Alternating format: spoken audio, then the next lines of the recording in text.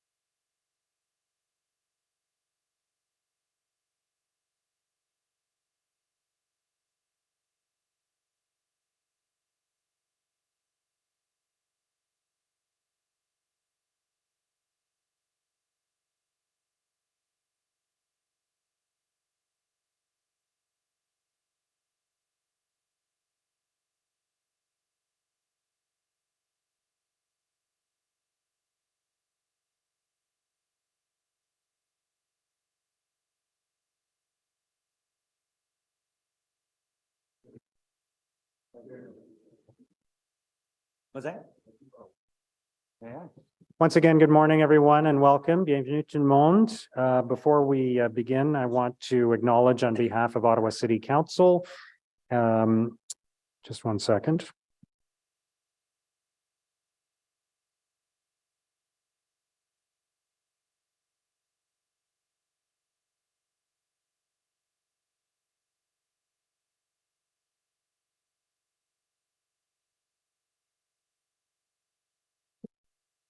Again, on behalf of Ottawa City Council, I would like to acknowledge that we are on unceded Anishinaabe Algonquin territory.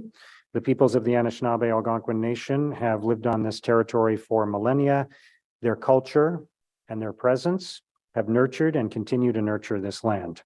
The City of Ottawa honors the peoples and land of the Anishinaabe Algonquin Nation and honors all First Nations, Inuit, and Métis peoples and their valuable past and present contributions to this land. So I'll now ask the committee coordinator to do a quick roll call of all members. Councillor Dudas, See. Councillor Lula, Présent. Councillor Curry. Here. Councillor Gower. Here. Councillor Tierney, Present. Councillor King, Present. Councillor Leeper, Good morning. Councillor Brockington, Here. Councillor Menard, Here. Councillor Giroux, Here. Vice Chair Kitts. Here. Mayor Sutcliffe, Here. you have a quorum, Mr. Mayor. Thank you. Are there any declarations of interest? Okay, confirmation of minutes from our meeting on March the 7th. Are the minutes carried? Item 4 is from the City Manager's Office, Comprehensive Legal Services Report for the period July 1st to December 31st, 2022. Is that received? I'd like to ask some questions, if I may. Okay, you'd like to hold that? Okay. Item 5.1, we will hold. Item 5.2, statement of remuneration, benefits, and expenses paid to members of council and council appointees. Is that report received? Item 5.3 is the 2023 budgets and special levies for business improvement areas and the Spark Street Mall Authority. Is that carried? Item 5.4, we will hold. Item 6.1, we will hold. Item 6.2, we will hold. So let's go back to the comprehensive legal services report for the period July 1st to December 31st, 2022, item 4.1. Councillor Brockington. Thanks, Chair. Thanks, Mayor. I have just a couple questions. I did read the report and the attachments to the report, and have my first question is regarding incidents that involve an individual being injured for one reason or another. I'd like to know what follow-up the city does with these cases. It's one thing to address the legal affairs or the legal issues that arise, but depending on what caused the actual injury, what type of follow-up does the city do in that regard? Mayor, I can say from legal services standpoint, part of what we do is when we assess and determine whether there are things that could be changed or modified from a risk management perspective, we liaise with the operating department involved and provide whatever kind of advice or guidance we might have gleaned from any particular incident. Then, of course, falls to the operating department to take steps or take no steps, depending on the circumstances. Fair enough. The data in document 1 is just focused on 2022. How does the data for this year compare to previous years? Are these cases sort of the average? Was it a worse year than previous years? Was it a quote unquote a better year? I just want to know, if there are repeat injuries or repeat incidents that cause damage to vehicles, for example, because potholes are referenced. I just want to get a sense whether we're making improvements to lower the number of incidents. And I just want to have a comment on that matter. Mayor, to the extent that we can take anything from our year over year, one of the challenges that we've had in the last few years has been COVID has kind of, I'd say, thrown a wrench in the works in terms of our incident tracking in that way. Obviously, with a much reduced amount of commuting and things like that, we saw a significant decrease in claims in 2020 and to some extent in 2021. So I think if you were to look at those 2 years as compared to 2022, you would see a not huge, but you would see an increase over time. Of course, as the city grows, we do see an increase just in the number of claims overall. And that may be potholes that can just be slip-on, but it could be all types of claims. But of course, what influences the number of those small claims more than anything really is the nature of the winter. And of course, I defer to our roads group, but you know, the nature of the winter that we have, and just for example, the number of freeze-thaw cycles. So it's difficult without including that information in it to get a sense year over year as to whether the number of claims reflects any change in the city's practices or if it's just a change in the city's weather patterns. Okay, I appreciate that. I've got some other minor questions, which I'll follow up with staff after. Thank you. Okay, any other questions on item 4.1? All right, is the report received? All right, item 5.1, disposition of 2022 tax and rate supported operating surplus deficit. And we have a presentation from Cyril Rogers and Suzanne Schnaub. Go ahead. Just give it a sec for the presentation to load up. Yeah. Good morning and thank you, Mr. Mayor and members of the Finance and Corporate Services Committee. I'm here today with my colleague Suzanne Schnaub to present the disposition of the 2022 tax and rate supported operating surpluses and deficits. Today's presentation is an overview of the results of the 2022 operations for all tax and rate supported city services and programs. As part of the finalization of the 2022 operations and preparation for our 2022 financial statements, council approval is required for the disposition of any surpluses or funding of any deficits. Next slide, please. The City of Ottawa has several operations funded from sources that we do not commingle. The year-end results are presented by business areas, which include citywide services, Ottawa Police Services, Transit Services, Library Services, and the overall rate supported program. The citywide tax supported services ended the year with a $3 million deficit in comparison to our previously provided forecasts, which was forecasting a deficit of $9.8 million. So the city continued throughout 2022 to continue to apply cost saving mitigations and risk mitigations to ensure that we could reduce that forecasted deficit down to the $3 million deficit. The combined overall tax supported services, including police, transit, and library, results in overall tax supported deficit of $23 million, which is largely driven by transit services, which I'll speak to in a little later. And the overall rate supported program finished the year with a $6.2 million deficit compared to the previously communicated $2.4 million deficit in our forecasts. Next slide, please. So this is a high-level summary of the overall results by department. Document 2 in the supporting documentation does provide additional details by service area within each of the respective departments. So I'm going to take a moment just to kind of speak to some of the key drivers in the overall financials for 2022.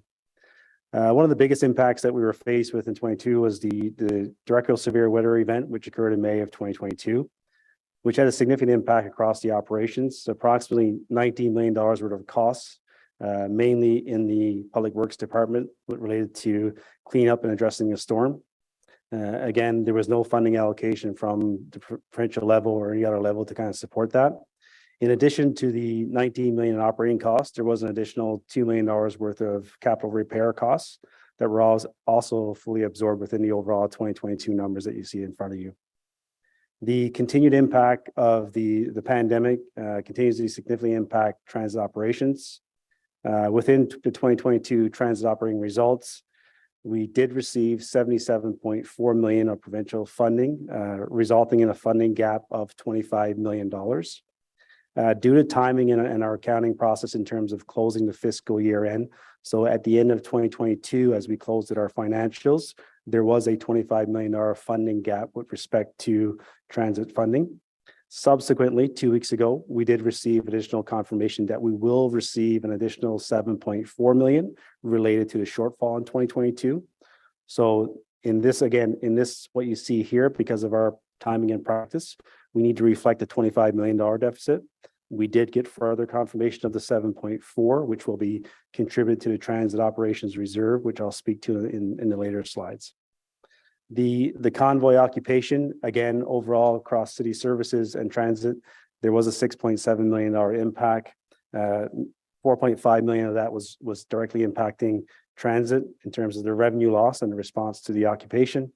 2.2 million of that was across city services in terms of response to our response and supporting Ottawa Police in that occupation. In the 2022 financial results, there is no funding received from the federal level. Again, because of timing, we did receive confirmation late last week that we will be getting some funding from a citywide perspective and a transit services perspective. We're expecting to get about $2.3 million worth of funding against that $6.7 million cost impact. Again, once that money is received, that will be contributed to the tax stabilization reserve with respect to citywide services. Any cost that we receive in terms of the transit perspective will be contributed to the transit operating reserve. A couple other items I would like to highlight on this slide is in the non-departmental area, we are seeing deficits, again, continuation of the PILT deficits resulting from the reduced business education tax and reduced airport PILTs and some higher tax rebates and remissions. And one of the good numbers on the page is from a recreational culture and facilities perspective. We did see a significant improvement in terms of our revenue. When we compare it to the budget of 2022, we actually seen a much faster, quicker return in terms of resumption of services and programs in the recreational culture perspective when you compare it to when we set our budget in 2022, because we were still in the midst of that pandemic. So that's where you're seeing the improvement. So overall, when you look at the overall numbers in consideration in terms of those key drivers that I highlight there, I think that's a significant improvement in terms of what we as a city have been able to absorb and risk mitigate in terms of those costs that we have limited to no control over. I will now pass over to my colleague Suzanne to speak to the next slide. Next slide, please. Les services financés par la redevance ont un déficit de 6,2 millions de dollars. Les services de gestion de l'eau potable ont un déficit de 140 milliers de dollars. Les services de traitement des eaux usées ont un déficit de 5,3 millions de dollars et les services des eaux pluviales ont un déficit de 760 milliers de dollars.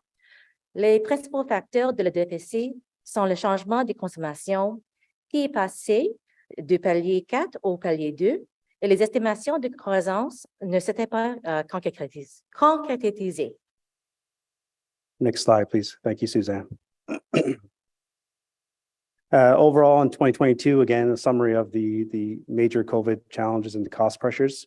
We did experience about, call it 200 million, 199 million in terms of cost pressures. That was 40 million in citywide services, 60 million in Ottawa Public Health, and then transit services of 99 million. We did have funding of 193 million to apply against those costs. Again, as I mentioned earlier, with respect to transit in our numbers for 2022, again, 25 million is the gap that we show, but with the incremental 7.4 that we've received confirmation a couple of weeks ago, the overall gap for transit is 18 million. What that means is going into 2023, we still have approximately $11 million of unused funding that we received throughout the pandemic. A portion of that, approximately 3 million, is earmarked for Ottawa Public Health. On the citywide services, we have about $9 million that we've been able to carry forward into 2023. If I just take a minute to remind, at the end of 2021, going into 2022, we did carry forward $24 million of unused SRA money. And now in 2023, we have a residual 9 million that we're carrying forward from a citywide perspective. So we've been really diligent in terms of really trying to stretch the envelope and really carry forward that funding to address any issues that we still see the ripple effect that continues. Next slide, please. So this slide basically shows the overall disposition, the ins and outs in terms of how those deficits and surplus are attributed to the various reserves. Again, each of the reserves does accompany a respective bylaw. When we look at the overall, there's approximately 5.4 million of solid waste surplus that is required to go into the solid waste reserve fund. When you look at the tax stabilization, the residual deficit from the overall tax support services of just over 8 million and the 1 million surplus on the OPS side netted together, that's a draw of 7.4 coming out of the tax stabilization to fund those combined net deficits. When we look at transit, again, 25 million that I've been speaking to, that came out of the transit reserve, and I'll speak to the reserves on the next slide. The overall surplus of library that goes into the library reserve, and then the rate supported programs, those deficits are funded from the respective 3 different rate reserves. Next slide, please. So again, this is basically the opening balance. So just so I'm clear, if you look at the transit operating reserve, the opening balance is 1.2. That reflects the 25 million already taken out. So in 2022, we had to address that deficit. So we are opening 2023 with a $1.2 million balance in the reserve. We've already taken care of 2022. If you go to the end of that projection, that 8 million, where's that additional funding coming? That's the 7.4 million that I spoke to earlier. So that's the residual 7.4 that we just got confirmation from in terms of 2022. 22 is already closed out from an accounting perspective. So that will be contributed right to the reserve. So that's kind of a little bit of a walkthrough in terms of the balances. All the other dispositions on the previous slide, again, are reflected in the opening balances that you see here on the page. Mr. Mayor and members of the committee, that concludes my presentation and opens for any questions. Thank you both. I know we have a delegation, so I would like to invite Miranda Gray to speak. I don't know if it's virtual or in person. I think it's virtual. So go ahead, please.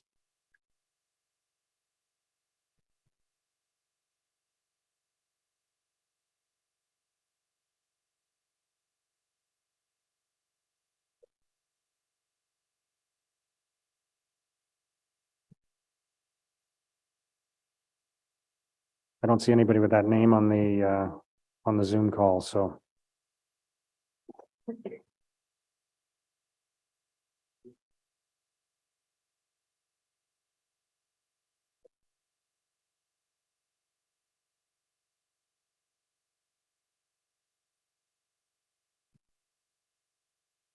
Miranda Gray, if you're there, please go ahead. Hi, I believe I am there now. Okay, go ahead. Thank you. Hi, I want to speak only to the transit deficit item. It is great that we've, finished off 2022, but I need you to start discussing now what you're doing for 2023, since it is clear we're going to have a significant issue. The reason I'm asking you to accelerate your discussion is I know it takes 6 months to adjust things with the transit plans, drivers' schedules, route changes take time. And it is clear that there is going to be a need to make those adjustments this year. So we figure a 6-month lag time. We're already looking at September being difficult to organize at this point, and you need to take action as soon as you can rather than at the last minute so that people can make their plans in advance. And because you need to do a fairly significant amount of work to recover the kinds of funds you're going to need to recover this year. Thank you for your time. Okay, thank you. Are there any questions for the delegate? Okay, questions for staff?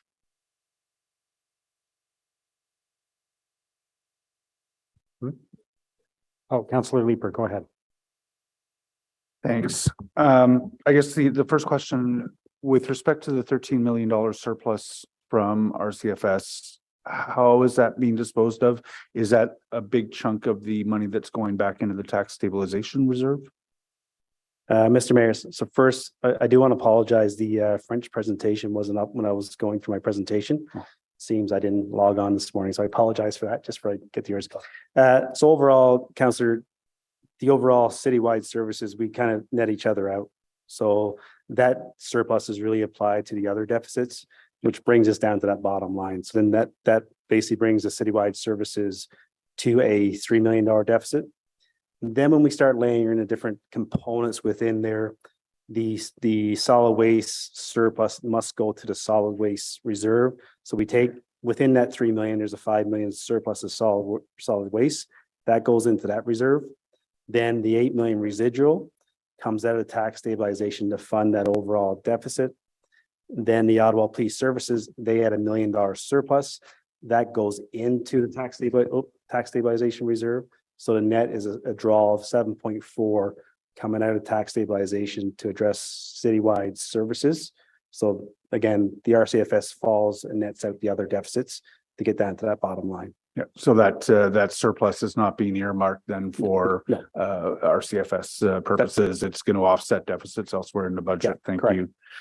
So we will finish the year with a projected transit operating reserve of $9 million. Are we I believe our budget is counting then on, or how much are we going to need in terms of assistance to make our budget whole? So, Mr. Mayor, as through the budget process, we did have a $30 million funding requirement from upper tier support. Coming out of 2022, there's a residual gap of 17 million. We're still going back and working with our partners to see if there is a residual component that might come from 2022. Okay. As you recall, in 2022, we did get confirmation later in the year in terms of that $63 million. There was a call out to all municipalities. We submitted our requests. Once all that came in, there could be a further opportunity where there could be some residual funding available for other municipalities as they roll up their numbers. The ins and outs. Some municipalities might have been allocated more than they needed. That's where that 7.4 came from 2 weeks ago. Okay. We're continuing to work with those partners to see if there's more. Ideally, we can go back and fund that full $17 million gap, and then of course still work with our partners in 2023 to address that $39 million gap. But to your point, as of today, with the projected balance of 9 and the 39 million, there's a $30 million funding gap today that we're still working with in terms of addressing. Yeah.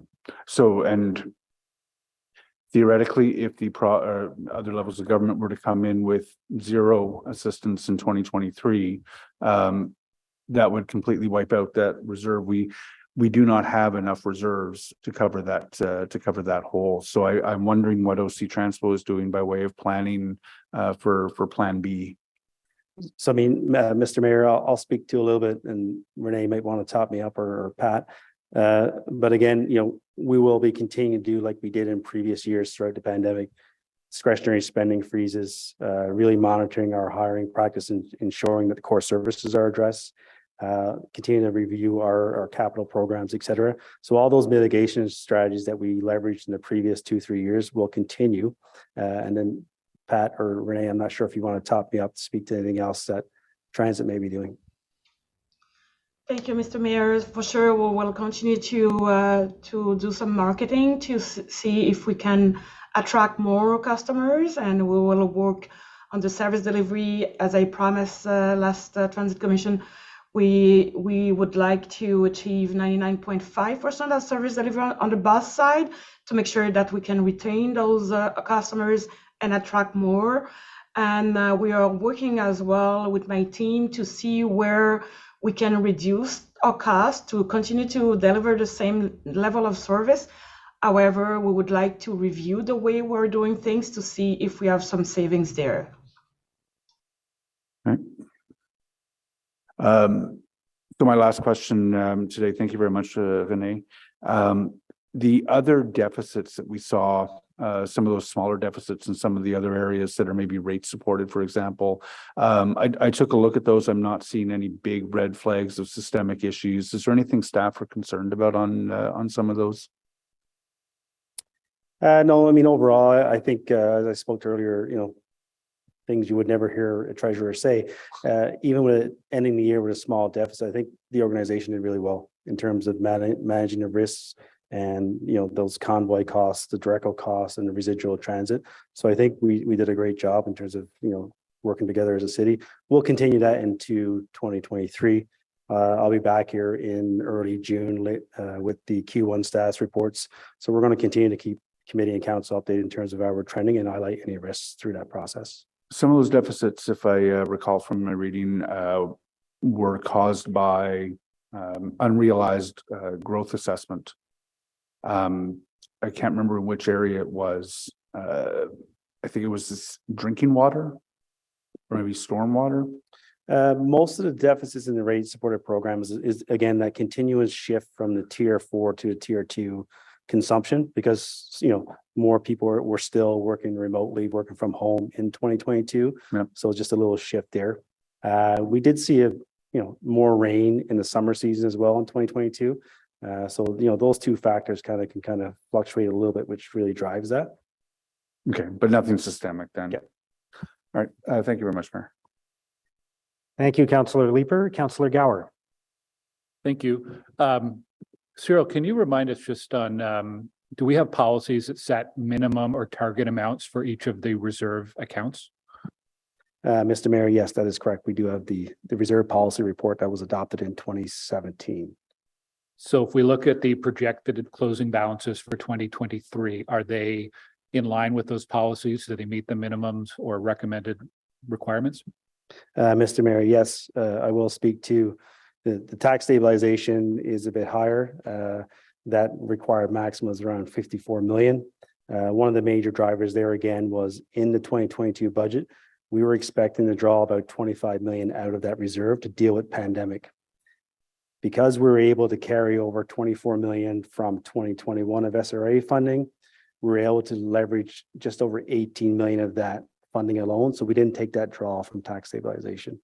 If you look at some of the other reserves, like the citywide capital reserve, that balance, the opening balance is around 99 million. The closing balance is around 60. Again, those are all these mitigation strategies that we put in place the last couple of years, capital deferrals, et cetera. As I'll remind you that during the budget process, we removed all those deferrals. We got all that back into play. So that's why you're seeing like a little bit of a draw there. So overall, the reserves are in a good balance. Okay, thank you. And thanks to Councillor Leeper for digging into the transit deficits last year and this year. I wanted to ask one additional clarification. You mentioned the 7.4 million that came in about 2 weeks ago. Can you just clarify or give more context? What funding program was that from? It was from the province, I think, but it sounds like was it unexpected? Was it part of an established program, or was it more of a surprise that came in when it did?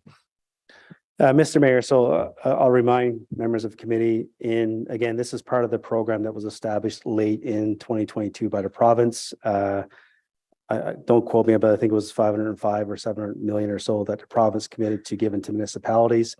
They basically made that allocation out based on predetermined factors. At that time, they did communicate that municipalities would submit the request in, and depending how much was supported and leveraged, some municipalities didn't need as much as others. So this is a case where, as they're seeing that consolidated view roll up, we originally got 63. As they're doing their consolidation, they have some revenue funding left. So then we were able to get another 7.4. We'll continue to advocate for residual. I have been not communicated whether or not there's residual dollars left in that program at the provincial level, but I'm certainly working back with them to see if we can kind of close that $17 million gap. Okay, thank you. Thank you, Councillor Gower. Vice Chair Kitts. Thank you, Mr. Mayor. With respect to the derecho costs, we know that the Ministry of Natural Resources and Forestry just announced funding for 22 small municipalities that were impacted by the storm. So I'm wondering, was finance staff aware that this funding was being considered? Were there any conversations with the ministry?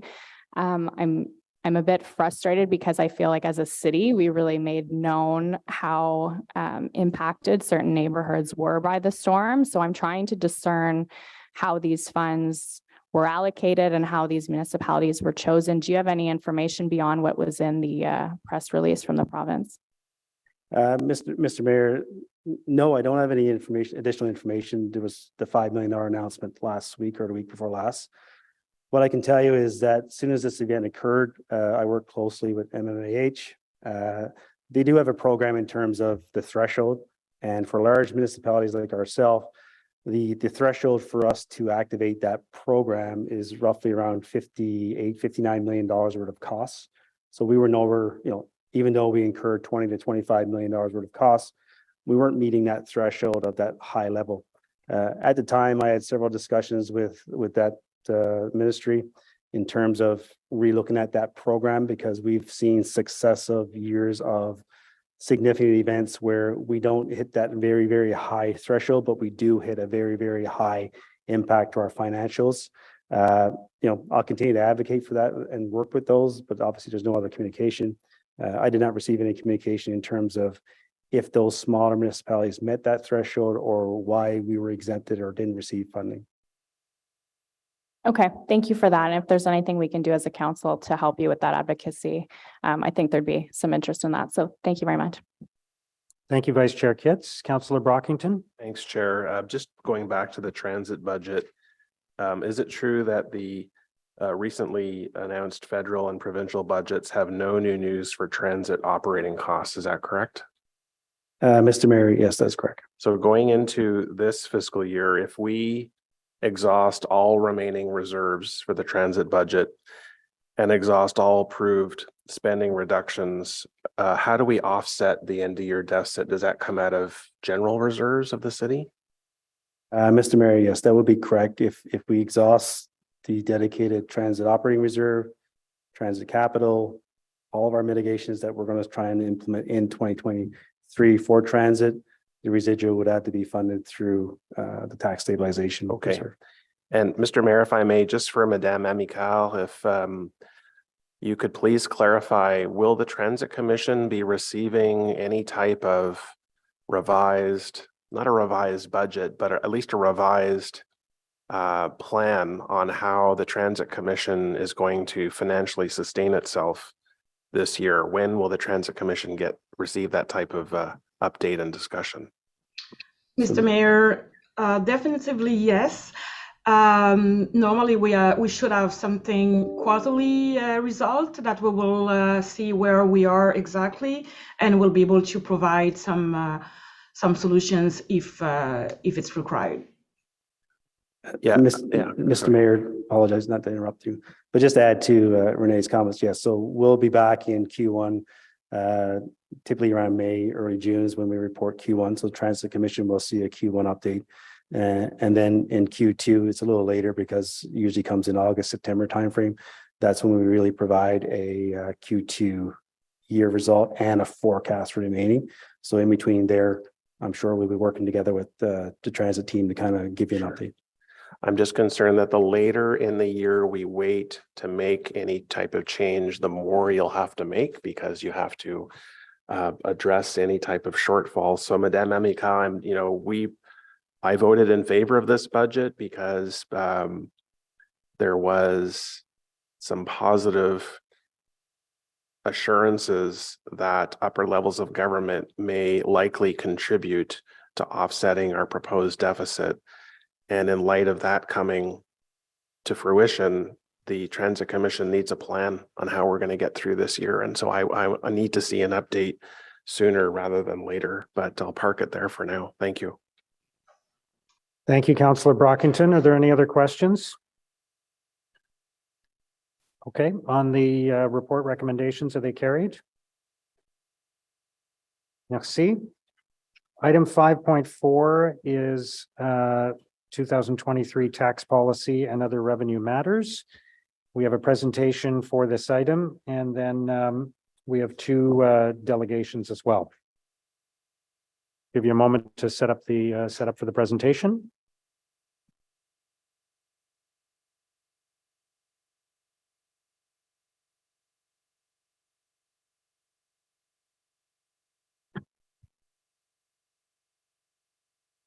Thank you, Mr. Mayor. So I'm not going to say good morning again, but good morning. So my colleagues, Joseph and Krista, they're going to do the presentation on the tax policy. So once to set up, over to you, Joseph.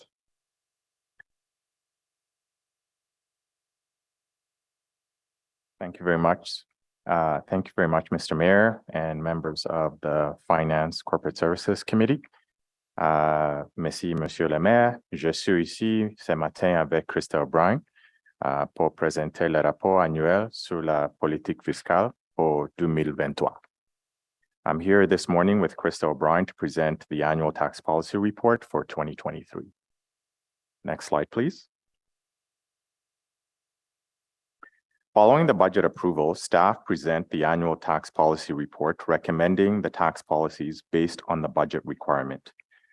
Council must approve the following items annually: optional tax classes and class discounts, tax ratios, adoption of the notional tax rate adjustment, public institution levies, mitigation programs, and other related programs.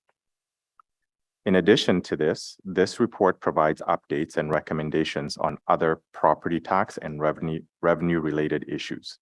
Recommendations for 2023 are similar or the same as previous years. I'll now pass it over to Krista. Thank you. Next slide, please. Tax growth is defined as new construction, major renovations, demolitions, reductions and additions to real property added to the tax roll during the year. Growth is eroded by property assessment appeals within the year. Growth provides new revenues to the city. In 2022, Ottawa experienced record-shattering property tax growth of 42.2 million or 2.2%. The higher than usual growth was mainly driven by the strong residential property market during and after the pandemic, creating a huge demand for homes. The highlights of this unprecedented growth were 7,800 new residential units, 3,740 rental apartments in large multi-residential buildings, and the new Amazon facility in Barrhaven. Based on current market trends, staff expect growth to return to the normal pace of around 1.5% in 2023. Next slide, please.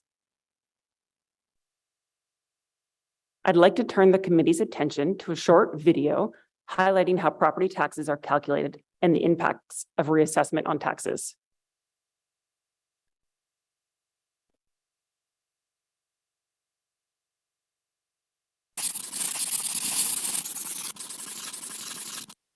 Okay, I want to explain to you how your property taxes are calculated based on how much your home is worth. Imagine there's a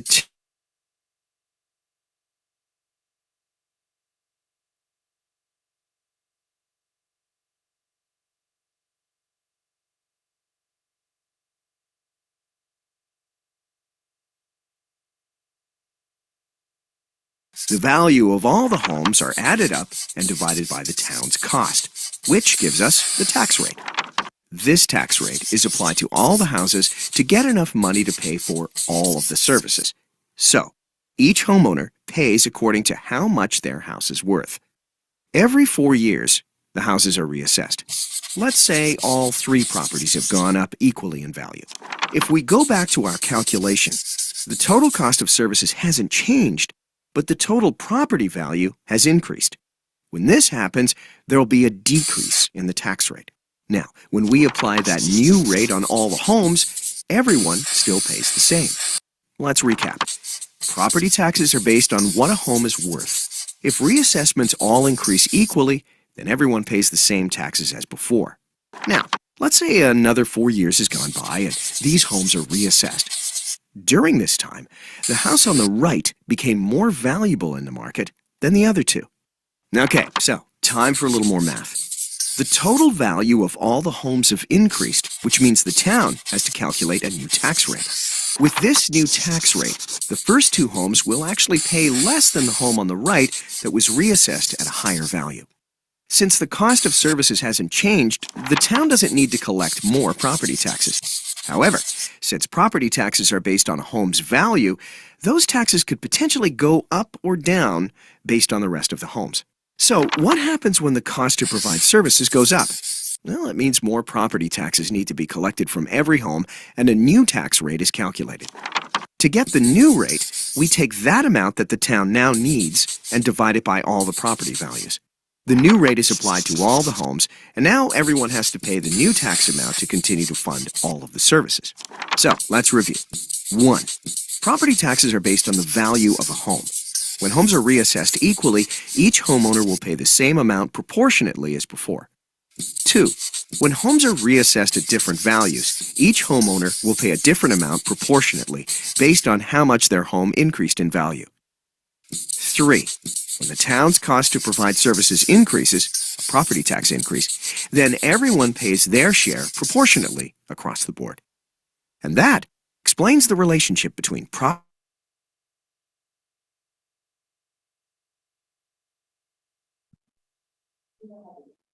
Thank you. So reassessment is an update of the market value of a property. And since 2008, this has been happening every 4 years. It provides fairness, transparency, and relevance to the taxation process. The province postponed the reassessment that was to happen in 2021, with no indication as to when the reassessment will resume. Reassessment does not provide more revenue to the city. If the values increase due to reassessment, the city will reduce its tax rate to collect the same taxes. Municipalities continue to engage provincial staff on the importance of resuming reassessment. Next slide, please. L'impôt foncier est la principale source de revenus pour la ville. Elle représente près de 50% des revenus que la ville reçoit pour financer ses services et ses activités. La ville envoie 2 fois par an des factures à environ 350 000 propriétaires. La première facture est payable le 3e jeudi de mars et la dernière facture est payable le 3e jeudi de juin. L'impôt foncier égale taux d'imposition et multiplié par l'évaluation foncière. Les factures font aussi état de la taxe scolaire provinciale que la ville perçoit et verse au conseil scolaire au nom du gouvernement provincial. Des factures supplémentaires et additionnelles sont envoyées 6 fois par an pour les nouvelles constructions et les ajouts aux propriétés. Environ 80% des propriétaires payent électroniquement leurs factures. Nous sommes heureux d'offrir aux propriétaires l'option de consulter, d'imprimer et de payer les factures en ligne grâce à mon service Ottawa.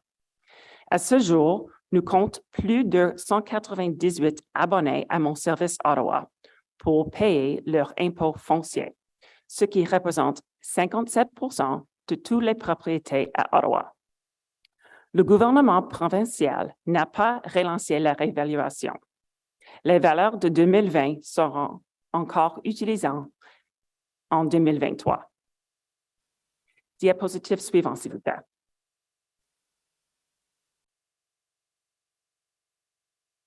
Le coefficient fiscal correspond à la mesure dans laquelle le taux d'imposition d'une catégorie varie en fonction du taux d'imposition de la catégorie des biens résidentiels, dont le coefficient est 1. Chaque année, les transferts annuels de taxes se déroulent naturellement entre les catégories en raison de la réévaluation ou d'autres redressements qui viennent à atténuer les conséquences. Les coefficients permettent aux municipalités de guérir le transfert de fardeau de l'impôt foncier entre les catégories. Le transfert des impôts fait profiter une classe au détriment d'une autre pour les dépenses. Chaque année, le Conseil peut adopter les coefficients de l'exercice financier précédent ou des coefficients neutres. Le Conseil adopte traditionnellement des coefficients neutres qui empêchent de transférer le fardeau fiscal entre les catégories. Le rapport recommande au Conseil d'adopter des coefficients neutres pour 2023. Je repasse maintenant le relais à Joseph. Merci. Next slide, please. Merci. Thank you, Krista. The deferral programs allow eligible low-income seniors and low-income people with disabilities to defer their annual property taxes and their water utility bills at a reduced interest rate of 5% instead of the usual 15%. The report recommends the continuation of the deferral programs with some amendments in 2023 and going forward. The definition of a qualifying senior will change from a person 65 years or older to a person 65 years or older, a person 60 to 64 years receiving old age security payments from the federal government, or a person 55 years or older receiving a pension or equivalent as defined by the Income Tax Act. This expansion will allow for more inclusivity in this program. The renewal deadline will be extended from July 1st to September 30th of the relevant year to allow adequate time to gather relevant Canada Revenue Agency documentation. Finally, balances on the account will no longer be a gating factor to accessing the program. Next slide, please. The report also contemplates the implementation of the small business subclass approved by Council in 2021. In 2021, Council approved a target 15% discount for the small business subclass to be phased in over 2 years in 2022 and 2023. 5,900 properties or 10,000 businesses will automatically qualify for the small business subclass based on the criteria approved by Council. In 2022, these properties saw a 7.5% reduction in taxes, resulting in a municipal tax savings of 4.8 million and 2.3 million in education taxes for small businesses in Ottawa. In 2023, these properties will now see an additional 7.5% tax reduction for a cumulative discount of 15% off the appropriate commercial and industrial tax rates.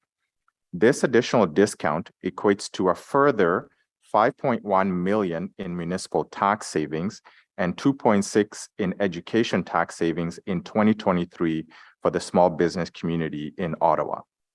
Now fully phased in, the total savings equates to 14.8 million in annual savings to the small business community in Ottawa on a go-forward basis.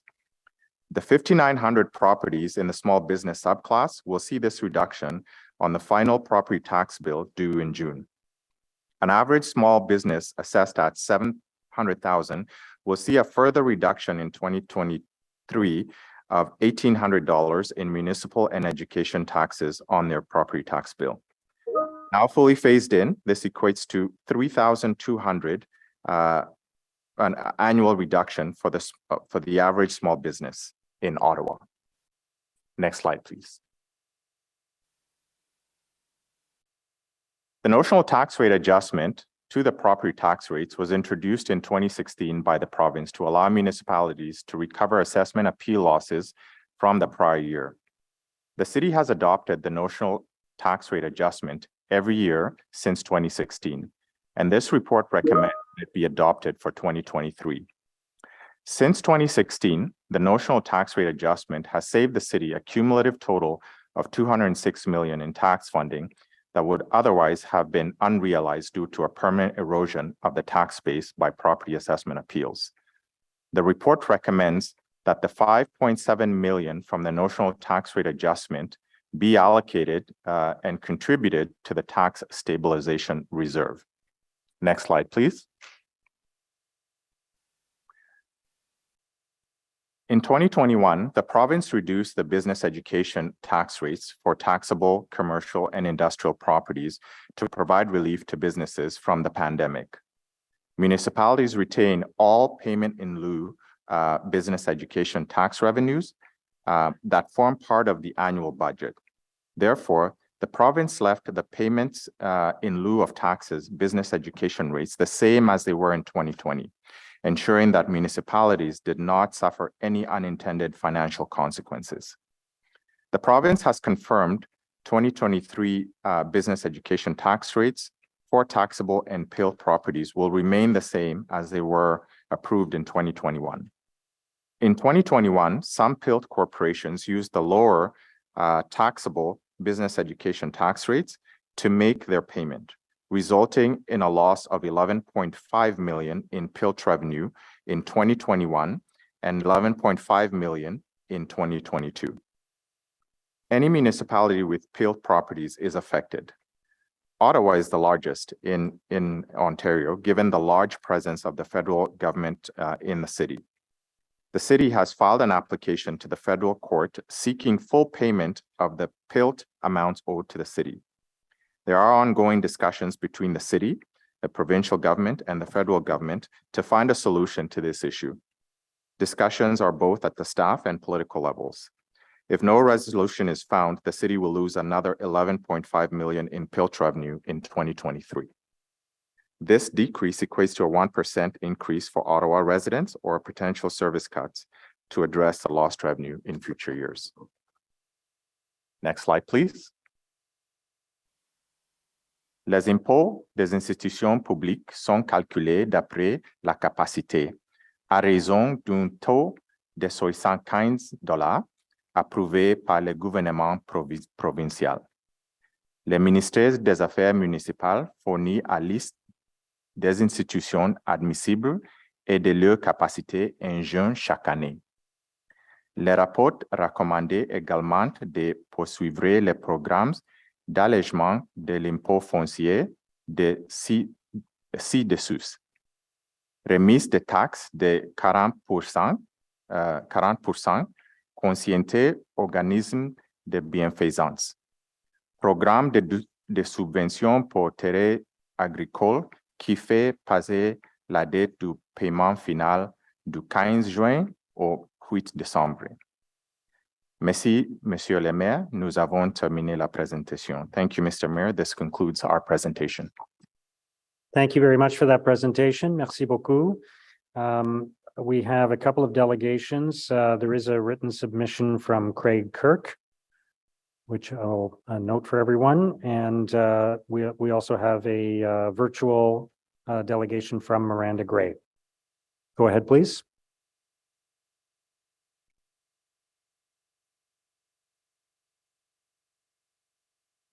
Oh.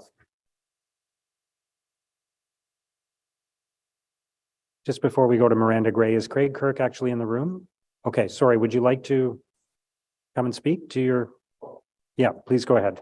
Sorry, I had it noted as a written submission, but if you're here, yeah, if you're here, please go ahead.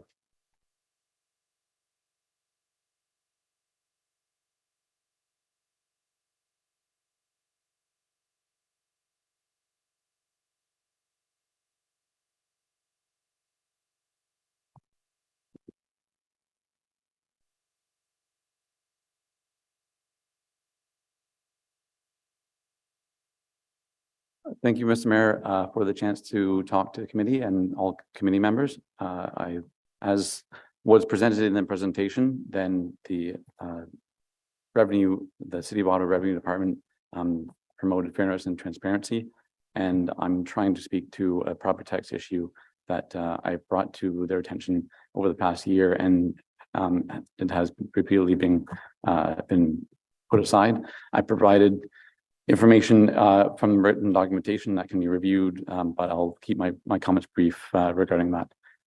So in February 2022, then the city revenue changed their system for property tax assessment to take the systems only from the impact.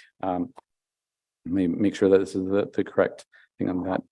They made a change to the property tax accounts to exclusively rely on the impact biweekly updates instead of receiving individual updates from lawyers for immediate ownership changes on real estate transaction. Now there are hundreds, if not thousands, of real estate transactions every month within the city of Ottawa, and owing to that, at the interim time of February, March, and May, June, those are the main months that this discrepancy comes into play. Unfortunately, myself fell into that discrepancy last year, and it has repeatedly been ignored despite numerous evidence of it being a repeated issue that keeps coming up, but no, and there are avenues to fix that. This is due to the Municipal Act in 2001. As I mentioned, let me just quickly go through what happened. As you might see in some of the documentation that we closed on a property on May 31st of last year. Then on June 15th, the City of Ottawa printed a property tax statement regarding our property taxes, our final property taxes that were due. Then the city sent that out on June 16th. The due date was June 16th with that. So we did not receive that property tax bill until June 23rd and promptly paid the full amount there. But the problem was that on these properties where ourselves fell into and numerous other Ottawa taxpayers fall into, then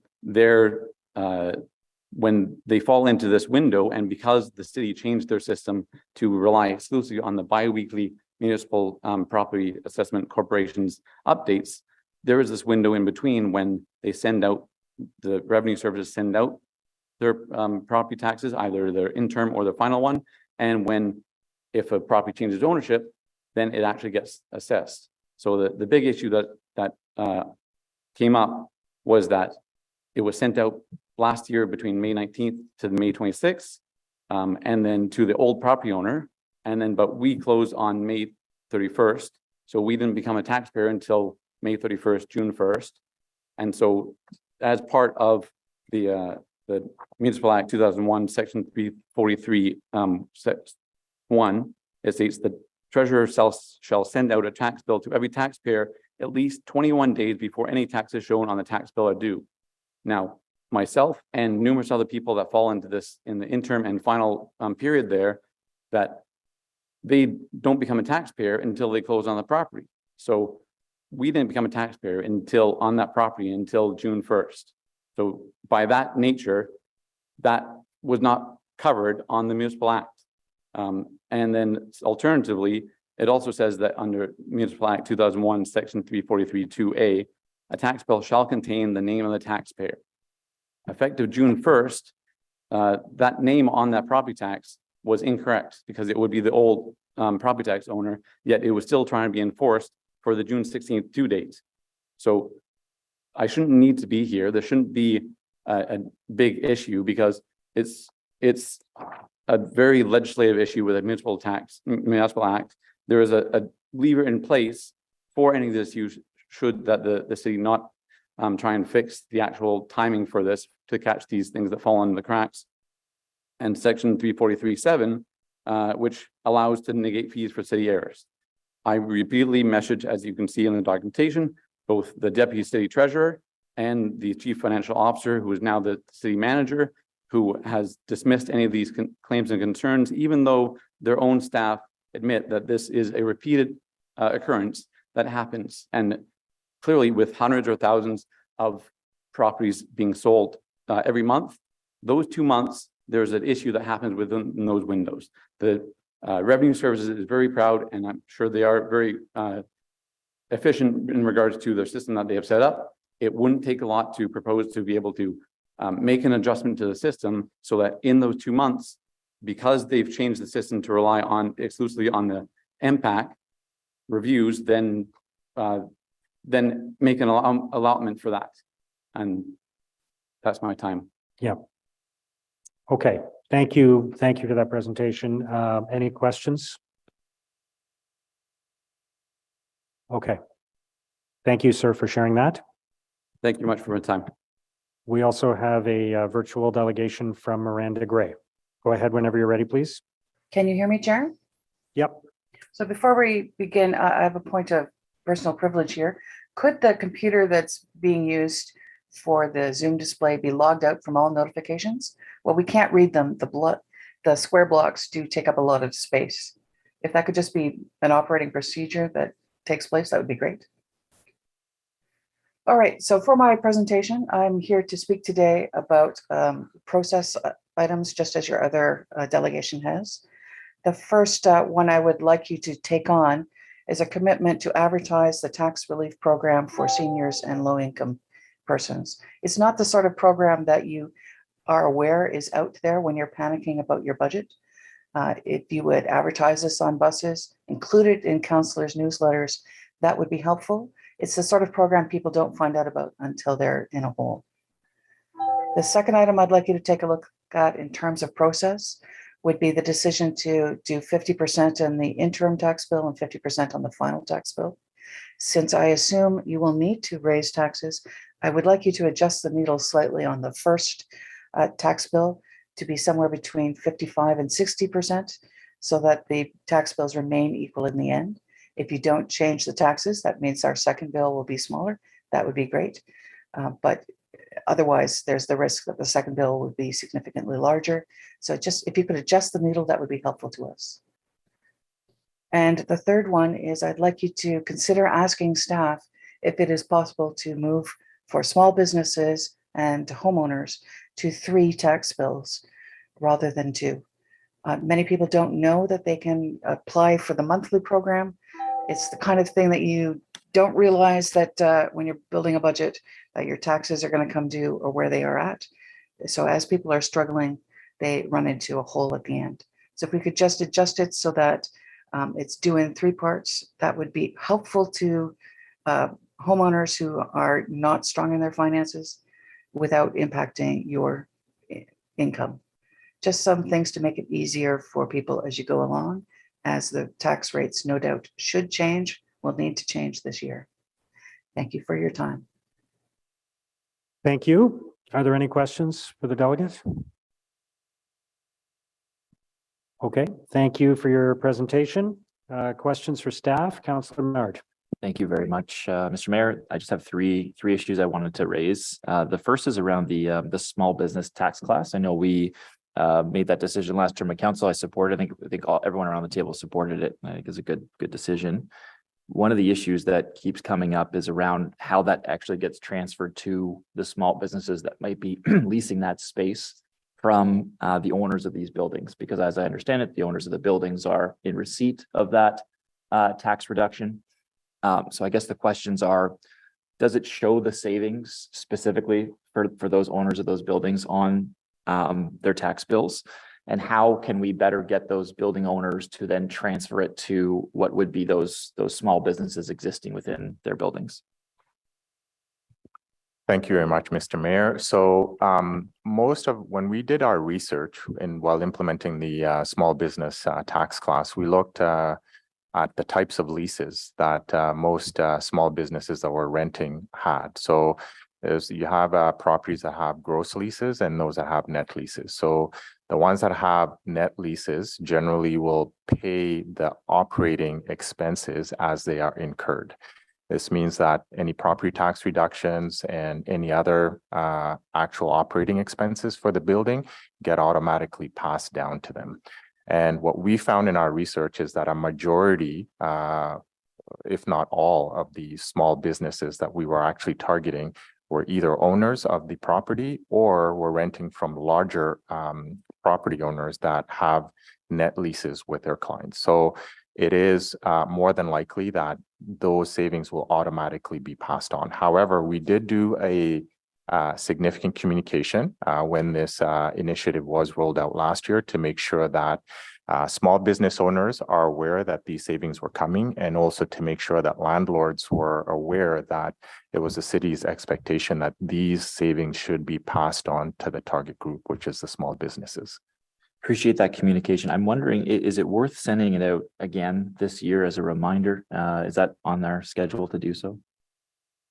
We can absolutely do that, Mr. Mayor. Thank you very much. No, I appreciate that. Just had a few examples for some businesses in the glebe of owners of buildings that didn't know about it and wanted to pass that on to their individual businesses. But we had those discussions, and I think that's very helpful. So thank you. The second issue I wanted to raise is around the older multi-residential building property tax ratios. So for those new multi-res, we charge them at the 1-to-1 ratio, same as single unit homes. And I'm wondering, the 1.4 that exists now, do we have the ability to change that to bring that in line with where new multi-res is? And what's the reason why we're stuck at that 1.4 number when we're trying to incentivize those types of apartment buildings in the city? Thank you very much, Mr. Mayor. So the multi-residential class, which is different from the new multi-res class. The new multi-res class is newer multi-residential buildings, which are taxed at the ratio of 1. The multi-res buildings, as you noted, are the older multi-residential buildings, which currently are at a ratio of 1.4. Traditionally, the city has adopted neutral ratios, and we've seen that ratio naturally come down from where it started off, I think close to like 2 point something, and it's slowly come down to where it is today at 1.4. And we expect that to continue to go down over time, but naturally. If the city was to make conscious effort to reduce that ratio to 1 today, it would mean tax shifting from the multi-residential class to the residential class. The average property assessed at $415,000 would likely see an increase of $68 annually as a result of that shift, if council was to make that decision to move that outside the natural reassessment process. So our recommendation as staff has been to allow that ratio to naturally go down over time, which it actually has, and we've actually seen it come down. And we recommend that it continue to do so unless council was to think about moving that or accelerating that in a more rapid pace. I should also note that these older buildings have lower assessed values, and even though their tax rate is slightly higher, the taxes that they pay are not significantly higher than their newer counterparts. That's very appreciated, and I appreciate your work and all your help with our office. You've been extremely well versed in speaking with residents and always available. So just want to thank you so much for that. The natural kind of drawdown that you're mentioning, is that a recommendation that comes from staff? How does that work? Is it sort of a year to year? You're coming down by 0.5% or something? How does that piece start to come down? And does it just be a recommendation? So thank you very much, Mr. Mayor. So what we've seen is every time we go through a reassessment, we actually see that ratio come down very naturally. So the last reassessment which we had, which was 2016, I believe brought that ratio down quite a bit. I think we started off at maybe 1.4 something, and we've really sort of come down to 1.4-ish. And it continues to come down every time we go through a reassessment. Now, we haven't had a reassessment. I think the last reassessment was scheduled for 2021. It's been delayed, but I do expect that once we do have a reassessment, that we should potentially continue to see that ratio continue to come down. Okay. And then just the last issue is around that reassessment. I don't know if there's best knowledge from MPAC of when they're coming back to do that. It has been long delayed. Obviously, property growth has occurred quite substantially in terms of the prices that we're seeing on the market through the pandemic, and it'll affect, I guess, our rate that we charge. We'll have to change it based on the reassessment that happens. So, is there best knowledge of when they may be coming back to actually reassess properties, given the long delay? Mr. Mayor, at this point, we're waiting for the provincial government to give direction in terms of when that reassessment will occur. So MPAC is on standby. They've told us many times that they're ready for the provincial government to give direction in terms of when that reassessment will occur. Okay. Thank you very much, Mayor. Thank you, Councillor Menard. Councillor Gower. Thank you. On tax ratios, how do they compare to other major municipalities in Ontario? Are we about the same? Are there any significant differences in any of the property classes? Mr. Mayor, our tax ratios compare well. They're well, I believe, below the average, especially when we compare it to similar sized municipalities. When we look at our multi-residential rate, our commercial rate, and our ratio, and our industrial ratio, they're well below other cities such as Toronto and Mississauga. So we're doing extremely well in that direction. There are some caps that the provincial government has put should municipalities exceed certain thresholds. It reduces the amount of increase, annual tax increase passed by council that can be passed on to these properties. And are we, other than the annual report that we have at this committee each year, are there any provincial requirements that we review or analyze tax ratios class by class on a cyclical basis?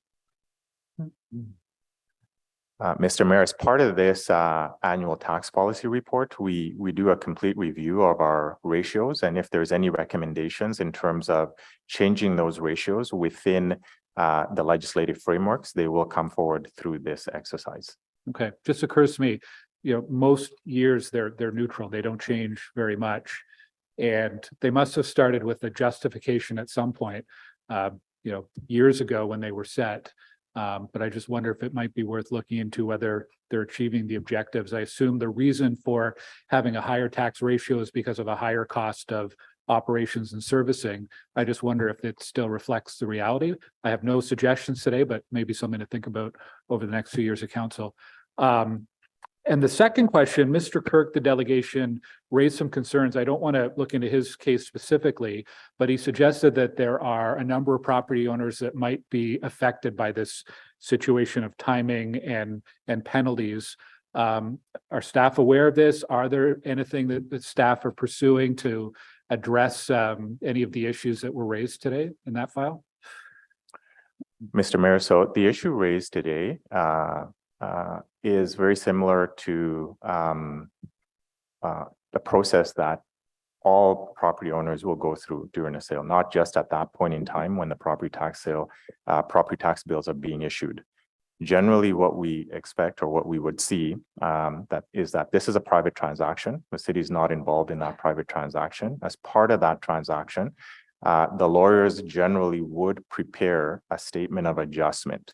And within that statement of adjustment, there should be consideration for property taxes. The city is required to send out bills to the owner on the roll at the time of issuance, which we did. That's what we're legally required to do. Last year, those bills went out, were mailed or hit the mail between the dates that were mentioned, March 19 to 26. So the property owners generally will have those bills in their hand before the end of May and can make the appropriate adjustments in terms of who's owes what and who's making what payments to the city. So that consideration continues to be our approach and our view.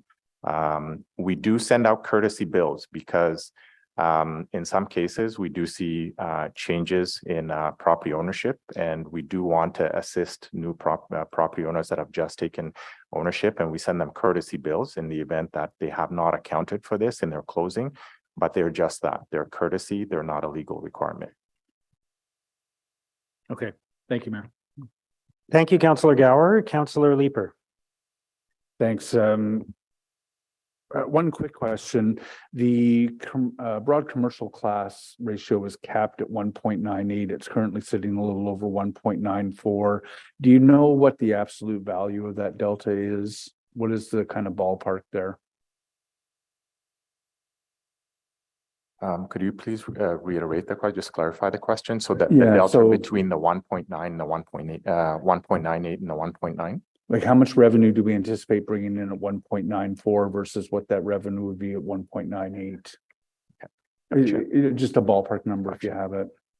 So, Mr. Mayor, we would not, legislatively, we're not allowed to increase the ratio. And even if we were allowed to increase it or decrease it, all it actually does is shift the burden from one class to the other. So we have the overall approved budget value that cities allowed to collect. And if we start moving the ratios around, all it does is shift burden. And this is part of the reason that we recommend that council approve neutral ratios from one year to the next to keep the tax burden from shifting from one class to the other. So I understand that, but theoretically, put it that way, theoretically, if it was 1.98 instead of 1.94, what would the absolute value be roughly? Mr. Mayor, I don't have that number handy, Okay. but I can certainly get back to you with it. Yeah, I'll fire you a quick email. More importantly, Krista, I think in a note on the first slide, spoke to the expected amount of assessment growth revenue in this term.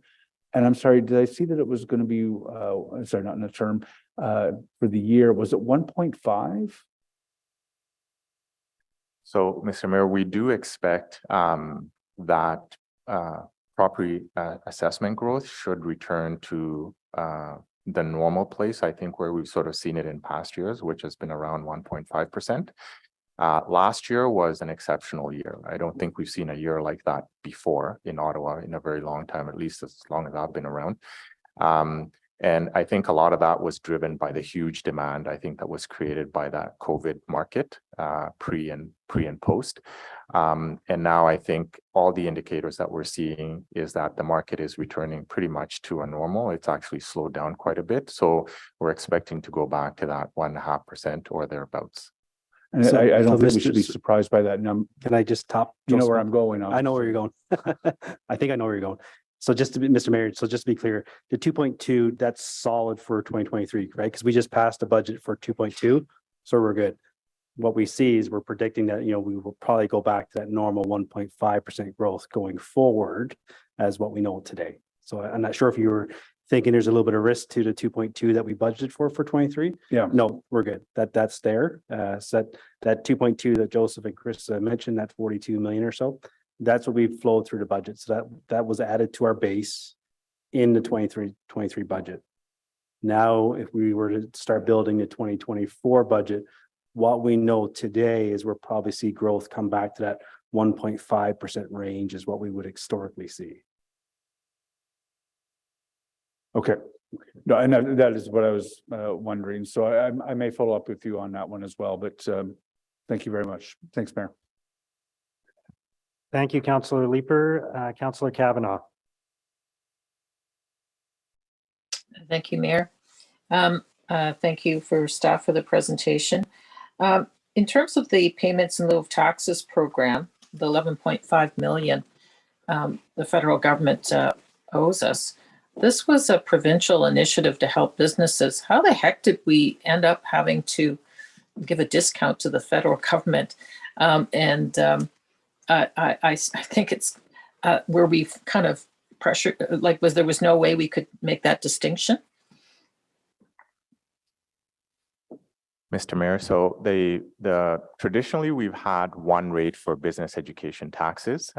In 2021, the province, in order to help businesses, reduce the taxable rate for education taxes, meaning that all properties, all business and industrial properties that were not PILT were allowed to pay a lower rate. And the PILT properties paid the traditional older rate that we had used in 2020. Now, the PILT properties, some PILT property owners decided that they were going to use the lower rate to make their payment to the city. So that's where the dispute is in terms of the ongoing dispute, and the application that we filed to the federal court is that the city is saying we're owed these monies by the federal government based on the rates that were set by the province. So the intent of the province was to keep municipalities whole and make sure that they were not impacted in their budgets. Okay, but it applied to the federal government lands, which is not the same as a business class. So is it not possible to have a separate category for them? So the rate, there is a rate that is set for the federal government and PILT properties, but they have refused to pay on that rate. They're choosing to pay on the lower rate. So the province has done what they need to do by separating the federal government properties and making sure that they continue to pay at the old rate. However, they've chosen to pay at the lower rate. Unbelievable. They're shortchanging us. That's money that could have been used for affordable housing. I'm appalled that they're treating it like a discount that they're grabbing. So I hope that gets talked about at FCM, Tim. So yeah, no, that's very concerning, and thank you for bringing that to light. I think we need to look at that, and I think they should be saying to us, okay, we'll pay up and we'll give all that money to affordable housing or something along that line, because this is an opportunity for them to make good. Thank you. I know there's some confusion about the vacant property tax and the vacant unit tax. And I just want to know how, like the vacant land, which is a new which is a subclass, but also the vacant unit tax, which we are now asking people to declare if they live in their place.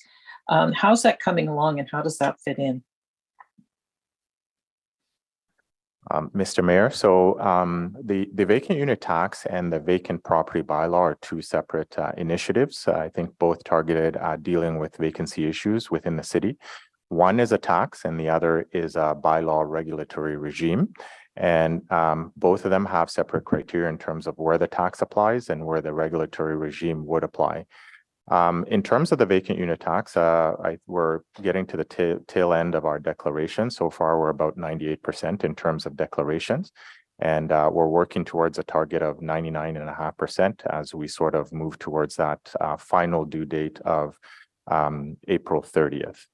I can't really speak too much to the regulatory regime because that's a completely different area. What I can say is that the vacant unit tax only applies if there's a home on the lot. I think we've had that question come up a couple of times where people are wondering if the vacant unit tax would apply on vacant lots. The vacant unit tax would only apply if there's a home on the lot. Yeah. So are there people, I know you haven't got it all together yet, but are people actually declaring when a place is vacant? Because it seems like I'm pretty sure they're trying to get around it, but I want to know if there are actually people that are declaring it. Mr. Mayor, so we're continuing to do an analysis of all the declarations that have been submitted. There is an opportunity where, well, depending on the information that's provided, yes, you could automatically be deemed vacant. And also, depending on the information that's provided, we'd actually do an analysis to see and sort of put that bylaw lens on it to see if that property would be deemed vacant based on the bylaw lens, or if it would be deemed occupied. So that analysis is ongoing, yes, but there are people that have sort of indicated that their property was not occupied at all in the year 2022. Okay. I'm just wondering how it's going. Appreciate it and appreciate the clarifications. I think that's important for everyone. I was aware of it, but I think it's important to make that distinction because with those two categories, it's and appreciate the fact that we do have the vacant land subclass. Thank you. Thank you, Councillor Kavanaugh. And to be clear, just on the first point you raised there are discussions happening with the federal government and the provincial finance minister on resolving the issue with the PILTs. I hope the federal government is listening on that. So we'll, fingers crossed, we'll have more to say about that in the future. But thank you for raising that. Councillor Brockington.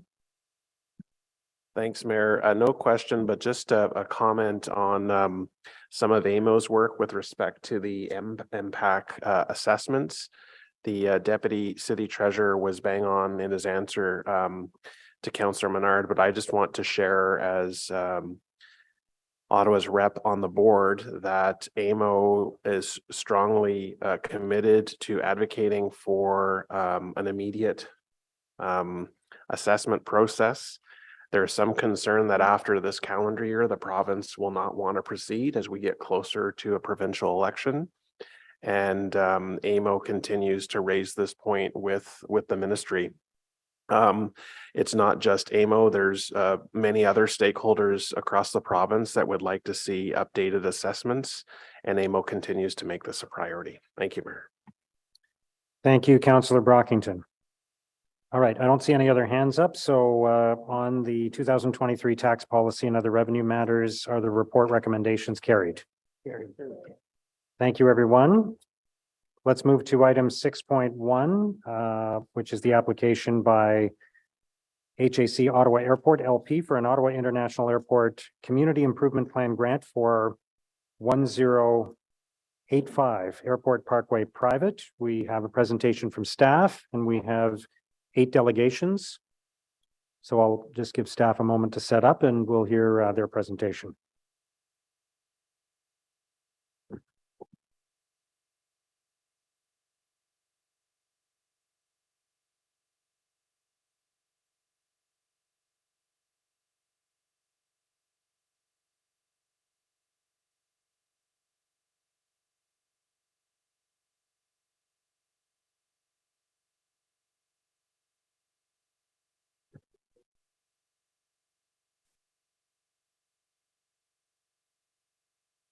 Welcome and thank you for being here. Go ahead whenever you're ready. Good morning, Mayor and members of committee. My name is David Wise. I'm the Acting Director of Economic Development and Long Range Planning. With me today is Cindy Van Buskirk, who is the Program Manager for the High Economic Impact Programs, and Chris Cope, Economic Development Officer. I'm sure you probably know both of these very, very well. We're here today to talk about the Community Improvement Plan for the Ottawa International Airport. Staff will be presenting you an overview of that Community Improvement Plan. Just to back up a little and provide a bit of context, just to recall just where this program came from. This program is part of the package that came from the official plan documentation that was recently approved by the province and by this past council to establish the Ottawa Airport as a strategic special economic district. As part of that package, a community improvement plan was approved by last council back in July to provide that incentive program to bolster and stimulate development as it flowed through to allow the airport to recover.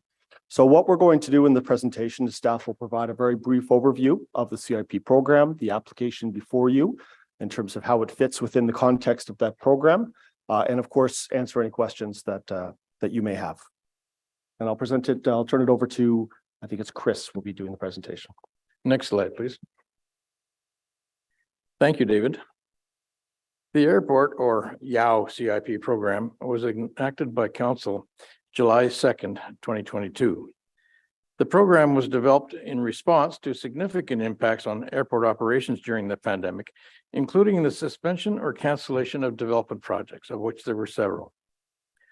Like other CIPs permitted under the Planning Act, this program provides financial incentives in the form of a tax increment equivalent grant, or TIG. Grants are calculated on a portion of the tax increment, and in this case, 75% of the increase in the contribution to municipal property taxes resulting from new assessment created through development. For this CIP, grants are capped at the lesser of 100% of the eligible costs, or $25 million, payable over 25 years. The availability of the airport CIP makes the area more attractive for private sector investment. Investment generates new airport lease revenue for the airport operations, improvements to passenger experience, and air service development, and provides additional economic benefits from construction, employment growth, new LRT ridership, and more. It is important to be very clear that the CIP program grants are not funded by taxpayers. CIP programs are self-funding. There is never a choice to be made between providing a CIP program grant or funding to another priority. If there is no CIP incentivized project, there is no new incremental tax revenue, and therefore no CIP grant. Another point of clarification, CIP grants are provided annually over the duration of the grant period, and only after annual property taxes are paid in full. Payment of property taxes occurs only after a project has been completed and has been assessed by MPAC, and no CIP grant funds are provided in advance of project completion, nor is the total value of the CIP incentive provided all at once. Next slide, please. The airport CIP application received for 1085 Airport Parkway Private is for a new alt hotel.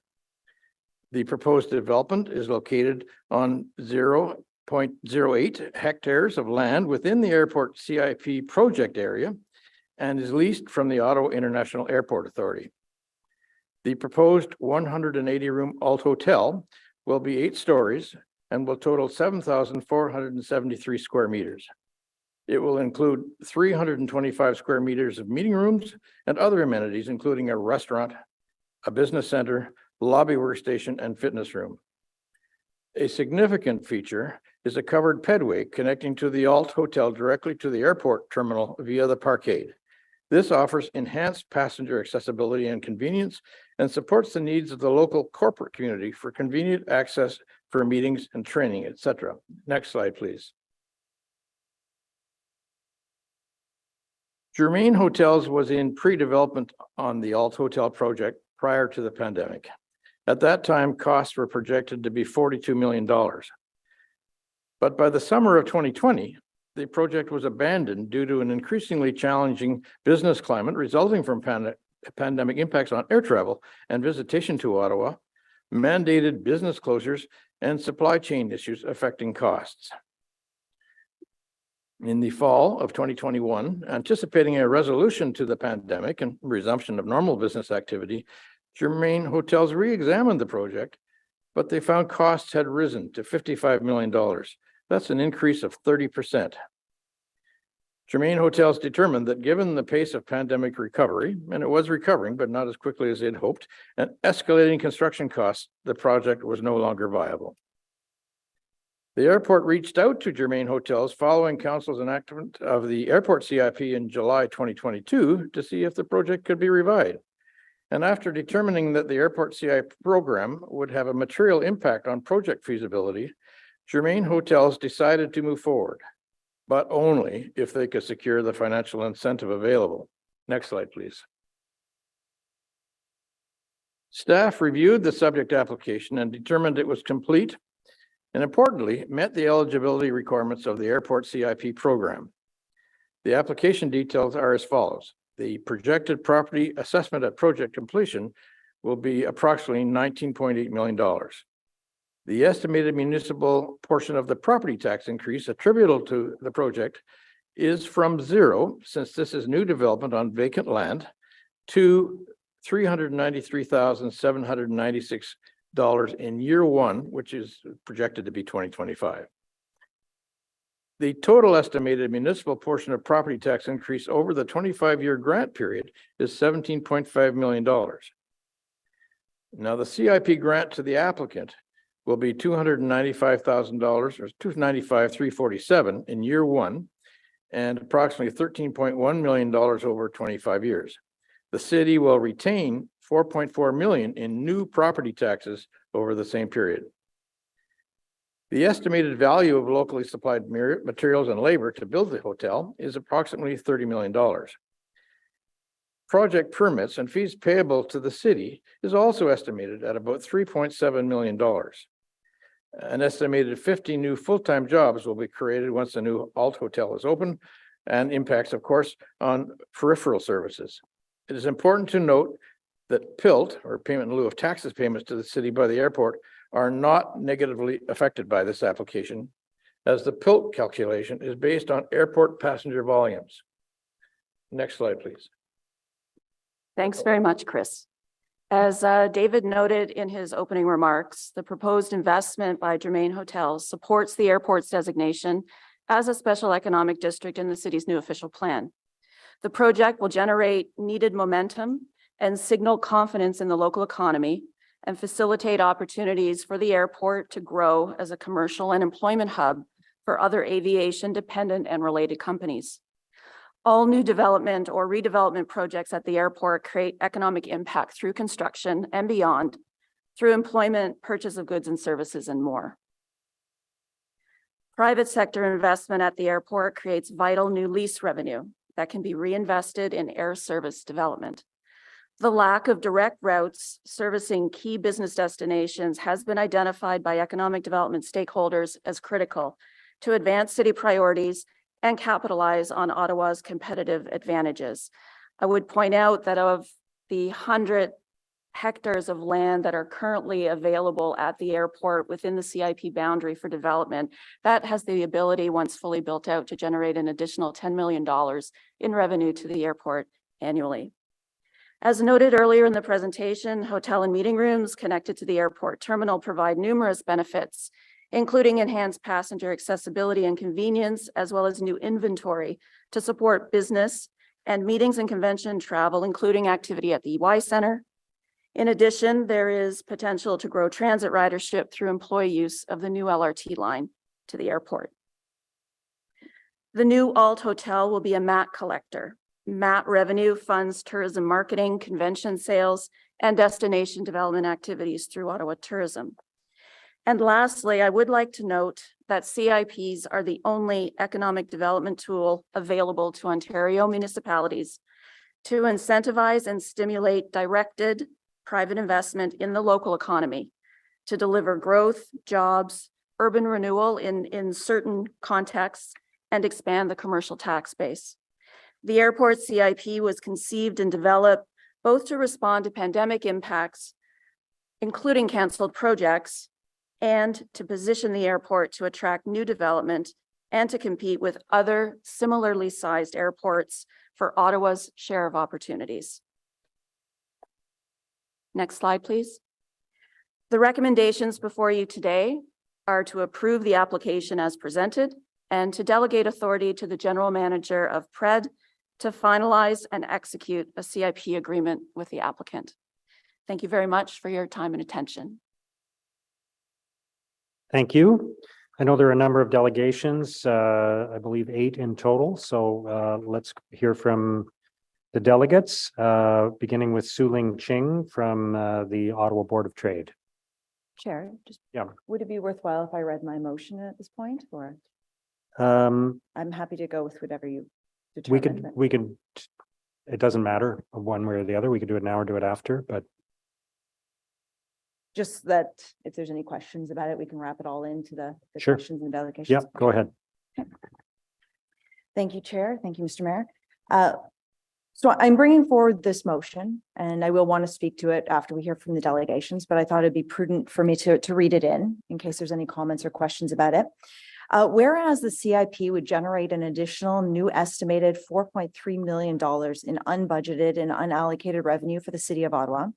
And whereas a required condition of a CIP grant in general is it can be demonstrated that the project would not otherwise have proceeded in the absence of the incentive. Whereas the property owners have publicly stated that without the support of this grant, this project will not be going ahead, and there would be no increase in the property tax revenue collected from this site.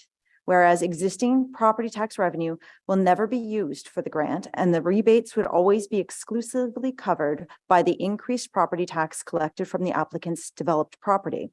Whereas the increased property taxes collected from the past CIP grant applicants have been directed by council to specific city services and programs, such as expressly for affordable housing. Whereas the City of Ottawa has declared a housing and homelessness emergency. Whereas the City of Ottawa recreation and community centers are currently being repurposed to support Ottawa's already overburdened and stretched emergency shelter system. Whereas the City of Ottawa also relies heavily on contracting third-party motels at a significant financial cost to the city to fill gaps in the shelter system. Whereas the city staff have identified barriers and the need for further support in transitioning families out of the emergency shelter system into more permanent housing. Therefore, it be resolved that the net new municipally retained tax increment determined on an annual basis resulting from the Airport Community Improvement Plan application in respect of 1085 Airport Parkway Private be allocated to expand and enhance the capacity of the Community and Social Services Department to transition families out of emergency shelter system into more permanent housing. Thank you, Councillor Dudas. All right, let's turn to our delegations, beginning with Su-Ling Ching from the Ottawa Board of Trade. Welcome. Thank you. Good morning. Thank you for the opportunity to present on behalf of the Ottawa Board of Trade regarding the Ottawa International Airport Community Improvement Plan and the application for Germain Hotels. The Ottawa Board of Trade is the voice of business and a key advocate for economic development in our nation's capital. Our mission is to cultivate a thriving world-class business community, one that drives affordable, inclusive, and sustainable city building and community prosperity. We work closely with our colleagues at the Ontario and Canadian Chambers of Commerce, as well as key economic partners at all levels of government. The Ottawa Board of Trade supports the grant application for Germain Hotels under the YOW CIP as a future-thinking, innovative investment executed on the principles of fiscal prudence, planning for growth, and optimizing opportunities. Our business leaders have been long concerned with the support for our airport as a key economic driver in our region. For that reason, we hosted an aviation summit in the fall of 2019 to understand the issues and explore the opportunities. We learned that businesses were hindered to attract talent, grow their investment, or host meetings in our city due to a lack of direct flights. Ottawa is uniquely challenged because of our proximity to Montreal and Toronto. We also learned about the importance of the airport for leisure and business travel, as well as attracting major cultural and sporting events that elevate our lifestyle. Tourism is the front door to every form of economic development, attracting potential travelers, residents, visiting family and friends, entrepreneurs, and investors, who all directly reduce our tax burden and generate economic activity. 5 months later, the pandemic changed the conversation for business and tourism from thriving to surviving. The airport team mitigated the disproportionate impact to travel with care, expertise, and a view to build forward better. During this time, international airports across the country were offering generous cash incentives for new routes. Of course, we discussed this as a possibility, a true cash-in-hand incentive. Instead, we decided to build on our decision to make the airport an economic development zone and create a community improvement plan to stimulate long-term and targeted investment. In good faith and armed with the city's only economic incentive tool, airport leaders reached out to Germain Hotels to invite them back to the table. The hoteliers were forced to withdraw from their new hotel plan during the pandemic after already investing over $1 million on the site. This project is exactly the private investment we were hoping for less than a year ago when city staff expertly crafted and recommended the CIP, when OBOT and other key economic partners endorsed it, and when the City Council approved it. We appreciate that you are not the same council who approved the plan, and we applaud your commitment to carefully consider all programs and services, including the CIP, as part of our overall growth strategy. However, this project was pursued by all parties with high confidence that it would be supported. Allowing this project to go forward is an opportunity for us to signal to investors that we are open for business and can offer assurance and integrity during these uncertain times.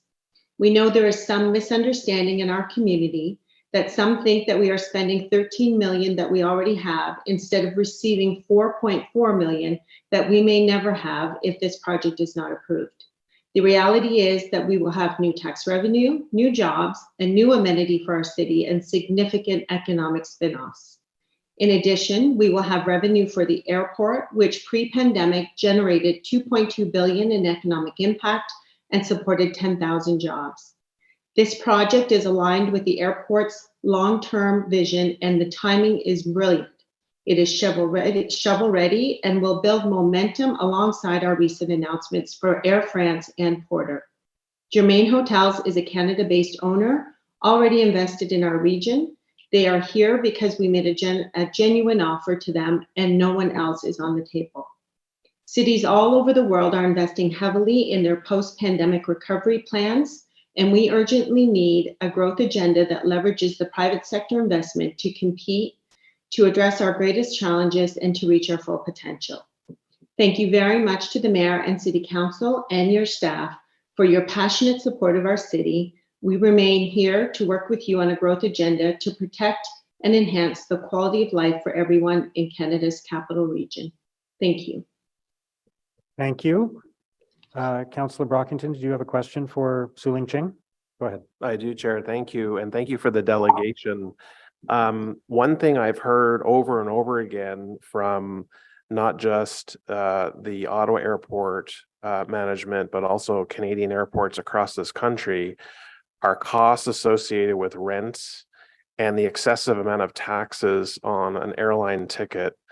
Can you talk about the advocacy work that the Ottawa Board of Trade has done with the federal government to address the excessive fees that airports and airline passengers have to pay that are making Canadian airports uncompetitive compared to our American airport neighbors? Thank you. I can tell you that I can follow up with you and share specifically what we've done through the Canadian Chamber, but I don't have the specifics with me right now around that advocacy work. But I'm happy to follow up, Councillor. Thank you. I think a greater question, Mayor, that we as a city have to tackle, because I do believe the airport is a significant economic contributor to the city, is the fees that airports have to pay. And they're not going to become more successful with the addition of a hotel. We have to critically look at the costs associated with air travel in this country. And if we seriously want to have a discussion about how to increase economic development, tourism, people flying, the lack of the federal government coming back to work, these are true challenges that have a significant impact. We're not going to get anywhere. So I'm just parking that because I think that is part of a discussion that we have to have after today, is how can the city and the airport work better together and addressing some of these big ticket issues that have a significant impact on the competitiveness of our airports. Thank you. Thank you, Councillor Brockington. Any other questions for Su-Ling Ching? Okay, thank you, Su-Ling. Thanks for joining us today. Next, we have Catherine Callery, Vice President of Destination Development with Ottawa Tourism. Welcome, Catherine.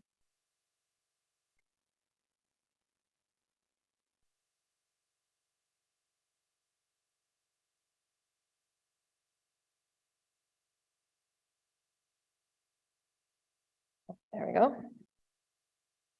Good morning, Mayor Sutcliffe and Councillor Kitts and other councillors of the Finance and Corporate Services Committee. My name is Catherine Callery. I'm Vice President of Destination Development at Ottawa Tourism. Ottawa Tourism is the destination marketing and management organization for Ottawa, and one of our areas of responsibility is to drive visitation, creating demand for tourism-related businesses in Ottawa and enhancing economic impact to our community.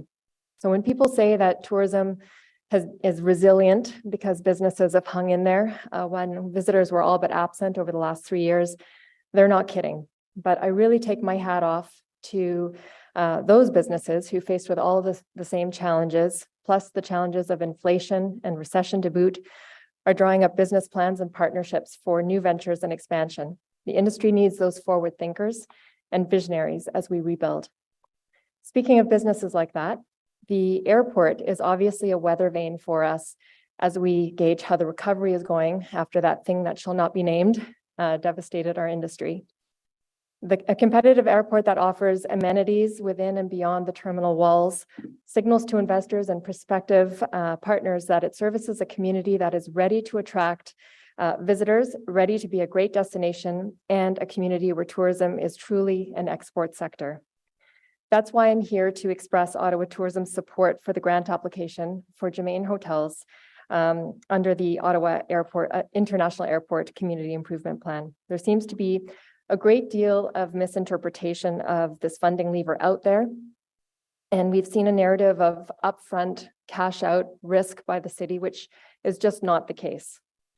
The grant application proposes a reduced tax burden over 25 years to the new adjoined hotel, creating essentially a scenario in which the city will receive incremental new tax revenues on a property that we currently do not receive tax revenues for, in addition to the economic impact that once this amenity is built, not to mention the construction of the project from materials to jobs, and then after that, the tourism jobs on an ongoing basis.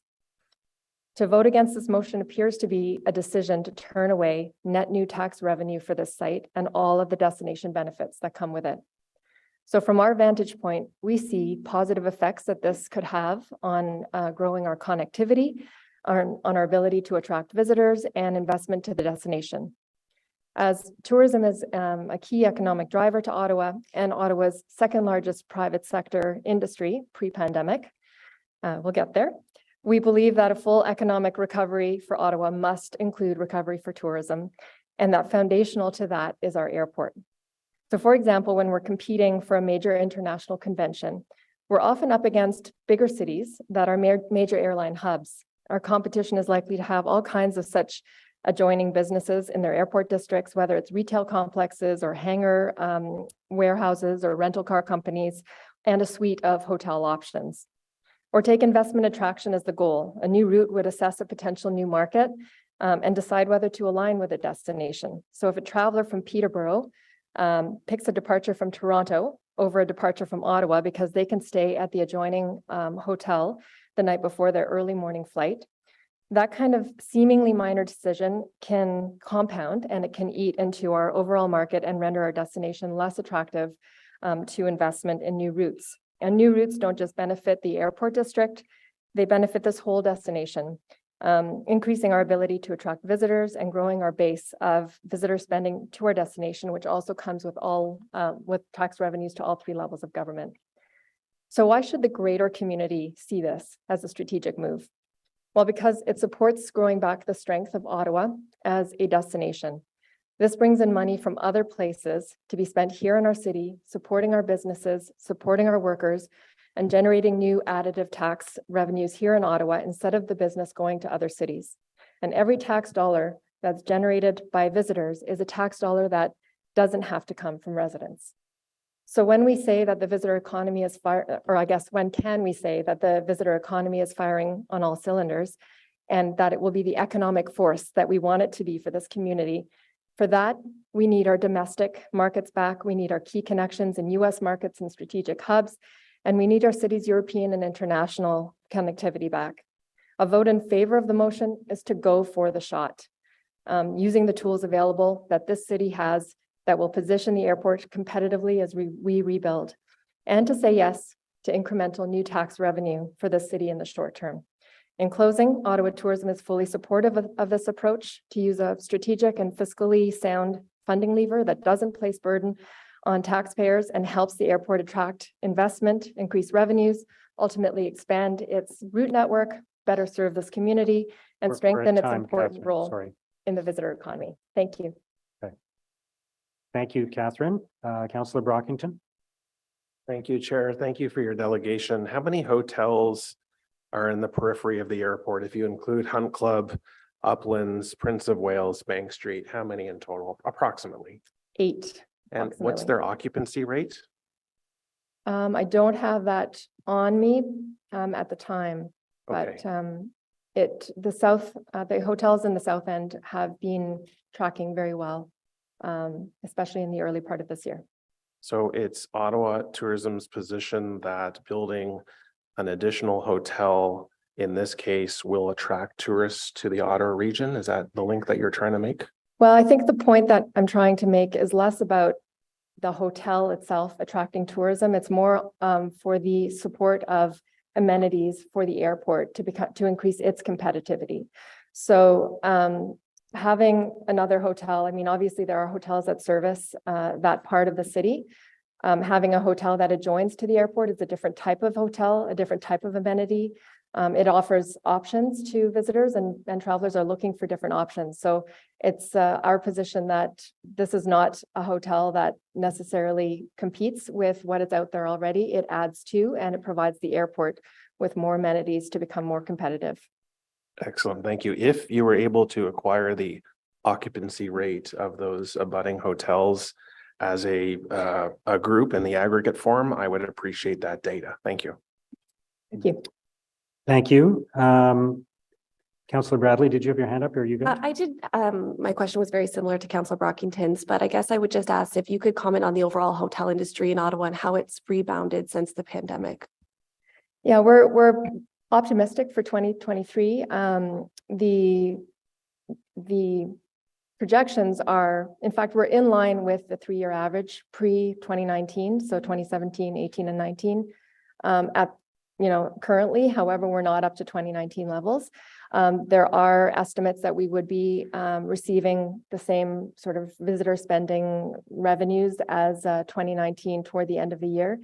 But set against inflation and recession, those dollars don't go as far. So if you adjust that for the projections going forward, it's more like 2024, 2025. Great, thank you. As the ward councillor in the area, many of those hotels are in my ward, and I've heard from a few of them now that are concerned that this application will disadvantage their businesses and their occupancy rates. And I appreciate your comments that they might not be attracting the same clientele.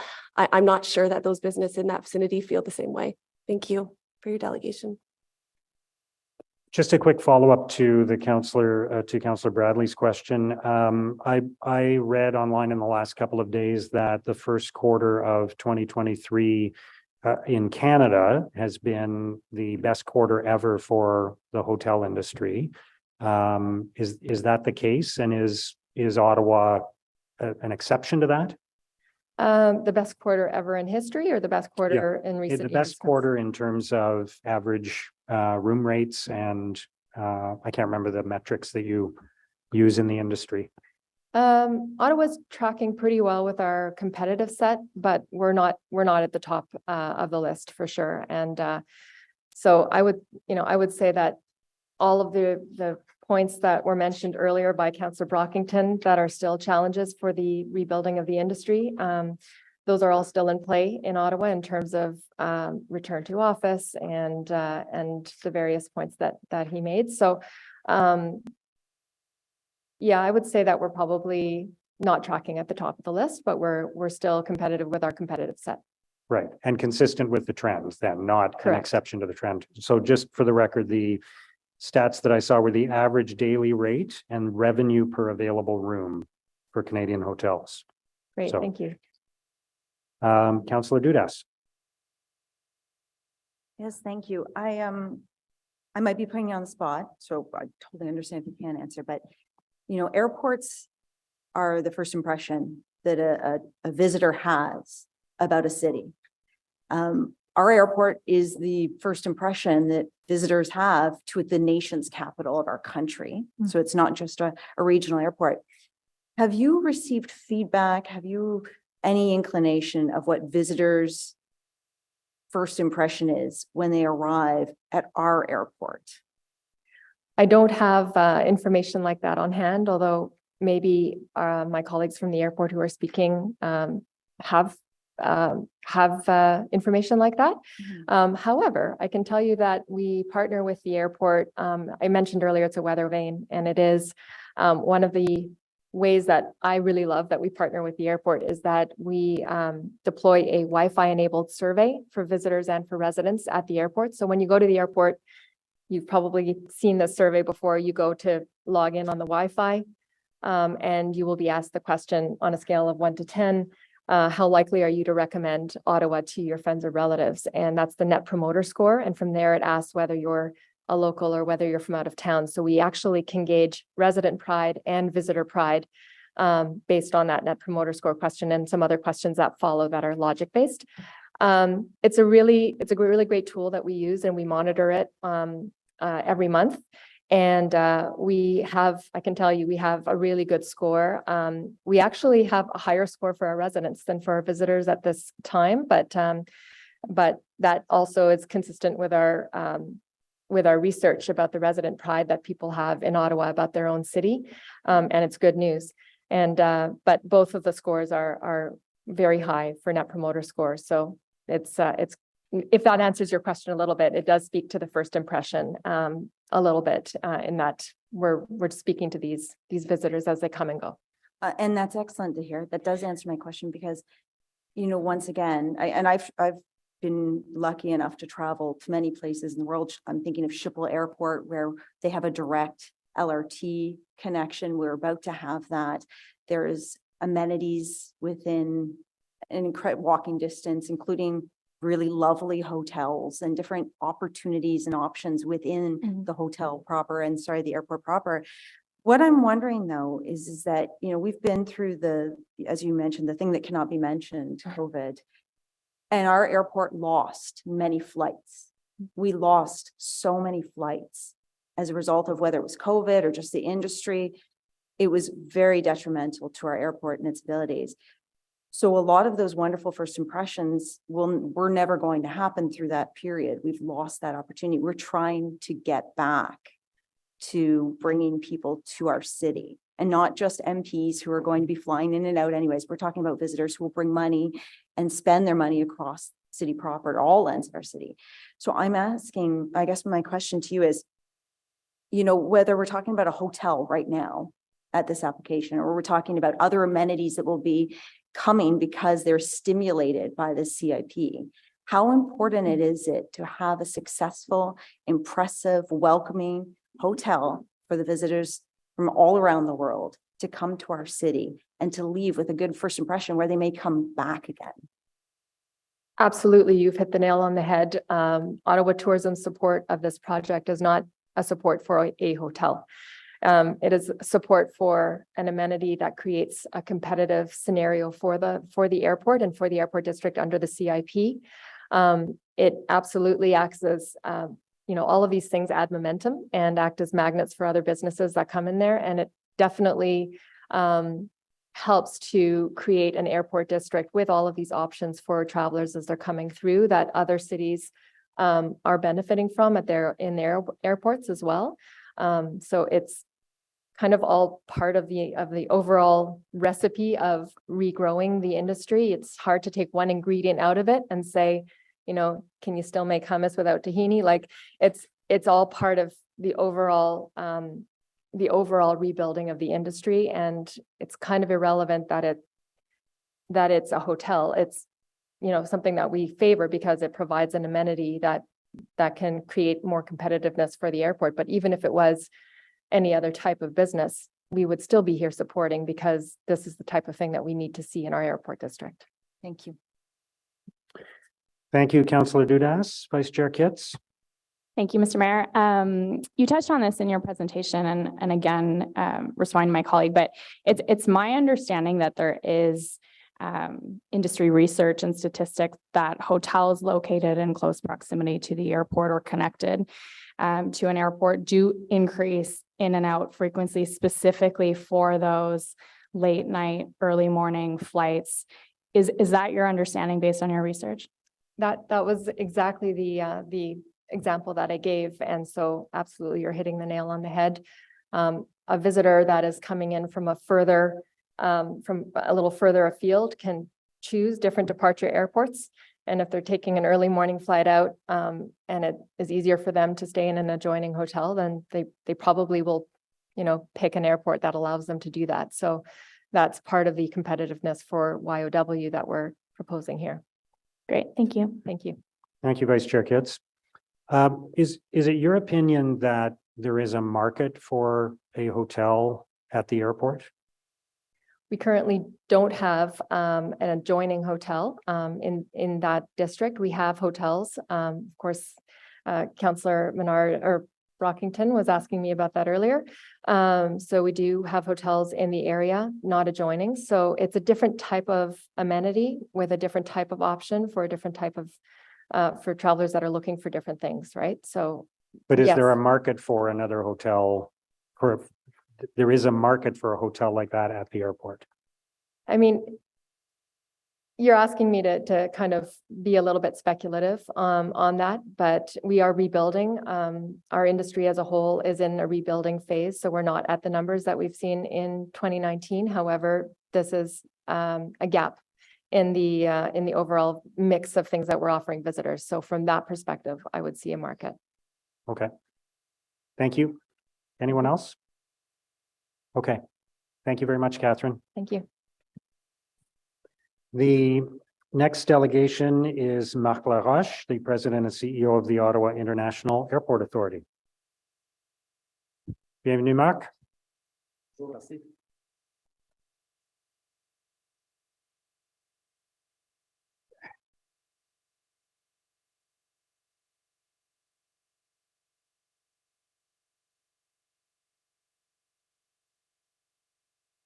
Good morning, Mayor Sutcliffe, Vice Chair Kitts, committee members, and city staff. YOW supports the airport CIP application before you for Germain Hotels. This application meets 100% the criteria established for the CIP program approved only 7 months ago. In our discussions with the City of Ottawa in 2021 and 2022, it was clear that providing direct financial assistance to YOW comparable to that received by other mid-sized Canadian airport peers was not an option. The City of Ottawa told us that an airport CIP was the best way and the only way it was willing to provide assistance. Many of you around this room endorsed the airport CIP in July 2022. From our perspective, an airport CIP, an airport hotel, is the exact type of project for which the CIP was created. Moreover, YOW has been trying to attract a project like this for the last 7 years. There are several reasons why it's important that you support the CIP application. First, the project meets every requirement under the CIP framework and the program's original intent. Second, the city acknowledged the airport's role in creating a prosperity for the region when it designated it as an economic development zone in the official plan. Support for this project in the form of a CIP is a meaningful and tangible demonstration of the designation. Third, the project represents an upside for the city with net new revenues upon completion, as identified in the staff report. As you know, Porter Airlines is investing substantially in our city and airport, making Ottawa a primary maintenance base for their new fleet of 50 Embraer jets, a number that will likely grow. It confirms their confidence in our market and ensures that YOW figures in their aggressive growth plan. Air France's new nonstop service to Paris shows the potential for additional international and transatlantic service. A terminal hotel will enhance our prospects for achieving similar success in the future. The city will benefit from additional municipal tax equivalents with the increase in connecting passengers and the current construction of a 14,000 square meter hangar for Porter, I mentioned. The incremental tax revenue of these two examples alone will significantly exceed the value of the annual grant provided supporting the CIP application. We do not come to the city with cap in hand. On the contrary, we committed to cover the cost of the now completed $16 million LRT airport terminal station because we believed it was vital for the city. We helped secure nearly $150 million in provincial and federal funding to cover the entire construction cost of the airport link. We pay nearly $5 million annually for the Ottawa Police Service for the great service they provide in policing in the terminal. That amount is above the annual PILT of $5 million that we pay. We continue to invest funds generated by the lease, such as the one with Alt Hotel and other commercial activities, into new initiatives like Porter Hangar development. All of these projects provide new tax streams to the city coffers and help YOW grow and offer new routes. There is no question that these projects, coupled with more connecting passengers, will accelerate our recovery. Our conservative forecasting suggests 2 million more passengers in the next 5 years or sooner with more connecting passengers. We pay the city $1.08 in payments in lieu of tax for every arriving and departing passenger that uses our airport. That amount doubles when a passenger connects through YOW. These passengers also contribute revenue to YOW that help us meet our goal as an economic engine for the city. We have a fantastic project that is shovel-ready. Thanks to the council-approved CIP, we were able to breathe life into the project last summer. The company is ready to start in May or as soon as the CIP is approved. The sooner we start, the sooner we can offer passengers the amenities they expect in a hub airport and airports who aspire to become a hub. The time to build is now. Approving this CIP application before you is critical to achieving our shared goals for the Ottawa International Airport and the City of Ottawa. Merci pour vos considérations. Merci, Marc. Question pour Marc Laroche. Jessica Bradley, go ahead, Councilor Bradley. Thank you, Mr. Mayor, and thank you, Mr. LaRoche, for being here and for the value that the airport brings both to our city and to the south end. I just wanted to clarify that while the former council did approve the community improvement plan, they did not delegate this authority to staff to approve all applications that met the criteria. So that meant that each application had to be evaluated on its own merit and to ensure that it demonstrated value for the city based on the objectives that we wanted to achieve through the community improvement plan. So with that in mind, I'm just wondering if you could explain to me a little bit more in detail about how you see this particular application attracting more direct routes, or perhaps if there's projections on how this particular application will attract more passengers to the Ottawa airport. Thank you. Yes, thank you, Mayor. This airport is, like I say, we've been trying to have a terminal hotel for the last 7 years. We went to market 3 times. And we finally, in 2019, and that's when the market was really good, we had over 5 million passengers, we had Germain Hotel, we convinced them to proceed. The reason why the pandemic slowed it is because they introduced a heck of a lot of risk. And essentially, they backed away. The construction costs went up. And now the business, what I call the business pro forma, just doesn't work anymore. So we are imposing a lot of restrictions on the hotel. We don't want any kind of hotel. It's an hotel that's connected to the terminal. We are enforcing them to take additional costs, for example, putting in that pedway. We're restricting them on a piece of land that's not necessarily conducive to an hotel. That's because that is the only piece of property available for a terminal hotel. So that is what it provides the airport. And why is it important for an airport? We have the aspiration to become a hub airport. And that's very important because a hub airport, that brings in more passengers from Ottawa, and that enables us as an airport to provide additional flights and additional direct routes. Now, that opportunity does not happen often. We've been working since I've been CEO at the airport, trying to attract an airline to consider Ottawa a hub airport. It is a high risk gamble and stake, and that opportunity does not come often. So the Ottawa airport is all in, for example, in supporting an airline like Porter that's building a large hangar, because we see that possibility of becoming a hub airport. And that is the only possibility that will change the dynamics of this airport. If we do not become a hub airport, we are going to continue feeding Toronto 40 times a day. That's going to be, we're going to be a regional airport. The geography is not in our favor right here. So whatever we can do to offer an airport and a whole package of things, the LRT coming to the airport, that's great. That's why we invested with the city to attract it. That connects the airport to the downtown. It's not direct, but it's a start. Offering a terminal hotel, that's another amenity where people are going to say, I want to connect to Ottawa Airport. I don't want to go to Toronto. I don't want to go to Montreal. I want to connect at Ottawa. That will bring passenger flow.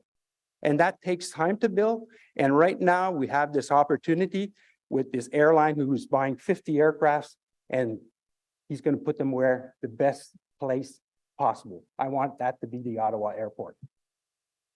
I appreciate those comments. I recall from the previous council's conversation around this CIP, staff spoke at length about attracting uses that would support aviation use. And while I guess hotel could be that, I was hoping to see businesses more like what you're talking about, headquarters for regional airlines, hangar services, and expansion of freight related services in Ottawa, businesses that I think would really attract more businesses to this location. Which I think is what we wanted. I mean, I'm concerned with a hotel that we already have a lot of hotels at the airport that have been struggling. So is this disadvantaging the existing hotels? So that's one of my concerns, but there are many more. And so I don't want to negate the fact that I think that this is a great project. It's whether this project requires this subsidy to exist, and does it achieve the goals that we set out in the CIP?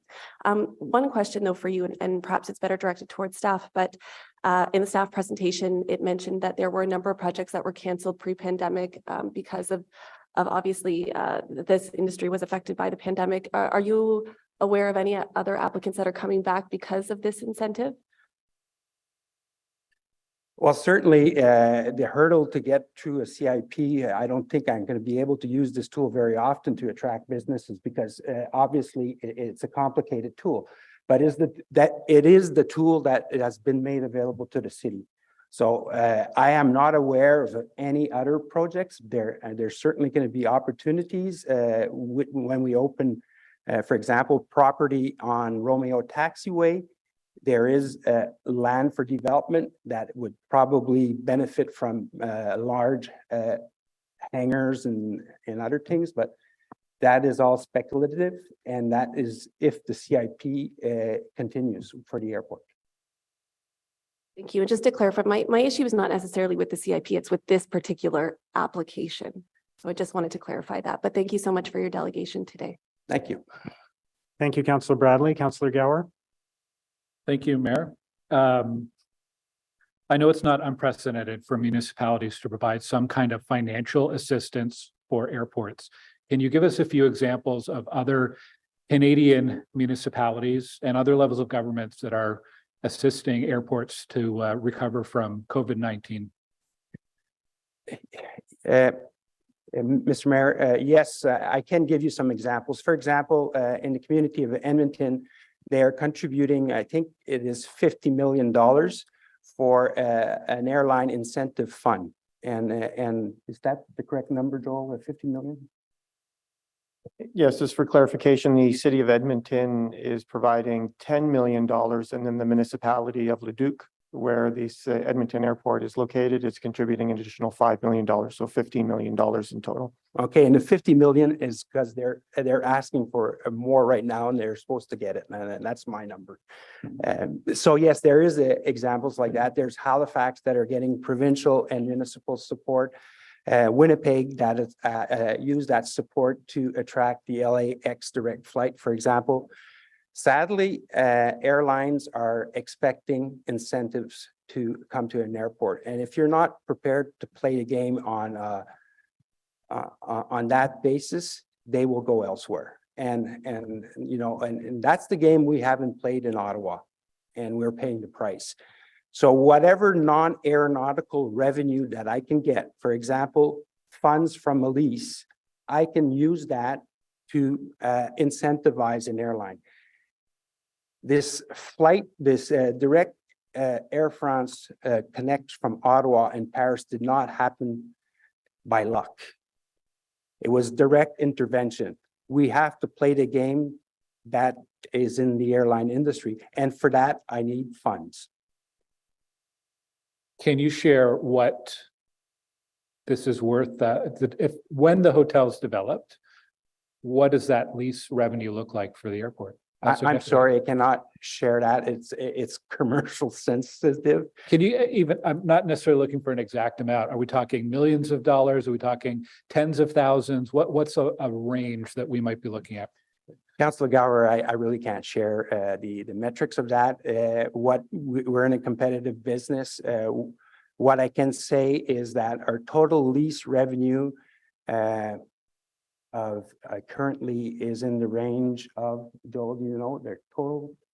Yes, I think a safe range is that it's approximately in the same ballpark of what the CIP benefit is. So what that ends up being is that the dollars flow through to the airport authority to use for the purposes that Mark is talking about. But the total revenue, I'm talking about the total revenue that we generate from not only this project, but all project is close to 1/3 non-aeronautical is our revenue. So that would be 33 million, but that is the commercial activity like renting cars, restaurants, leases and all that. That represents approximately 1/3 of our budget and revenue. Thank you. It covers operations also. Yeah. Okay.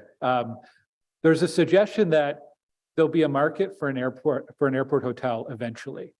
Obviously, the budget or the cost of construction, that's why the CIP is attractive to this applicant. But there's a suggestion that if we just wait and see, eventually ridership will recover and there'll be a reasonable way to build this without a CIP. I'm sensing some urgency from you, but I was wondering if you could comment on that general idea that we should just let the market play out and see what happens. I let the market play out and I waited for 7 years. And that was pre-pandemic. Again, there is a sense of urgency because this is part of a puzzle. This is the puzzle to make the Ottawa airport a hub airport. It's an amenity, it's an attraction. You can't specifically say what item is going to be the tipping point to become a hub airport. It's just one part. So I think there is an urgency. The construction build time is 2 years, 2.5 years.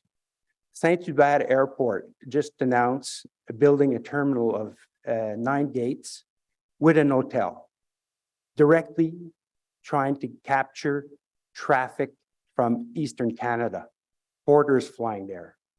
I do not want them to eat our lunch and take away the opportunity to become a hub.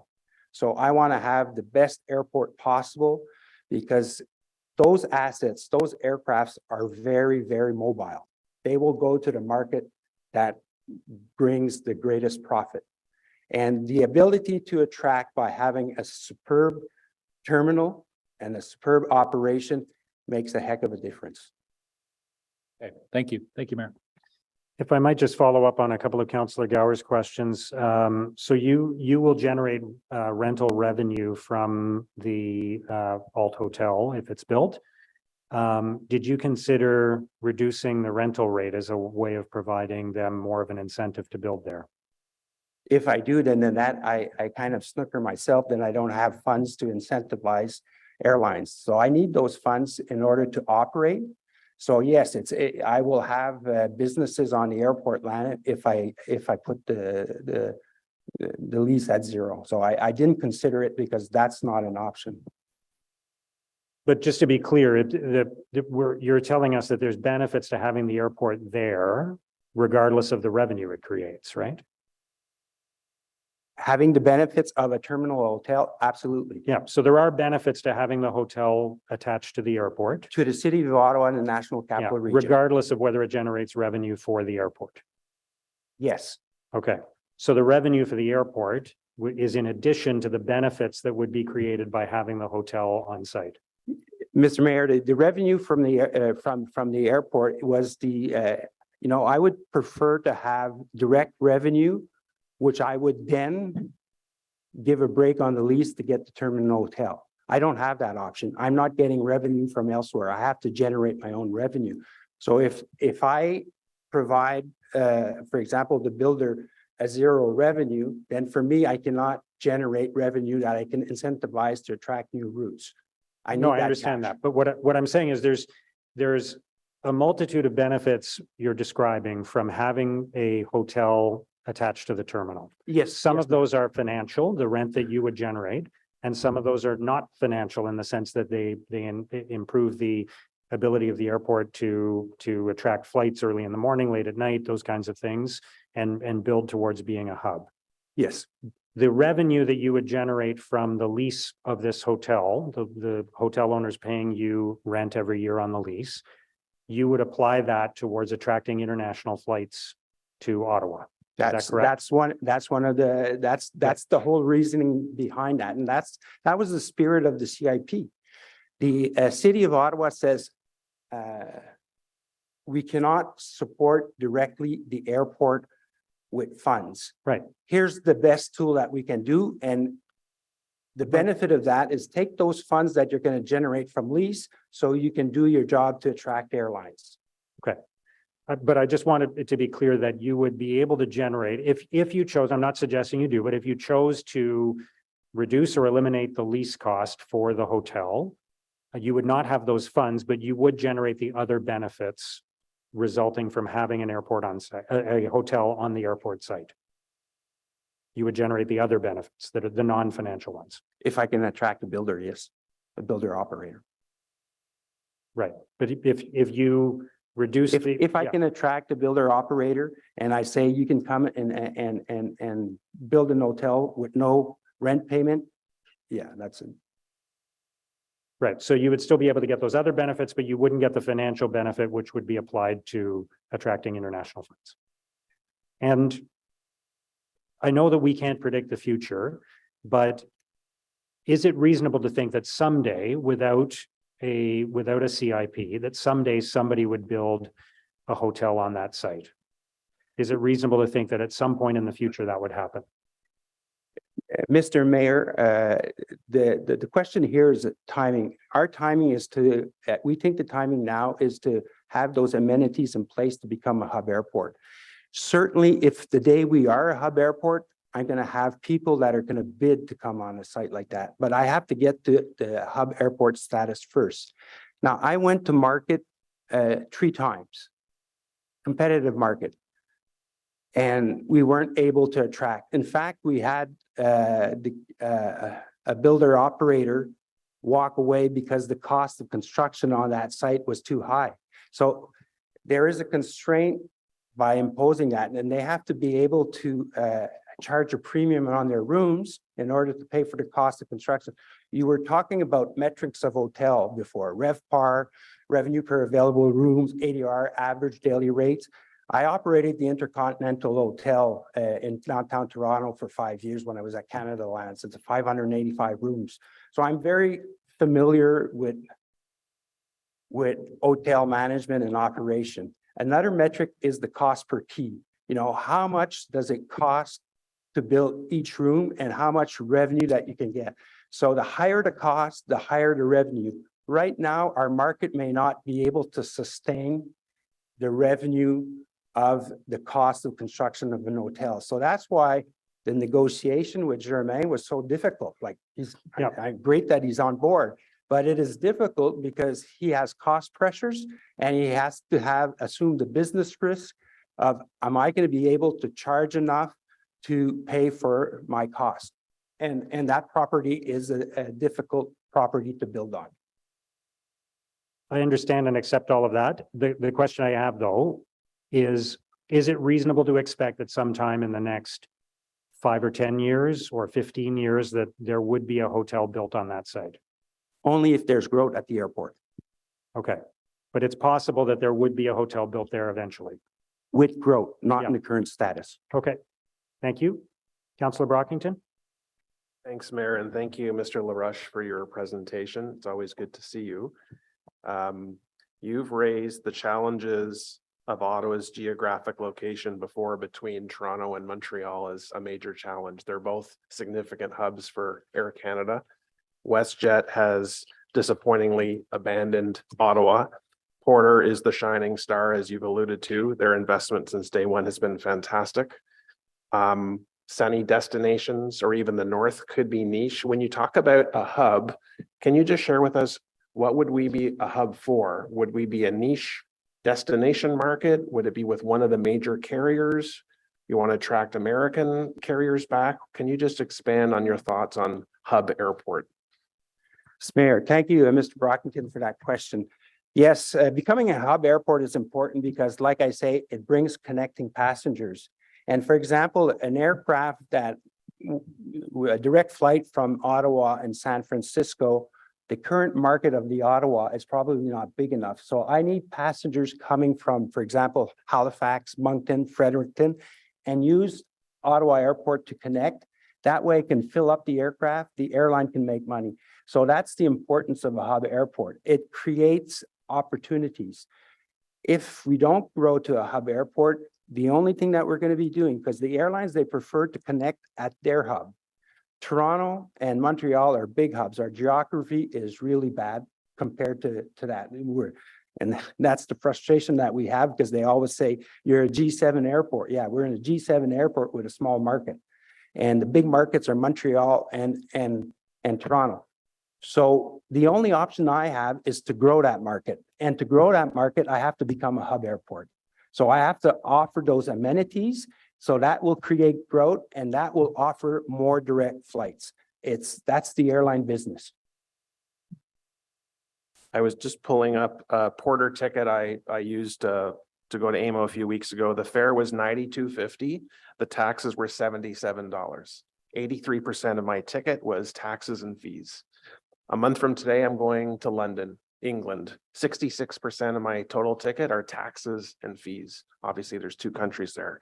I fly domestically within the States. My taxes I pay are minuscule. They're tiny. The American government subsidizes some airlines to fly to certain markets to make sure those markets remain open. They subsidize airport fees. I know you don't like this. I've flown out of Ogdensburg once, but the fees charged there for the ticket, again, are minuscule. So as I said to one of the delegates, we have a competitive disadvantage in this country. Not just our population is small, it's hard for airlines to have big volumes to sustain themselves, but the airport rents that you have to pay and the fees on our tickets is absurd if you look at it. We talk about growth, particularly tourism growth, when families can drive the train. We're talking about a high-speed train now in Eastern Canada. These are all competition for you. So we have to have a discussion after today, but this year, on how the city and the airport can better work together. We have another multiple mutual challenges that we have to address and work together on a plan. But just to ask you, federally, your advocacy, your lobbying with the federal government on airport rents, fees that are charged, is there any possibility for relief in these areas? That's more money in your pocket to do exactly that you're talking, to entice airlines to come in and other businesses that support the airport. Could you talk to that, please? Yes, Mayor, and thank you for your question, Mr. Brockington. The Air Canada, the Canadian airport model is 100% user pay. Now, that's a decision that's above my pay grade, like to use that expression. It is a government policy decision, and it's the policy for all airports across Canada. So based on that, we have a level playing field between airports. So yes, that model has its disadvantage when compared to the US model.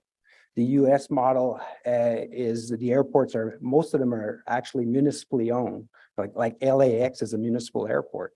So they get grants and receive money, but that's a different model. So right now, our costs are fixed. I don't see any hope that the federal government is going to change that model of governance of its airport.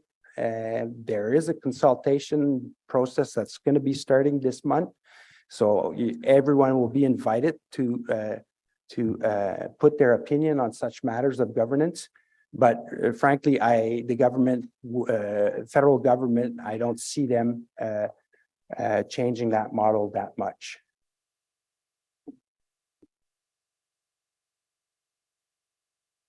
Thank you, Councillor Brockington. Councillor Leeper. Thank you, Mayor. I guess two lines of questioning for you.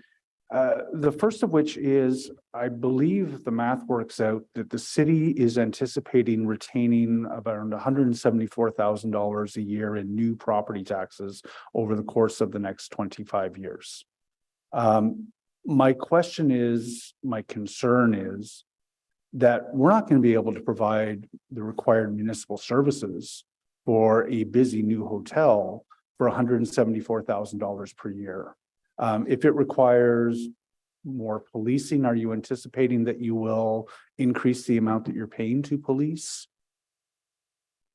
Yes, Mr. Mayor, we are covering the cost of all policing at the terminal 100%. In fact, we just renewed the agreement with the city, and the city is a tough negotiator. They didn't give us any breaks on the cost. It's 100% cost. I pay overtime. I pay for equipment. I pay for everything for the 21 police officers that in the terminal. So if I have to increase policing, it's on me.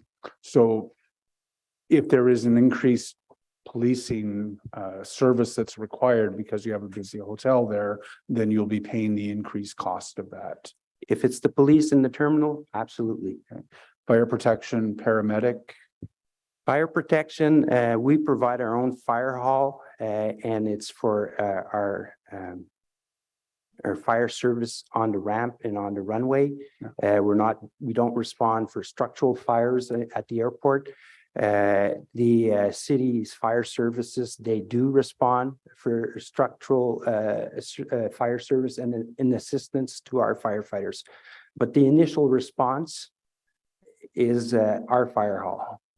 Yeah, and a So paramedic the airport service. in general, I would say, is a net benefactor to the city as far as the amount of tax that we pay and the service that we collect.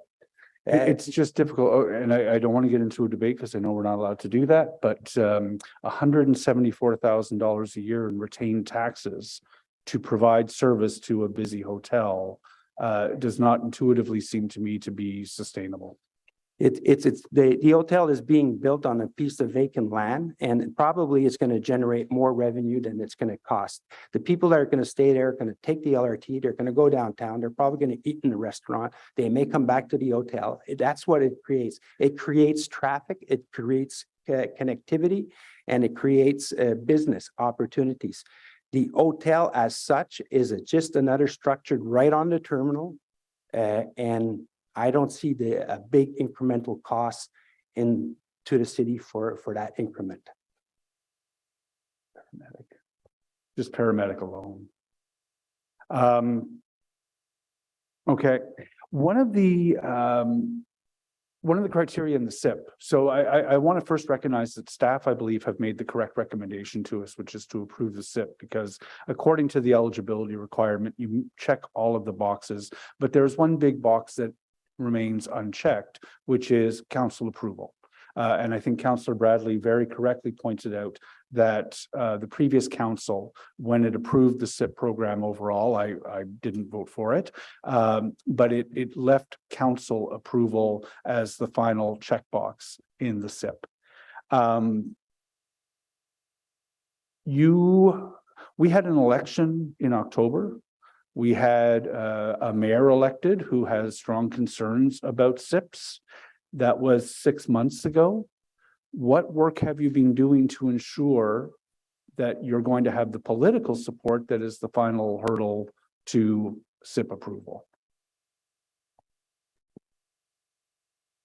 Mr. Mayor, we're here today. That's the work we've been doing.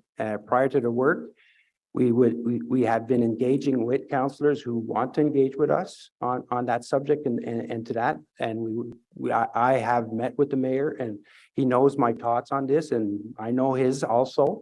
Yes, that is part of how we engage directly. So the political support, first of all, that's not typically what we do. Like, that's not my preferred scenario.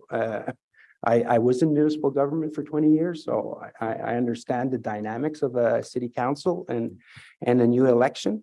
But I was still hoping with the number of councillors that supported that, and the new councillors probably with the right explanation and the right information, that they could get behind this project. And I still hope that that's where we're going to end up, with full support. Obviously, we're not going to get full support of council on this, but I hope we can get a big majority. Germain has been spending money. I've heard on a couple of occasions about $1 million in costs that Germain has put into this. Has it incurred any of those costs in the last 6 months? I guess you could ask that to Mr. Germain after he's going to be following, but I know he has incurred costs because just to meet the requirements of the SIP, he had to furnish a study from an evaluator and assessor and again, he has to, he's hoping that the project will start. So he's trying to get ready with his plans and specifications. Okay. And then the work that, sorry, you know what, maybe it's better for Germain. I didn't realize that he'd be speaking, so I'll ask him. Thank you, Mayor. Thank you, Councillor Leeper. Councillor Lulov. Thank you so much. I was wondering if you could talk a little bit about some of the financial benefits that come to the city from the Ottawa airport. So right now, we're currently receiving a payment in year of taxes on the federal land. We'd also, any land that's rented, we also receive property taxes on. But you keep talking about the importance of increased traffic at the Ottawa airport. Is there an amount that the city of Ottawa receives, like per passenger, and what would that increased traffic do to help the city of Ottawa financially? Yes, Mayor, thank you, Councillor. We pay PIL, payment in lieu of tax, and that's $1.08 per passenger. And that was decided way back when, instead of arguing on the value of the property, like typically we do on a business or on the revenue flow, there was an agreement put forward that each passenger would provide $1.08 in tax equivalent. So that's the importance of growing, because for tax payment. But I think the benefits go way beyond the municipal tax. The benefit is for all the businesses in our community that day after day, I've been CEO for 10 years now. There's not a week I pass by as, Mark, why don't you get a direct flight to the West Coast? Why don't you get this? Why don't you get that? Constantly. But that's the market that creates that dynamic. And so what we're betting on is, and that's the vision of the board, is we're all in. That's why we went all in with Porter. We want to become a hub airport, because the only way we're going to be able to offer all those flights is to grow our market. And that's not the National Capital Region market. That's the market of connecting passengers. So every connecting passenger that goes through the Ottawa airport doubles the $1.08. But I say that is small potatoes. What it rates, for example, Amazon, when they came here, they want to know, where are you connected? Shopify. I have a relationship, a direct relationship with the COO. He phones me at least 6 months and gives me heck because I don't have enough direct flights. He said, you're killing me. I have to bus my people to Montreal. So we are laser focused on becoming a hub. That is why we're really pushing hard for an hotel connecting. That is why we are increasing our concessions in the hotel. And that is in a market that has not recovered yet, because the timing is now. I didn't decide to buy 50 aircrafts and put them somewhere. Porter did. And that is a great opportunity. And that opportunity we do not want to miss, because it will not be around in a couple of years. It will go elsewhere. So if we double the amount of travelers that are either connecting through or leaving from Ottawa and returning to Ottawa, we could potentially double the amount of property tax that we're collecting in PILT from the Ottawa airport. Absolutely. And you're collecting taxes from the businesses that are there, like operating. They are paying taxes too. So you're paying, the terminal is paying $1.08 per passenger, but each business that operates at the airport pays taxes also. Thank you very much. Thank you, Councillor Lugoff. Councillor Dudas. Thank you. I mean, you've spoken about this, but just for clarity, what happens if this CIP application is not approved today or is not approved at council? I don't know. That's the simple honest, Mayor. And thank you for the question, Councillor. The terms that were negotiated with Germain was hoping for the CIP when we brought him back to the table. He was gone last year, essentially. And it's with the CIP that I say, can you come back? So that was, so it's going to be a business decision on Germain. And you can ask the question to Mr. Germain. Yeah, you're coming to us in good faith, having been given the criteria for a CIP. You're working under that impression. You're coming to us now. What message, if this is declined today or at council, what message does that send to future applicants under the CIP? And actually, what message does this send to you from us? You know, I value the relationship with the city. Like, the airport and the city has to be one. In order to work together effectively, we have to work effectively. And the CIP tool, like I indicated, is not the perfect tool. It's not, but it's the only tool that the city made available, and it's the only tool that they say they can do, allow under the province of Ontario on the Planning Act. So it's not the perfect tool, it's the best tool. It's very appreciative of the tool, but now that I got my first applicant and you pulled that tool away, the signal, I don't have to indicate what kind of signal that sends. It's pretty obvious. You had spoken about other jurisdictions, other municipalities across Canada that provided incentives. I'm assuming the vast majority of that then came from taxpayers. They were providing straight out money. I recall when the airport came to our council and said, listen, we're struggling. We cannot make it unless we get some help. And council came back and said, we do not in good faith feel that we can come to you and give taxpayer dollars.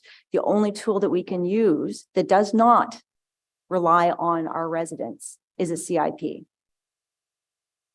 I'm making that a point. I'm not asking for your comment on that. And I think that today for you to come here and expect for us to approve this, I think that you're entitled to feel that you should get that approval based on the criteria we laid out and on the fact that this is not our residents' money. This is found money that would come into our city and support what you're trying to do is to become a hub, to become a real airport for the nation's capital. Not that you're not a real airport, but like, once again, something that's competitive, something that's impressive, something that draws people back and makes our residents proud to go through Ottawa instead of driving to Toronto or Montreal. So I appreciate that. There wasn't really a question in that one, but I appreciate you being here today. Thank you. Thank you, Councillor Dudas. Councillor Hill. Thank you, Mr. Mayor. Thank you, Mark, for the delegation. I very much appreciate the question that was by Councillor Gower with regard to, what happens if this is not approved, and is there a possibility that we would see an airport crop up under market conditions? I appreciate the response you gave to that and the follow-up from the mayor with regards to growth. My question is, if this does not pass in this committee or in council, if we go forward and you're looking to continue to do the work of turning this airport into a hub so that we can increase business opportunities here in the city of Ottawa, how do you go about incentivizing that growth that we would need if this airport is not there? How do you increase the growth, which would therefore allow for the market conditions to be such that a hotel would want to grow organically? Because that's what I heard from you, is that in the absence of growth, you do not see the market conditions that there would be a hotel that would come into this parcel of land. So what would you need to do in order to incentivize growth over the next 5, 10, 15 years to allow the market conditions to see a hotel be developed here organically? Thank you, Mayor. Thank you, Councillor. Yes, again, very speculative. If I don't have growth and I don't have partners to assist us in that growth, then I have to rely 100% on my own funds, which I have so far. This is the first time that we're applying to the city for assistance because we have a vision of becoming a hub airport and it requires a lot of money. And there's a lot of risk with our hoteliers, for example, to come into the market at this point of the game when we're not fully recovered. And where our construction costs are probably very high because of the constraints of the property and inflation and credit risk and all that kind of stuff. So if we don't have the CIP, that means we're back to the drawing table and we try to find another one, because I'll continue to try to look for a terminal hotel, but I have one right now. And that's the opportunity that I want to seize. It took 7 years to get to this point, and that was pre-pandemic. That's when we were pushing at 5.2 million passengers. We're trying to get to 4 million this year, but I have a vision that's much further than the next 2 or 3 years. Again, to become a hub airport takes time, and it's one block at a time. And finally, there's a tipping point. Airlines start moving and connecting passengers to it. We got one part of the puzzle with Porter putting a tech hangar, and that's a huge bill that pays more than, it's going to pay more in municipal tax than this CIP program, just that one alone. It's going to create 200 jobs or something like that. So again, we're trying to seize the opportunity that's provided to us. Thank you very much. I've got one question I'm going to ask on behalf of my colleague, Councillor Johnson. Are you able to offer a comment or question about what other sites could be in the pipeline in the area? There were some specific comments to that made by our MPP when we had an economic development meeting in Nepean a few weeks ago. So do you have any comments on perhaps other CIP type applications that could be coming in the pipe that could perhaps support this? We have several projects, and I have to be careful because most projects, when they come to the airport, they make a sign non-disclosure for commercial reasons. They don't want to tip our hands. So what I can say, there's property that's ready for development, a large property that is ready for redevelopment by our taxiway Romeo. I know it probably doesn't say a lot to people, but it brings access direct to the flight line. And that is in play right now. There are people inquiring and I foresee that there's going to be development there. It may or may not require CIP to proceed. I don't know. Thank you, Councillor Hill. Councillor Menard. Thanks very much, Mayor. Thank you for being here in the presentation. I also appreciate meeting with the authority as well. I think we've heard a lot about the tools the municipality has to help the airport, and we've heard a lot that this is sort of the only one. But I do wonder your perspective on the municipality making investments as a tool to support the airport in other ways. I suspect that you would agree that the multi-billion-dollar investment in stage 2 to get out to that spur line in the north-south route is also a tool the municipality has used, likely to encourage better passenger connectivity and a passenger experience that for people that may not want to drive their cars. I assume you also feel that is a tool that has been helpful for the airport. Yes, Mayor. Yes, absolutely. It is a tool, but it's a tool that we worked hand in hand with the city to go get the funding, because the spur to the airport was never even contemplated at the beginning when I came on as CEO. And it's through the efforts with the city to convince the province and the federal to fund and pay for the whole capital construction of the airport link. And when there was, like we say, the l'eau dans le gaz in French, when there were issues, I convinced our board to pony up and say, we will pay for the station because it's better for the city. It doesn't do anything to our revenue. In fact, it's probably a negative revenue on the airport operations because people that use the LRT do not park. And I'm not saying that's a bad thing. I'm just saying that for financial reason, it's a net loss probably for the airport. As public transport, the city has to subsidize public transport. So we are a good corporate citizen. We invest in that because we believe in the LRT, but the funding was paid for also by the airport. And we'll continue to be a good. Oh, and I appreciate, the federal government also came to the table with a significant grant and provincial government to help that spur line happen. And the partnership that has existed, I think, will be a net benefit in terms of passenger experience and their return to Ottawa over and over again. I do wonder, though, if things like a thriving new library is also a tool the municipality has to bring people to this city as a tourism experience that also supports the airport. Or things like a thriving downtown and the investments that are set to be made in our core. Things like a new official plan, which builds more housing in the city.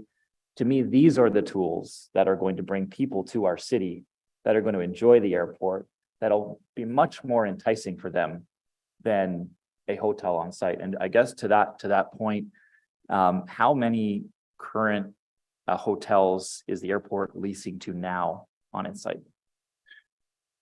So on the enticement, what we are saying, the hub airport is for connecting passengers, and for connecting passengers, that allows us to increase direct routes. So they're not necessarily coming to use the amenities of the city. Now, those flights are already coming in. The origin destination to Ottawa tourism does a great job.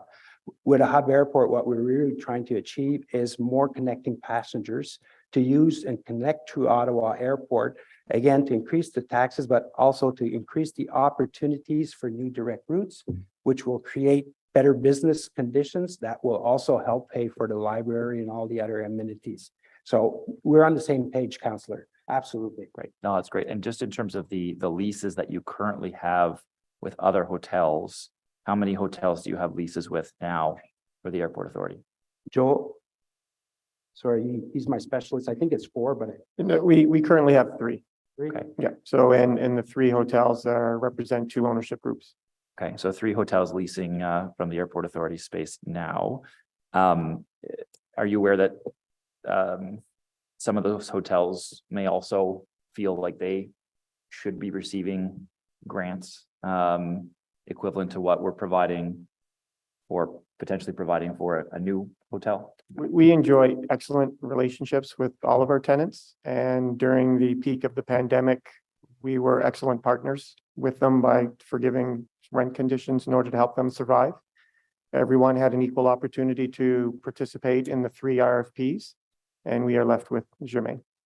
And not one piece of communication came to me, and I'm responsible for those leases, about any concern about the CIP directly from any of those properties or any tenant that's on the airport land.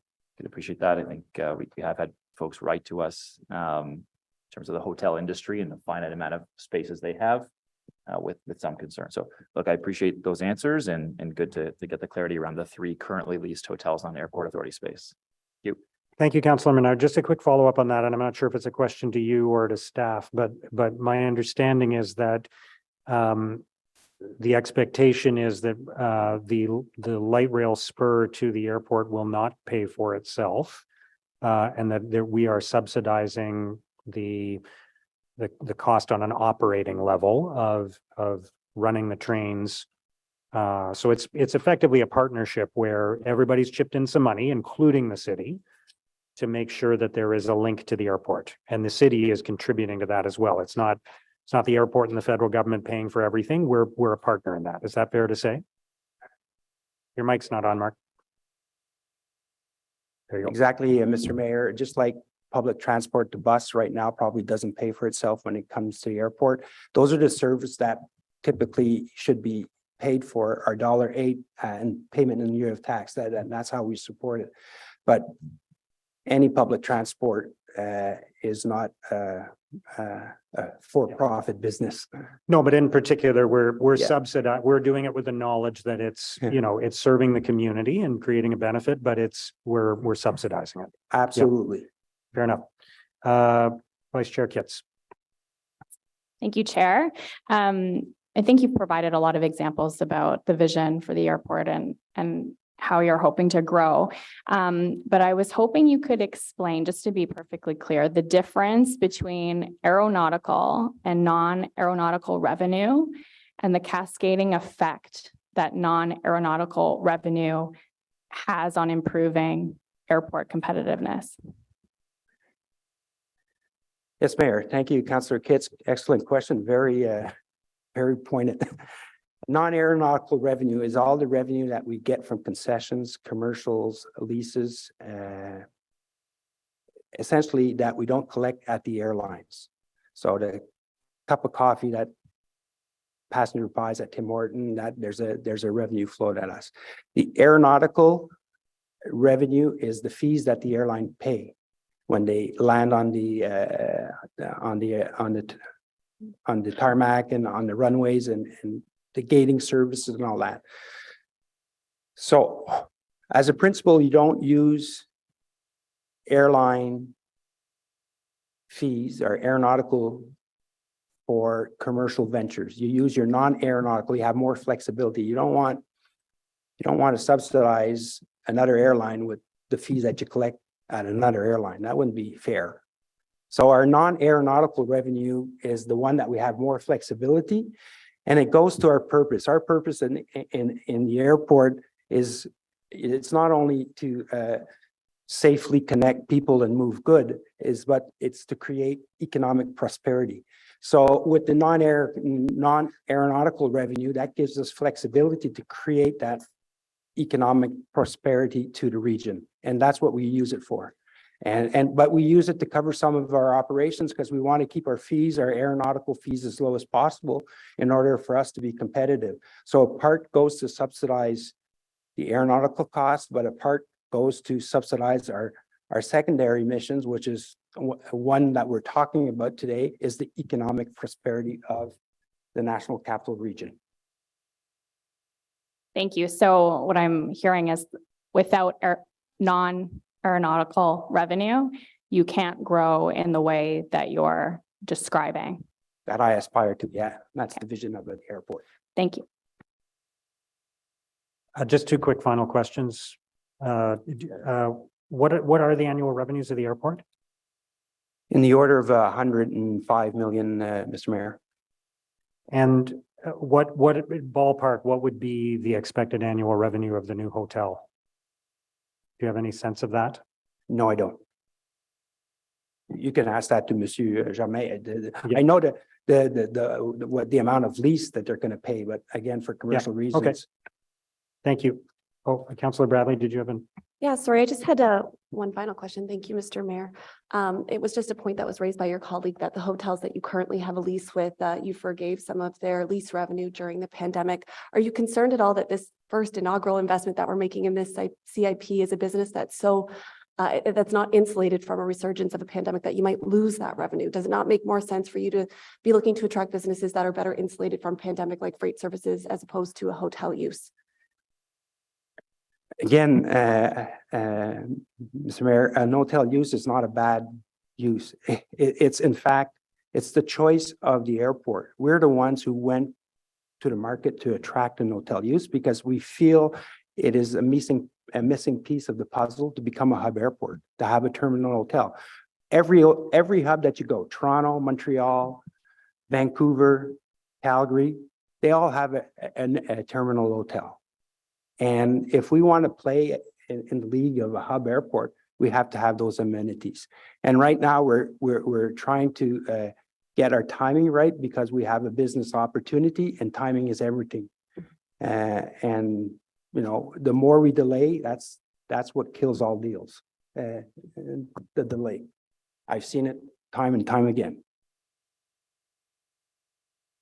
Thank you for that. I guess I can appreciate that a connecting hotel is something that the airport is really interested in. I'm just thinking in terms of our city investment, does it make more sense for us to be investing if we're going to be providing a subsidy into a business that might be more insulated from, you know, I mean, this pandemic's not over. And certainly I think that we understand that there could be future pandemics. And so for being strategic about our city investment, does it make more sense to focus on businesses that might be more resilient in those climates? So that's more of a comment, I guess, and maybe it's a better question to staff, but I just wanted to make that point.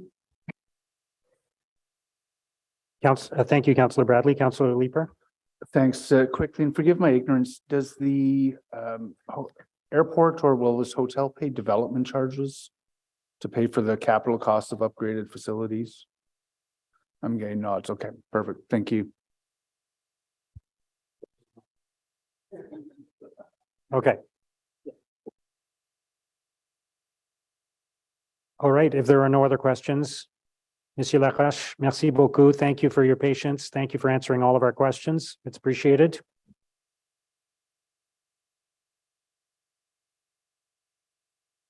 Merci beaucoup. Okay, our next delegation is from Hugo Germain of Germain Hotels.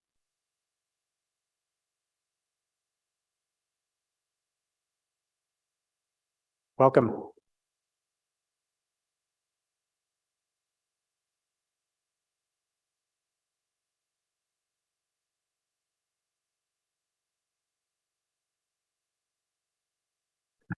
So good morning, Mayor Sutcliffe, Vice Chair Kitts and committee members. My name is Hugo Germain. I'm the Vice President of Operations for Germain Hotel, a Canadian third-generation family business that owns 18 hotels across 7 provinces in the country. We're almost coast to coast. I'm today in front of you representing our company, but also my family, for which I'm fortunate to work alongside 5 other members. Our model is quite unique. We typically develop, we own and manage hotels. We invest for the long run, and we pride ourselves with the efforts we put in creating beautiful, inspiring places everywhere we go. Our portfolio of hotels counts a few of the truly Canadian brands, so Le Germain, Alt, and Escade Hotels. As some of you may know, we currently own 2 properties in the city of Ottawa. Le Germain, which is part of OAG, a project we did in partnership with the city a couple of years ago, and also the Alt on Slater Street near Bank.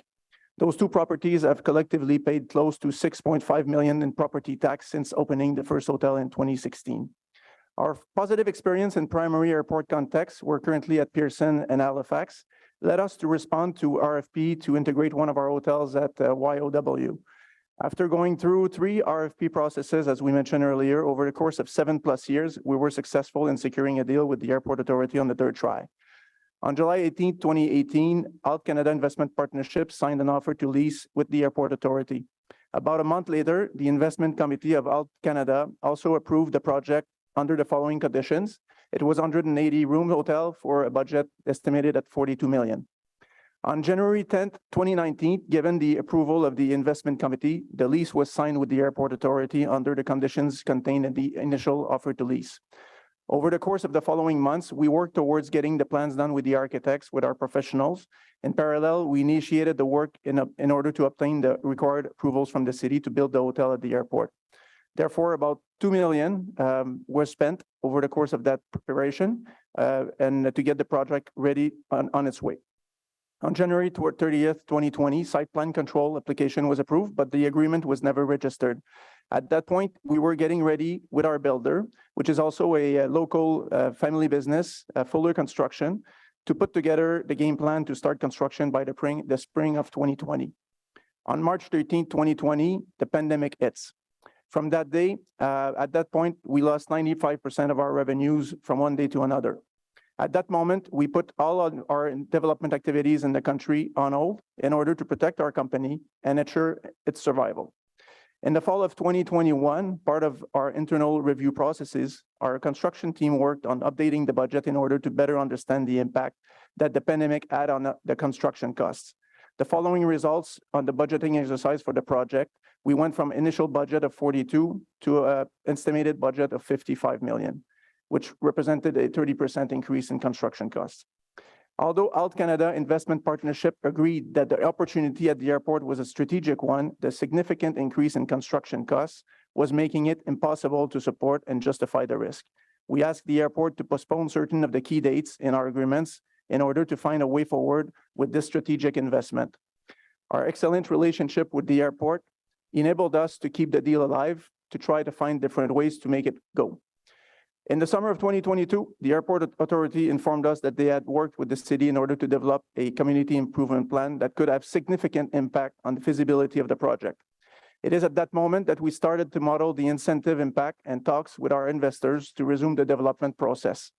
In the fall of 2022, nearly 4 years after signing the lease with the airport, we managed to obtain a resolution from Alt Canada Investment Committee recommending they go ahead with the project under certain key conditions. The main conditions were the following. First one, to be able to secure the incentive offered by the City of Ottawa, the CIP, aimed to help the airport, attract private sector investment and development, and also be able to present a project that would cost no more than 55 million. So it's not an easy task. Our team is currently finalizing its value engineering work in order to get the project on its way to win budget. Our goal is to start construction in the shortest delay once the CIP is approved and the city approvals are obtained. We're looking forward to obtaining and opening, our third property in the City of Ottawa, and most importantly, showcase our know-how and our expertise for this key strategic tourism infrastructure. We're proud corporate citizens of this city and intend to continue playing a positive role in the community. Merci beaucoup pour votre attention et je suis bien sûr disposé à répondre à vos questions. Merci beaucoup. Question, Councillor Brockington. Thank you, Mayor. Thank you very much, sir, for coming down today and advocating for this grant with the city. This will be the 9th hotel in the vicinity or at the airport serving the Ottawa International Airport. Do you believe that there is a market for this hotel?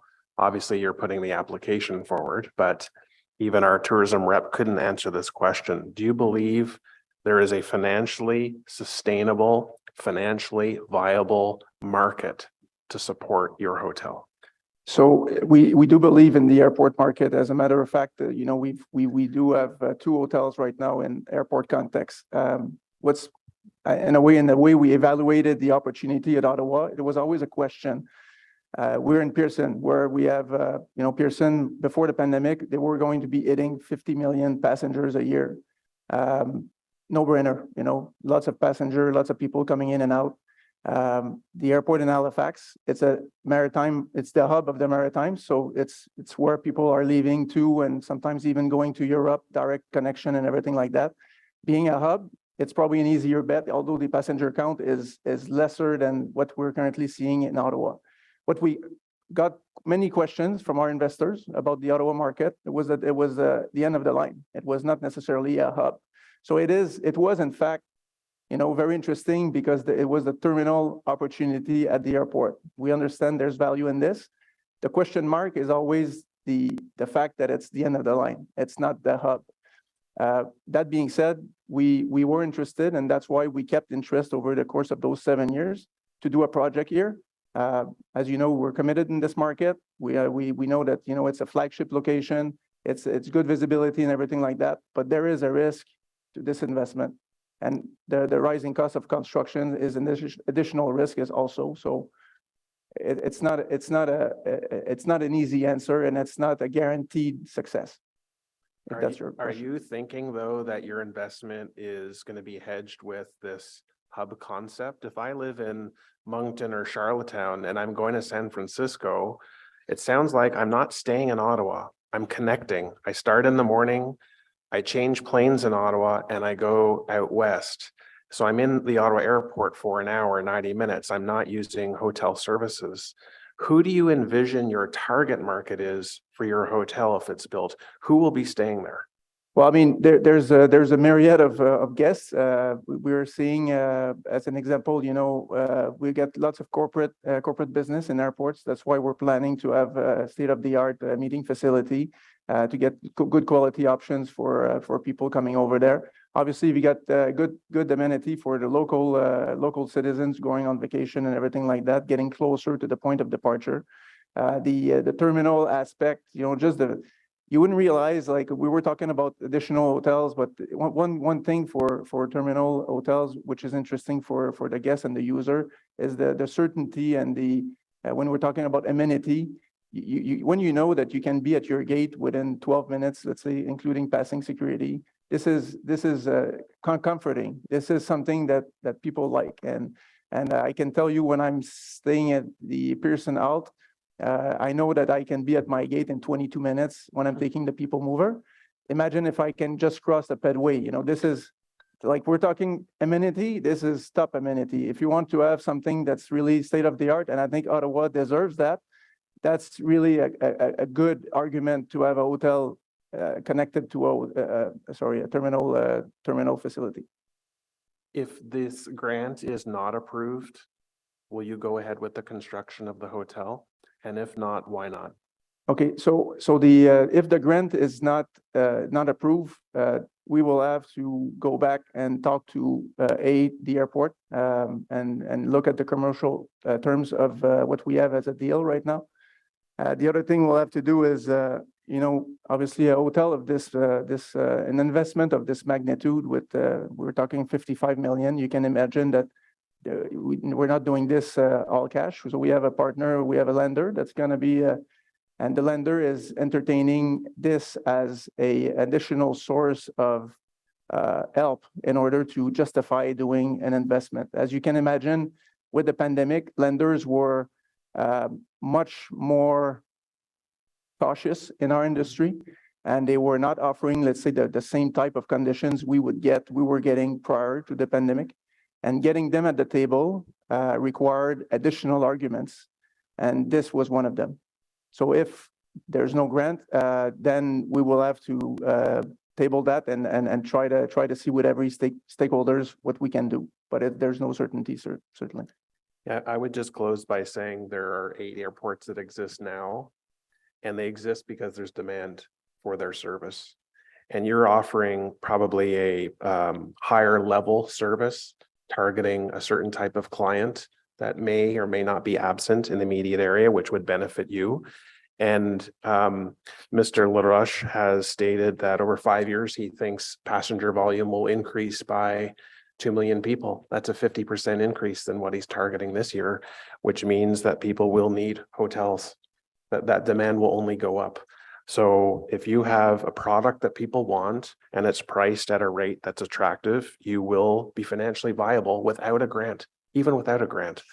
So I would, as a longtime Ottawan, say I've seen our hotel evolve from a backwater little facility to a award-winning international airport, and it's worth investing in. And I would ask you to consider that even if this grant is not approved, there is long-term value for your corporation to invest in the city of Ottawa. Thank you. Thank you, Councillor Brockington. Councillor Leeper. Thank you, and merci, Monsieur Germain. The bad faith argument is one that I think we've heard a couple of times this morning. You as a company have spent at least $1 million. I think I heard in your remarks 2 million. 2 million to get ready for this bid. Yep. I just want to understand, has the bulk of that money to get ready to build a hotel been spent prior to or since fall 2022 when your investors gave you that most recent go ahead? I would say that about 90% of this was prior to the pandemic. Okay, that's important for me to understand. Merci. Thank you, Councillor Leeper. Vice Chair Kitts. Thank you, Chair. Bonjour, Monsieur Germain. Merci d'être ici aujourd'hui. It's my understanding that there was some negotiation or that you altered the design of the hotel a little bit so as to not compete directly with the amenities offered at the airport's other hotels. Could you describe those considerations or what changes were made? Yeah, so part of I mentioned in my speech that we're doing value engineering. So the one thing that is very important that the airport has been very through the entire process. The airport has been very specific on what they were expecting, and it's rightfully so. I think it's very important, as you mentioned, they're looking for a product that will resonate to the quality of the overall installation of the airport. And to that matter, when we came back with the budget at 55 million in 2021, what I didn't mention in my speech is that after that, when we did more work, actually the budget came in even more expensive than 55 million. So that we had to look at the project and try to find ways to, without changing the scope of the project, trying to find ways to be more efficient and everything like that. So the room count doesn't change. It's the same. We're just reallocating some space in the building. We're also putting more emphasis on making. It's very important for the airport that we have a restaurant in the hotel. So we're trying to come up with something super dynamic, very nice, state of the art. I think people will enjoy. Again, not necessarily the most expensive joint, but something that people will enjoy consuming at. So that's the essential of what we've been doing, basically value engineering and being more efficient with our building, keeping a super high quality building. We're not cheaping out on materials. We need to spend a lot of attention on acoustics, as you can imagine, in the airport context, with the amount of decibels, with the airlines and everything like that. We need to have masks. We have to good soundproof with the windows and everything. So that needs to be a top class building, and that's the reason why it's so expensive. And that's putting more constraints on our ability to make it work. Just to give you an idea, our budgets for hotels, terminal hotels, and as you look Pearson, whenever it doubled the price of what we were paying 10 years ago. So you can imagine the stress it puts when the ADR is not necessarily following. We understand it's the name of the game, but it's a risk, and we're taking it. We know we're taking it, but this is helping out, basically giving us a push in order to be sustainable. Okay, merci beaucoup. Thank you. Thank you, Vice Chair Kitts. Councillor Luloff. Thank you very much, Mr. Mayor. So one of the major travel sites that sometimes I use when I'm booking travel, which is not very often because I can't really afford to travel with a 1-year-old and a 3-year-old at home, but it lists the average hotel price in our city at $214 a night. The Alt Hotel downtown, the weekend price for this weekend right now is $189 a night. So I'm wondering, because it seems that, your per night amount, your per night rate is actually below average for the city of Ottawa. Where do you think you're going to sit sort of in the ecosystem of the other accommodations, the other hotels at the Ottawa airport? I think that on our side, I mean, obviously, we're trying to have the perfect balance between price and what we have to offer as far as value. Obviously, we're very cognizant of what's going on around us and everything like that. I think the most important thing for us, it's to be able to offer good value, and we've been doing this in Canada throughout all our hotels. And it's not going to be different in Ottawa. So I think it's the focus is really to have good quality, the best service, have, you know, like human contact and everything like that. It's part of our culture. It's a family business, so we try to bring this everywhere. So I think having that also that figure and that type of service in a city like Ottawa, the first entry when you're coming in, you're meeting with our people. I think it's also that's adding to the amenity. Aside from being good value, I think that's also the other element we need to take into consideration. Thank you for your question. Thank you, Councillor Luloff. Councillor Bradley. Thank you, Mr. Mayor, and thank you for delegating today. I just had a question around construction inflation. So originally pre-pandemic in 2019, the hotel was estimated to cost 42 million, I think, and since then it's risen to 55 million. Yep. In your opening remarks, you had suggested that if those costs continue to escalate, that this project would not be viable. So I guess my question to you is, if you receive this grant and construction inflation continues to rise, would you back out of this project?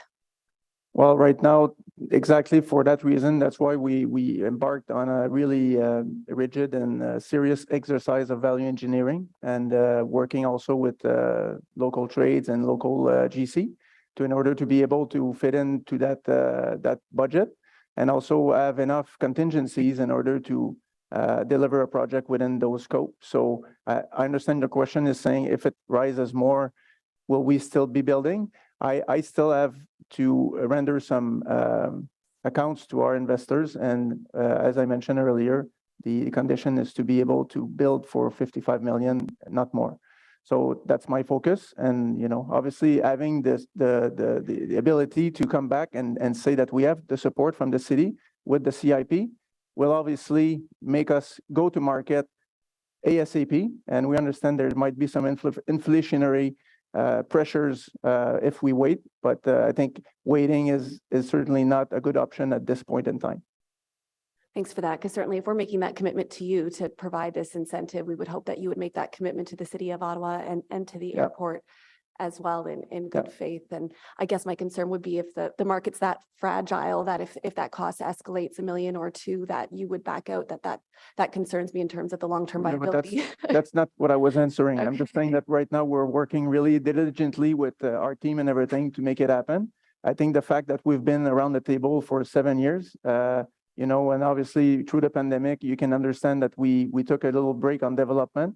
But you know, I think the fact that we're here today is the fact that we're committed to this market.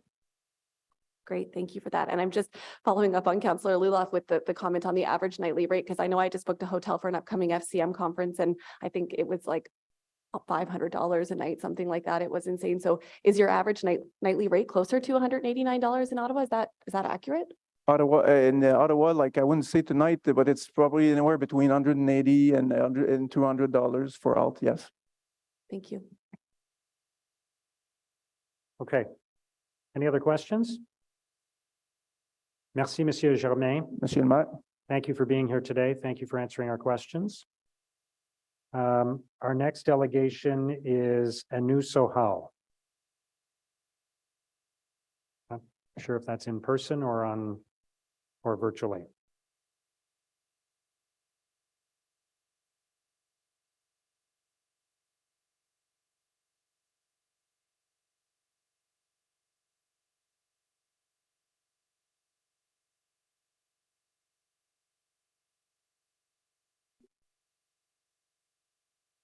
Okay, I'm not seeing that person's name, so we'll come back to that if necessary. The next presentation is from Bessa Whitmore.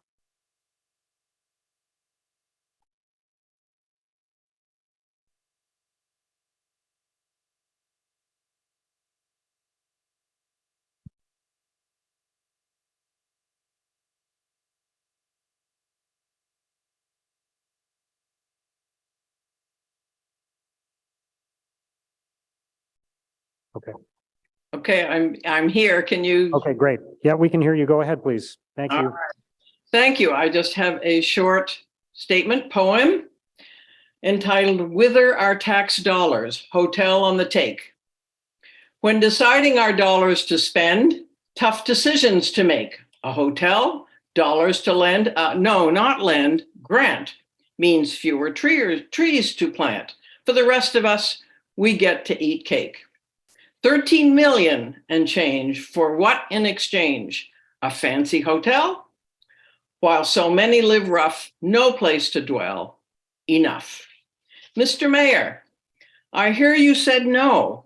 Could you please say this is so to all attending with clear understanding? That our money will go not to Germain, how insane, but to those needing shelter, no longer in helter-skelter, just a place to live is yours to give. I hope to hear from you, Mr. Mayor, as to whether what I have heard is in fact true. Okay, that's your presentation? That is my presentation. Thank you very much. Are there any questions? Councillor Dudas? So you're going to like my motion then. My motion would take the found money from this, money that we wouldn't receive if this project doesn't go ahead, and put it directly towards getting families out of emergency shelters and into permanent housing. So there is no question there. I just wanted to let you know in case you had missed me reading in that motion. Thank you for being a delegation today. Thank you. All right. Thank you, Ms. Whitmore. Thank you for your presentation. I'll just check again if Anu Sohal is with us.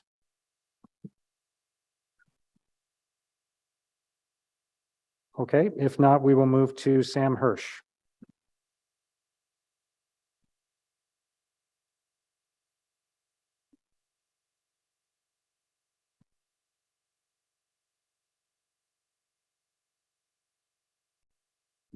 Hi, sorry, can you hear me? Yep, go ahead. Great, thanks. So I first just like to acknowledge it was already, but that we're on the unceded and surrendered territory of the Algonquin Nation. And you know, just as they were with the Porsche dealership CIP, the public is clearly not in favor of proposing to give a tax break. It's not a small business this time, but a relatively large multi-million-dollar corporation to build a hotel when many of us are facing financial hardship during multiple crises, and the City of Ottawa is starved for funding because of the loss of the ability to collect development charges from Bill 23 and the lack of funding from the recent provincial and federal budgets. And I appreciate the interventions by many councillors here, including the mayor, on questioning the utility of this grant and emphasizing the political hurdle of this and public sentiment. So I think that's important, as Councillor Leeper mentioned, that being a final hurdle, which is important, which I don't think that you know, this the airport authority and Germain Hotels has done enough to convince the public of that. And I want to first address the assumption in the staff presentation that there is never a choice to be made between providing CIP funding to another priority and that no taxpayer money is being used to fund this. While it may be true that no direct funding is going towards this hotel, it is the case that we would be missing out on collecting revenue over a 25-year period, which means that improving this would in fact be a choice to move money around somewhere else. Untaxed money is revenue loss, no matter how you spin it, quite simply. You know, as we know, the same program was used in May 2021 to give a $2.9 million tax break to a Porsche dealership at Vanier under the guise of a community benefit. But there was never a guarantee that any extra revenue the city captured from the new dealership would be reinvested in social services or housing, let alone in the neighborhood of Vanier itself. And the same principles can be used here as well, though the motion from Councillor Dudas is warranted. I still think that, you know, this grant, this money would be better spent obviously elsewhere. And as I said, untaxed money is revenue lost, regardless of how you spin it.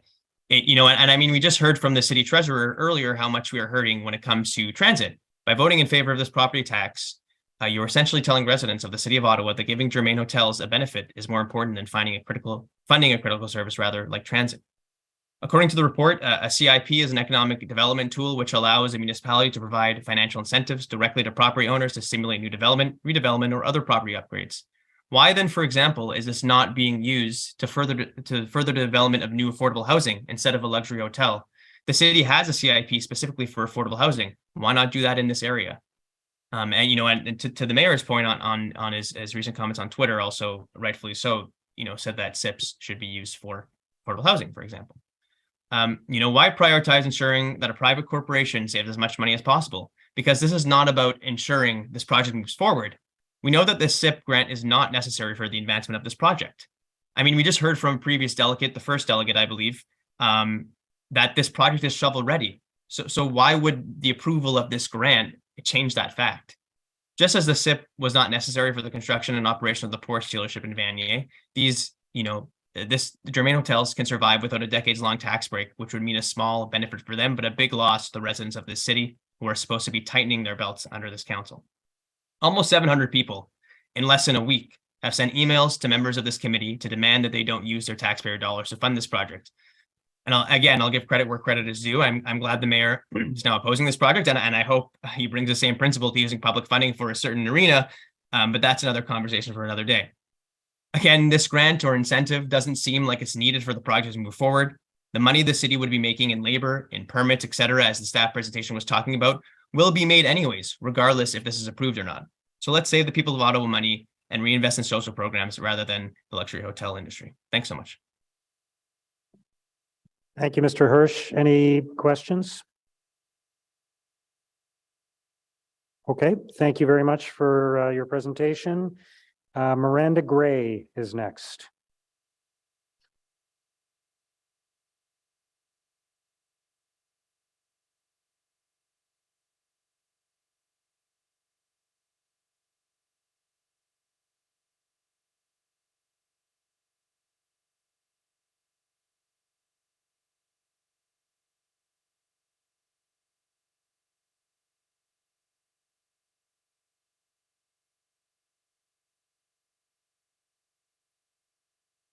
Miranda Gray, are you able to go ahead with your presentation? I'm sorry, when we are promoted to panelist, it tends to be when you're calling our name, so we don't hear you call our name. Okay. It's a timing issue with your clerk. So yes, I'm ready to go ahead. So I am speaking today against this proposal. I see it as a lose-lose-lose proposition. It is a lose for the hotel in that you're not listening to your financial staff and following the directions of your board if $13 million is the make or break on this project. I suspect that for far less than 13 million, you could move to a site farther from the hotel where you don't need to do all the installation and provide a luxury limo service to the hotel, to the airport. It is a lose for the airport authority because hotels aren't what change an airport into a hub.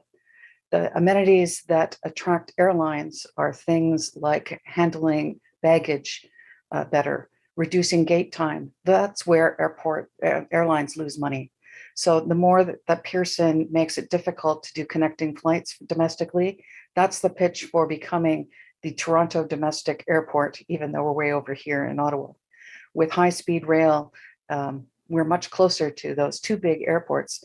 Instead of investing in Toronto East, Ottawa is well positioned to be a Canadian domestic hub.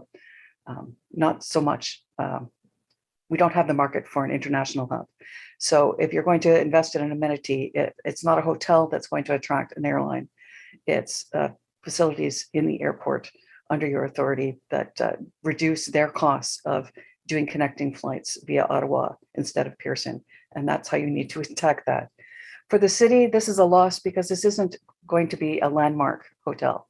It's currently designed as a box. It's not going to be visually striking from the air. When you head to an airport, you don't take a look at the architecture of the airport buildings. You're generally focused on traveling in or out. Since we are not currently a hub, we're not going to see great occupancy in this hotel. People don't choose the expensive hotel when there are 4 or 5 cheaper hotels in the area that are quite easy to get to the airport. So my question is, are we going to see the occupancy rates that guarantee you get a return from the tax in the end? Because the worst landmark we could have would be a hotel that has changed hands 4 times in 10 years and is still struggling or is only partially open. If we want to have an amenity that attracts people to the area and brings in money to the airport, Probably destination shopping would have been a better choice. If you put an outlet mall there, lots of people would go and that would bring money to the airport. It doesn't attract visitors, but the point here is to increase your tax revenues, and that involves having something that's fully occupied. And if you want the additional benefits for other people, put something that's more useful to residents there. So at the risk of stepping in one of our other development challenges, all the high scale retail that's slated for Lansdowne 2 would be a benefit at the hotel rather than at Lansdowne, because they're small items you can take if you're flying, but it also is a destination shopping experience. Please don't go ahead with this. It's not something we need now. Park it for 5 years for when airports have recovered and there's a need for this. It's just the wrong amenity. It meets the criteria of the program, but the hotel and the airport should have gone around Councillor's row to confirm that there is interest in proceeding with a hotel. A hotel is not the amenity we need most at our airport, and therefore we should not be reducing our revenue from taxes for an amenity that is not top criteria when we have such an austere budget. Thank you for your time. Thank you, Ms. Gray. Are there any questions? Okay, thank you very much for your presentation. So I'll now open it up to members of the committee and councillors for questions to staff on either the motion by Councillor Dudas or the CIP proposal itself. You can tackle either or both. Councillor Lulaf. Thank you very much. So, we still keep hearing that this is a luxury hotel, and like I mentioned before, a major travel site lists the average hotel price in our city at $214 a night. Alt hotels downtown weekend price is $189. So any assertion that this is a luxury hotel is relative at best and ramped up rhetoric at in the worst. Frankly, air travel itself is a luxury, but it's a luxury that pumps millions of dollars into our economy, stimulating businesses and allowing for expansion and providing for increases in property taxes that allow us to better serve our residents of the city, including our most vulnerable. Tourism supports local businesses, and when local businesses are supported, local families are supported, and much more tax revenue is collected. We passed this program 7 months ago. This company has spent hundreds of thousands of dollars on this application. I think we heard $1 million today, and it meets all of the requirements. This project will pay a 300% dividend in local investment throughout the construction phase alone. The city is up $3.7 million in permits and fees, something that doesn't provide any value to anybody in the city, but we get that tax, we get that revenue, and $4.4 million over the life of the agreement. This is 50 new jobs in our city, 50 new jobs. We heard today that we'd like to see different businesses apply for the CIP, but why would anyone in their right mind apply for this if we shut down the first application that comes in front of us? What message does that send when we have an applicant that meets every single criteria and we deny them? This is a winning policy for the city. It helps the airport do the work it needs to do to attract more carriers, reducing the cost of air travel and frustration for residents and those visiting our city. And we heard today that, depending on how many more people come through the city, we could see major tax uplift for the city as well. Our staff are incredibly intelligent. They support this project, and we should as well. Thank you. Thank you, Councillor Lulaf. Councillor Menard. Thank you very much, Mayor. Just some questions to staff to start, and I'll have some comment. I'm wondering what the economic impact would be for the existing 3 hotels currently leased by the airport and the other hotels in the area. Mr. Mayor, and thank you for your question. We haven't done a specific economic impact assessment on what the impact would be in that hotel. I think that we have heard from the airport and Monsieur Germain and Ottawa Tourism that there certainly is capacity within the market. Germain would not be moving forward or considering or contemplating an investment in a new hotel if there wasn't capacity available. I think that their product will stand out, and it is specifically attached to the terminal. So it creates an opportunity that doesn't currently exist in the market. And with the growth in air passenger volumes over time, it will create additional demand. I fully expect if the airport is correct in their assessment of what growth will happen in passenger volume, that we may see other airport development in and around the airport lands. Okay, thank you for that. I will read a portion of the letter that we received from other hotel owners to exactly that point at some point, because it's the opposite of what was just said. I'm wondering, why is a 25-year grant being proposed here when all other SIP time periods were 10 years? When the airport CIP was developed, and given the nature of the types of developments we're hoping to attract to build out the airport district, excuse me, as a special economic district, we felt the order of magnitude of the grant up to 25 million and the period of time, 25 years, made sense in that context. The other CIPs that we have available, the Integrated Orleans CIP, the Montreal Road CIP, by way of example, those are completely different programs. They're really Main Street and urban renewal type programs for property upgrades and redevelopments, as opposed to this CIP, which is unique in that it also includes new development. Okay, and the staff position seems to indicate that this would be new money for the city, i.e. without the SIP, there is no new money. I think Mr. Copey put it that way. I guess, how would staff describe the vast majority of funds that come to the city through new development without the use of SIPs? I'm not sure I understand the question. Well, if we're only finding new money because there's a SIP, which I heard earlier today, and because of the SIP, there's the new money, are we also not getting new money from development that does not have SIPs attached to them? There is development, Mr. Mayor, thank you for the question. There is development obviously happening all across the city. The Community Improvement Plan program provides directed, targeted incentives for specific purpose. In the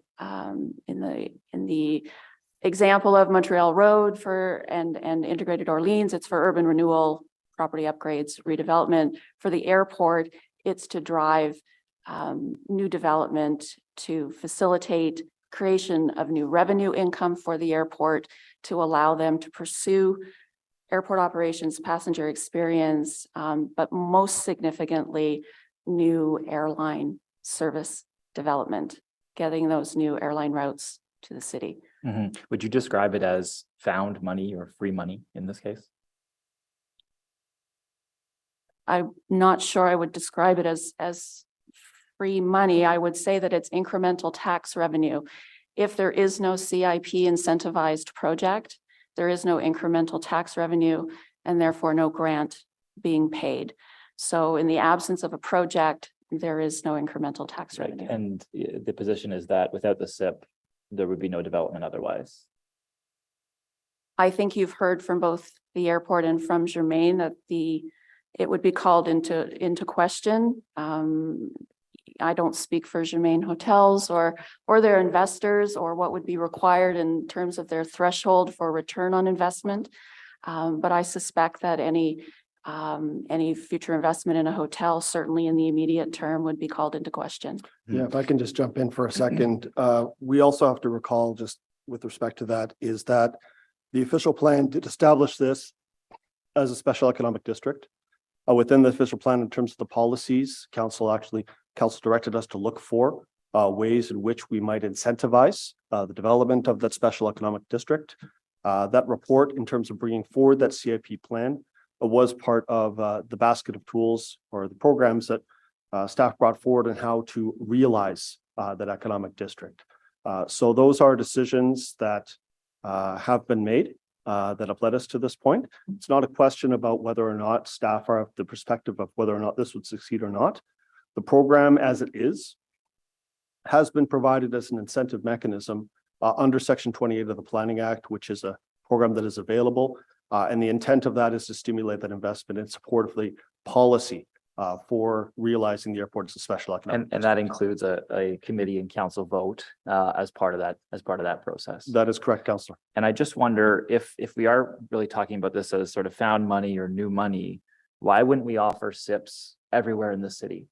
We could have so much new money because of the SIPs everywhere in the city. I don't understand why we don't offer it for every single new development if we're talking about tax increment financing. Why don't every single homeowner who adds value to their home or builds a new house also receive half of that money back or 75% of that new tax dollars back? Why don't they receive that? Well, Councillor, I would say that that's a choice the council can make. Certainly, in terms of the amount of opportunities that council has to provide any kind of incentive across the city, there are very few tools that are available. One of those tools is, of course, through Section 28 of the Planning Act for the Community Improvement Plan. We have CIPs that are in certain strategic areas where council has directed an interest in seeing revitalization or investment in that. That is council's decision whether or not they would like to apply that. Okay, thank you. Thank you for that. I hope we don't go down that path because I don't think it is just found money. It's a lot of money we would be leaving on the table for services that are necessary across the city. I did just want to mention that we did receive a letter from Agarwals, and I believe the delegation I knew that was going to be here, and they expressed the following.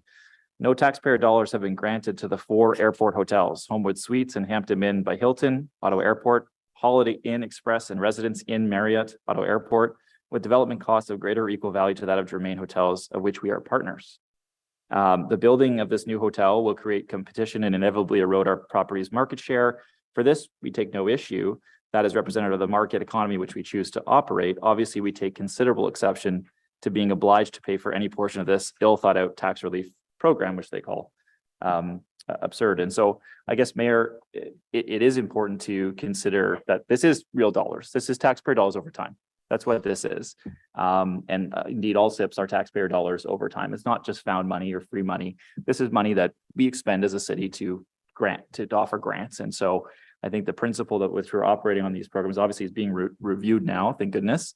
But on this one, I just don't see the incentive of creating a whole bunch of new flights that are going to justify, I think, what would be a minor increase in PILTs in this case.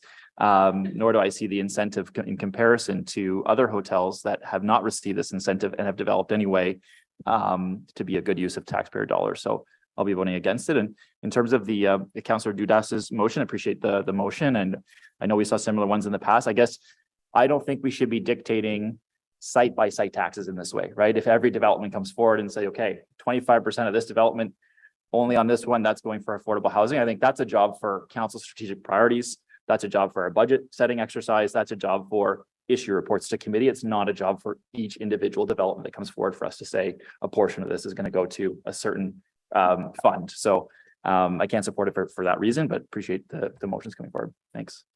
Thank you, Councillor Menard. Councillor Gower. Thank you. We've been spending a lot of time today debating the viability of the CIP as a program rather than looking at the report in front of us and what's in front of us. And I know people want to have that discussion, but we did go over this less than a year ago when we approved the CIP. We did have a 20-4 yay vote at City Council. We did have strong support from Invest Ottawa, Ottawa Tourism, Board of Trade, the BIAs, and they continue their support, as we've heard today, many of those groups. And staff, can you confirm we're still accepting applications for all of our city CIPs right now? If someone comes to a city office, they can still apply. Is that correct? Yes, Mr. Mayor, thank you for the question. Yes, that is true. Our CIP programs that are currently available are open and receiving applications. And council did approve in December a review of CIPs, but despite that, any CIPs in progress and any new CIPs that come in are still being considered and are still progressing. Is that correct? That is correct. Okay. If I'm looking at the report, there's 3 criteria for CIPs for an applicant. They need to have a pre-consultation. They need to submit a document outlining the details of the proposal, and they need to prepare a tax study so that you can estimate the tax increase. That's correct? That is correct. So there's no requirement that they have to prove they need this grant in order to build. There's no requirement of a broader economic study to say that they won't be competing with other hotels in the region. It's just those 3 requirements. That is correct. And in staff's opinion, the applicant has met those 3 requirements. Yes. Okay, I'm going to take a quick moment to wrap up. I've been keeping a list of the public benefits to this project. So increased revenue to the city, property taxes, and development charges. Increased revenue to the airport through the lease. Increased revenue to the city indirectly through the payment in lieu of taxes, passenger revenue. 50 jobs at the hotel, $55 million construction. benefits the local businesses in a by bringing in money and spending from other cities into Ottawa. Revenue through the municipal accommodation tax that goes back to Ottawa tourism to attract even more people. And all of this through a self-funded program with zero financial risk to the city. That's a pretty incredible deal. When I was a kid, one of my favorite Christmas presents was a board game called Hotels. It's a lot like Monopoly. And the difference there was before you got to build your hotel, even if you had all the money you needed to build it, you had to roll a dice. And there were green dots and there were red dots. If you got a green, you could build the hotel. If you got a red, no, you can't build it. So those are the rules in that game. We've set up rules through the CIP, and now we're telling this applicant to roll the dice.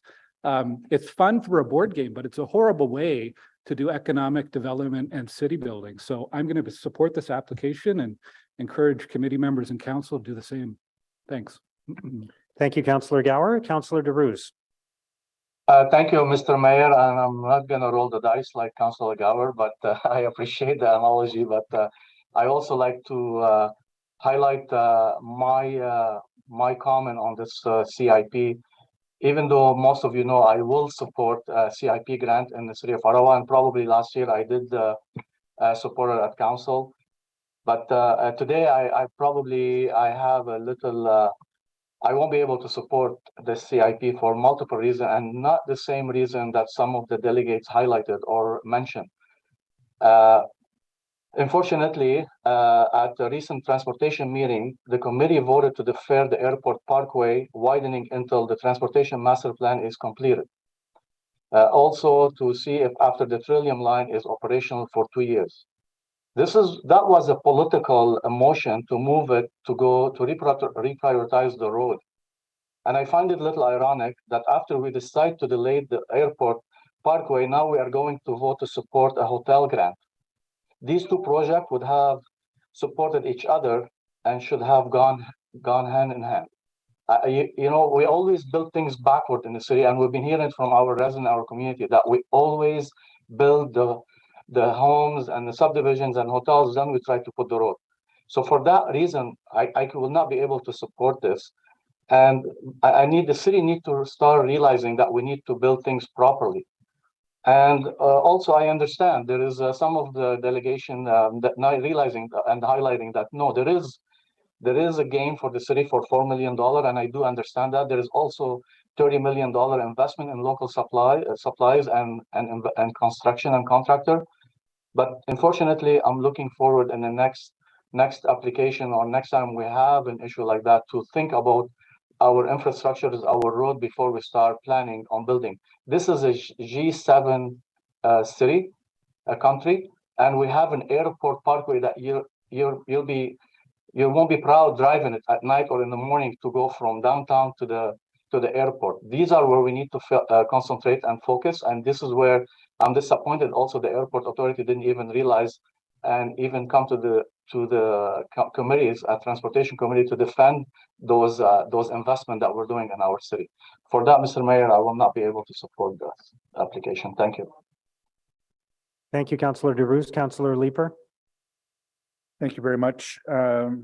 Mayor, just a couple of quick questions to staff. The first of which is your report noted that there's going to be $2 million worth of permit and fee revenues associated with this.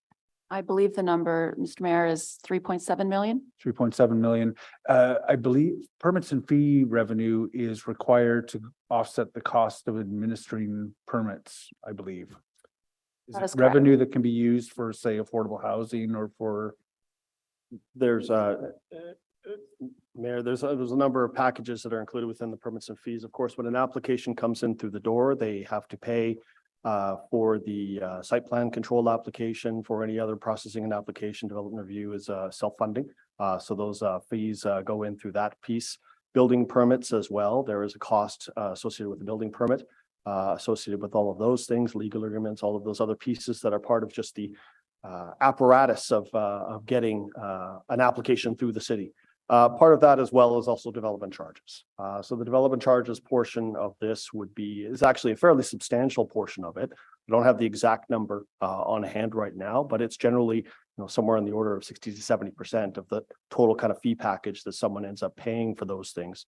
Those development charges are, of course, in support of projects that have been identified within the DC bylaw as well. So those would be any roads, water, sewer connections, things like that, that are considered to be growth related as part of that development package. Okay. And am I correct in my math that for the next 25 years or so, this hotel would generate roughly $175,000 a year in property taxes that would be retained by the city?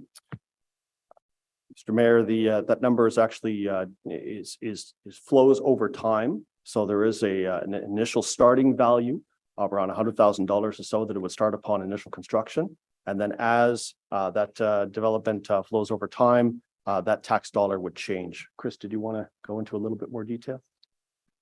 Yeah, I think the number you're using, Councillor, is an average, taking the total for 25 years and dividing it by 25, and I think your number is correct. Okay. So over the next 25 years, this property will generate, or sorry, the city will retain around $4 million worth of property taxes over 25 years. Do we have any idea of what it's going to cost to service this hotel with municipal services? No, we would not have any level of detail on that. I think that was part of discussion with one of our delegations. I believe the airport highlighted that many of the municipal services that are required at the airport are sort of bought and paid for by the airport, and that service would then be extended to all of the amenities that operate at the airport. Just to, again, just to supplement that as well, the development charges portion of this would be with respect to the benefit to growth pieces that are calculated as part of that infrastructure and roads plan. So in terms of those services packages that are anything that is necessary as terms of that expansion of services that are required to support general growth in that area, those are included within the development charges package that the applicant would be paying. Yeah, but on the operational side, presumably a busy hotel at the airport is going to create a requirement for municipal services of some sort.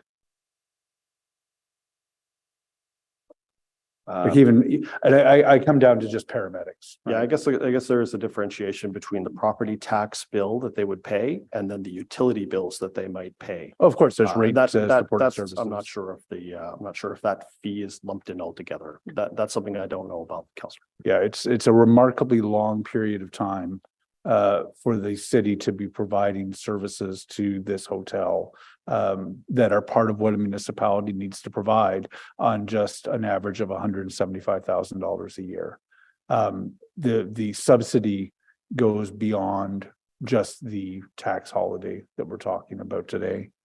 It is difficult to imagine that if residents of Ottawa are going to forego $13 million of taxes, that this is the area in which they would want to forego it. I understand that council passed a SIP in the last term. I voted against that, so I do feel that I can raise that again.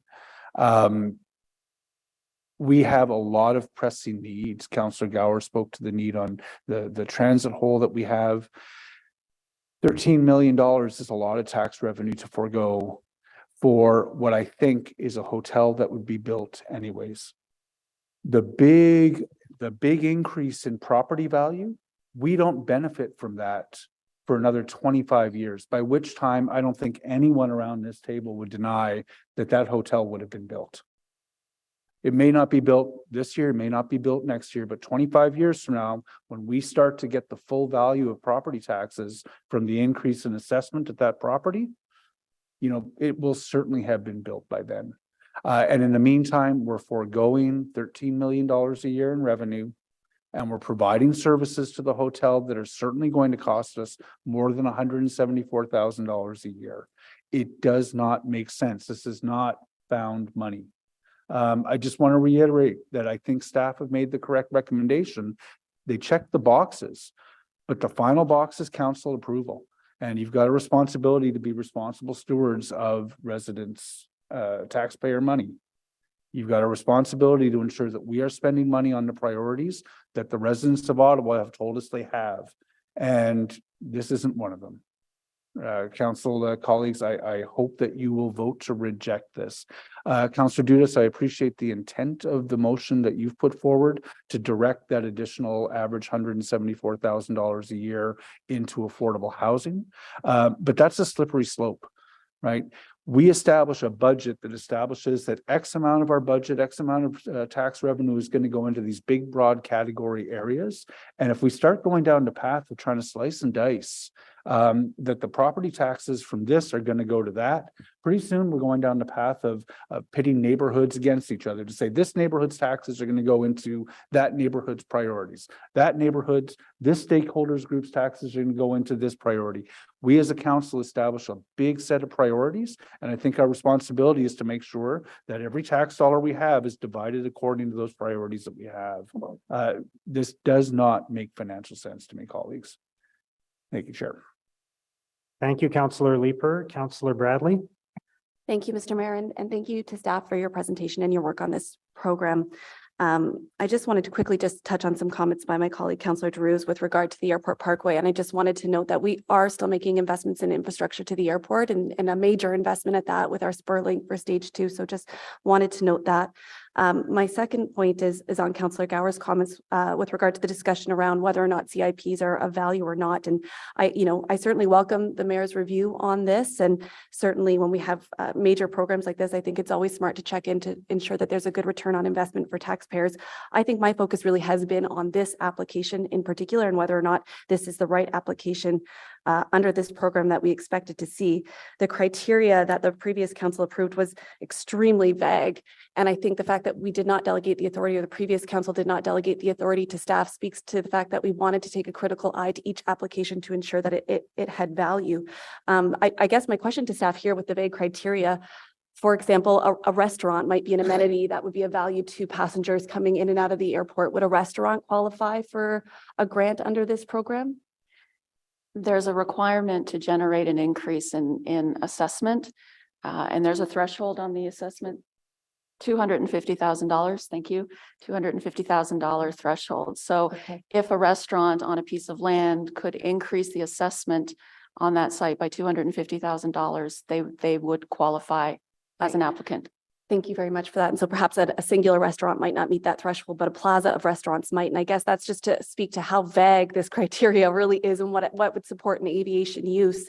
And so I just wanted to make that point that while it meets all of the criteria, is it the right business that we want to incentivize at the airport? In the staff presentation, it was mentioned that in pre-pandemic, there were a number of applications that came forward on airport land. And I just want to know if you could speak to what type of applications those were so that we could maybe have some foresight in what we could expect to see come back under this program. Mr. Mayor, thank you for the question. The staff presentation didn't specifically identify applications. It alluded to projects and conversations that had been ongoing with the airport pre-pandemic. I think Monsieur Laroche made a good presentation and indicated that they are constantly looking for opportunities to develop the airport proper to generate new lease revenue. So part of the ongoing narrative in our discussions with the airport over time have been about those ongoing conversations and efforts to attract new development. This is the first specific application under the airport CIP program. Okay, so there wasn't specific applications that were put forward that started the process and then retracted as a result of pandemic. Correct. The airport CIP was developed in response to requests by the airport for support during the pandemic. And in the absence of council being amenable to an air service development fund, a CIP was felt to be a far better tool, a far better value, and would spur the type of economic activity at the airport that we are looking to achieve. And have staff received any other interest from applicants that have been inquiring about this program? I'm going to look at my colleague Chris, but I'm fairly certain that there have been no other applications to date specifically related to the airport CIP. We do have an application in process on the integrated Orleans CIP, which we're intending to bring forward to committee in May. Great, thank you.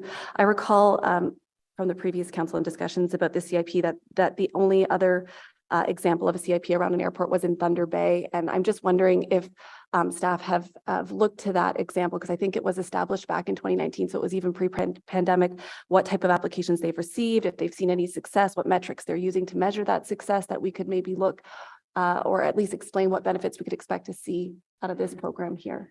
We did do some investigation. Actually, my colleague Chris did some investigation with the Thunder Bay Airport in the preparation of the airport CIP staff report. We certainly have not engaged with them since that staff report was brought forward and approved in July of last year.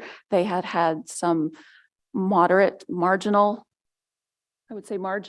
success, better word than moderate success with their program. However, I don't think we can compare the Thunder Bay Airport to the Ottawa International Airport. So certainly the expectations and the objectives that we're trying to achieve related to this CIP are dramatically different. And with respect to the idea of a hotel as a first application, I think we're fixated a little bit on the idea that it's a hotel. It could be any type of development that's going to create jobs and economic opportunity, direct, indirect, and induced economic benefits. It just happens that the first application is a hotel. It's a needed amenity. And again, I think that the benefits have been well articulated by the public delegations.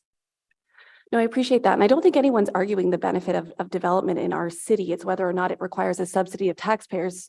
I think that's the question. That's the question that I'm struggling with is, of course, we're going to see economic benefit from any development that occurs in the city. It's whether or not we need to subsidize that development. And, you know, while we're fixated on a hotel, it's because that's the application that's in front of this committee today. It's for a hotel, and the jobs that come from that, you know, maybe those aren't the jobs that we're looking to attract in this market that we're already seeing. It's very difficult to find that type of labor right now. We're seeing it within our own city departments. We can't keep our libraries open long enough. We can't find, you know, workers in our recreation facilities right now. So those types of jobs are maybe not necessarily the jobs we're trying to attract right now. And perhaps other businesses that could locate might bring more skilled workers into the city, might have more diverse employment opportunities, different skill sets that might actually attract new people to locate here because of those jobs. So I do think it is germane to this discussion that it is a hotel that's before us and not necessarily you know, it could be something else that might be more beneficial, but I'll leave that there. Just to follow up on Councillor Leeper's comments with respect to the $3.7 million for fees and permits. So if I'm to understand it, because I assumed that was just cost recovery as typically with fees and permits that we see. So a portion of that is DC's. Is any of that affected by the changes in legislation with Bill 23, or do we still expect that portion would come forward?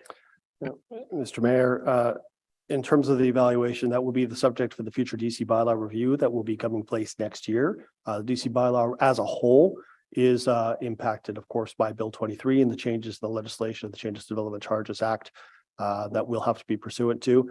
The infrastructure master plan, the transportation master plan that will be coming to council later this year will also be laying out, however, capital projects that are associated with that. The DC bylaw would be updated with any costs that are flowing from the infrastructure master plan. Then we would then apply whatever changes that the province might be imposing with respect to the Bill 23 legislation. Thank you for that. So that 3.7 million was that figure was based on kind of our old assumptions with DC.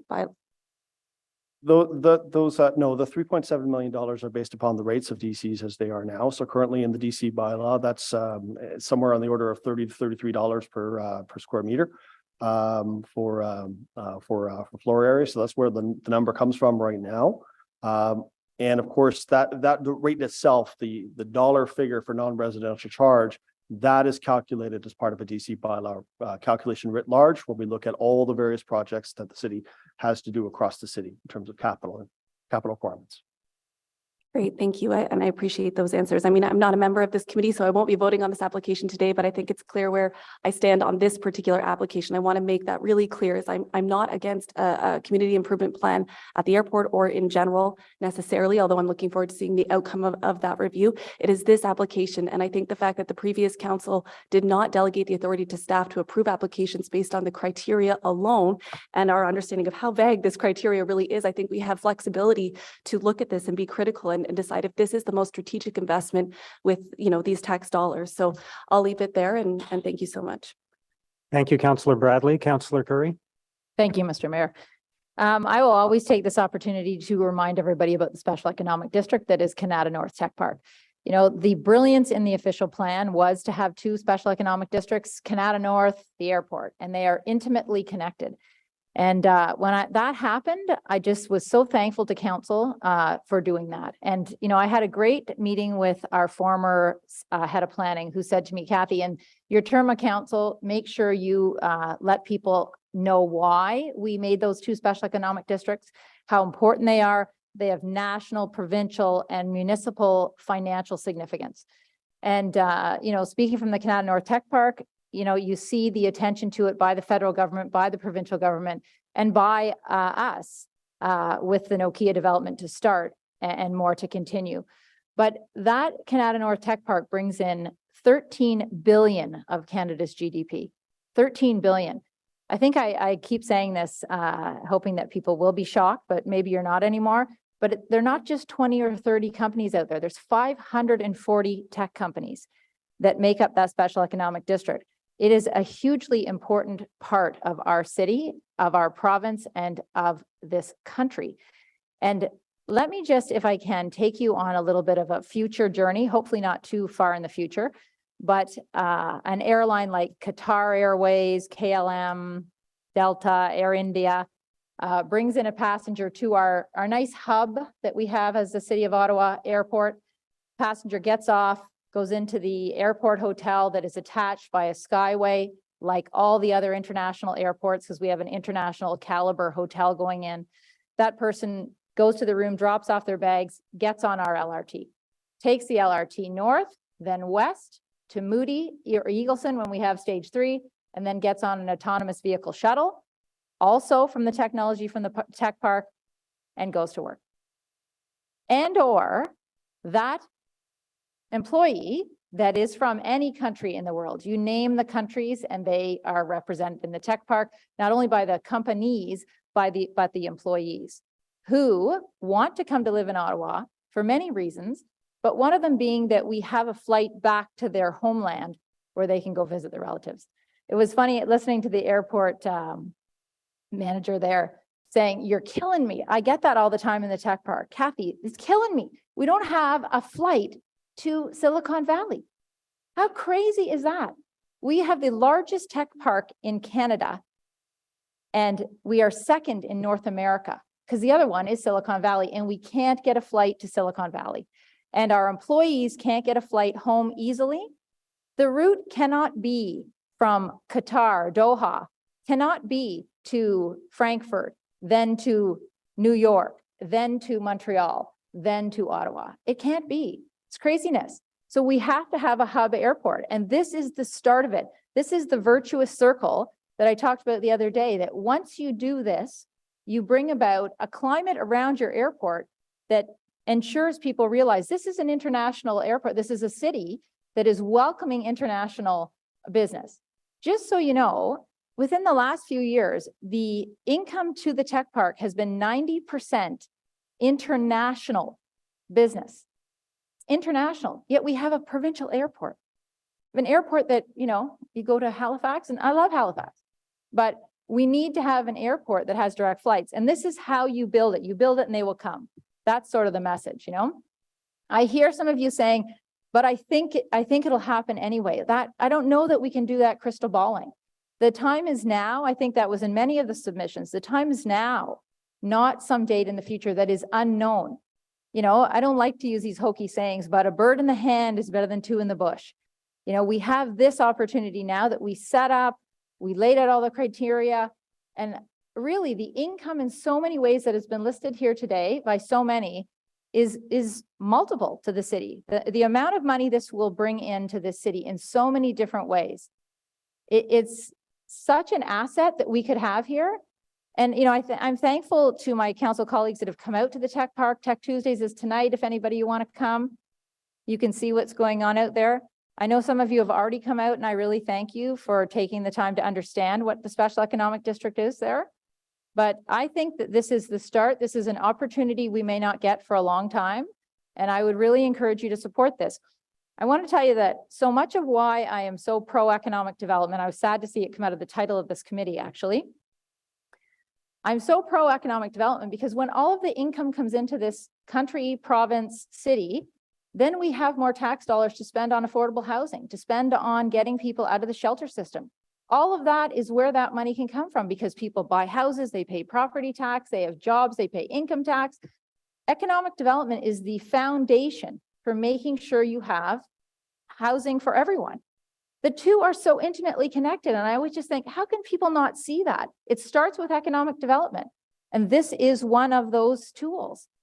You know, the table that came up with this idea was also brilliant. So were all of you for putting the special economic districts in our official plan. And now when we had this opportunity, we wouldn't take it. I think we'd be making a serious mistake. Anyway, thank you. Thank you, Councillor Curry. Vice Chair Kitts. Thank you, Mr. Mayor. I don't have any questions for staff. I thought your presentation was great, so thank you. And I think several of the delegations and now my colleagues have touched on a lot of the comments I'd like to offer, but I think they bear repeating because there has been a narrative that's been created around this application and CIPs in general that I think presents information in a misleading way. So I want to go over some of the points that stuck out to me when making this decision. There is a concrete financial benefit to the city if this goes through. That is why we created this CIP in the first place. And again, to be clear, none of the money that we're talking about is currently sitting in city coffers. You heard the numbers in the presentation. Councillor Gower repeated them, 17.5 million in increased revenue. Once that is paid in full, we are giving the hotel a portion of that money that they paid back. Not money you paid, money that they paid. And that's the incentive of building in this specific location. That would give revenue to the airport to grow, to fulfill the vision that they've laid out. It's a significant investment or incentive, but the airport is a significant economic driver. It's a special economic district for a reason. And the counter argument is they're going to build it anyway. I don't think we can count on that. This applicant and two other prospective buyers walked away from building in this location before we created the CIP.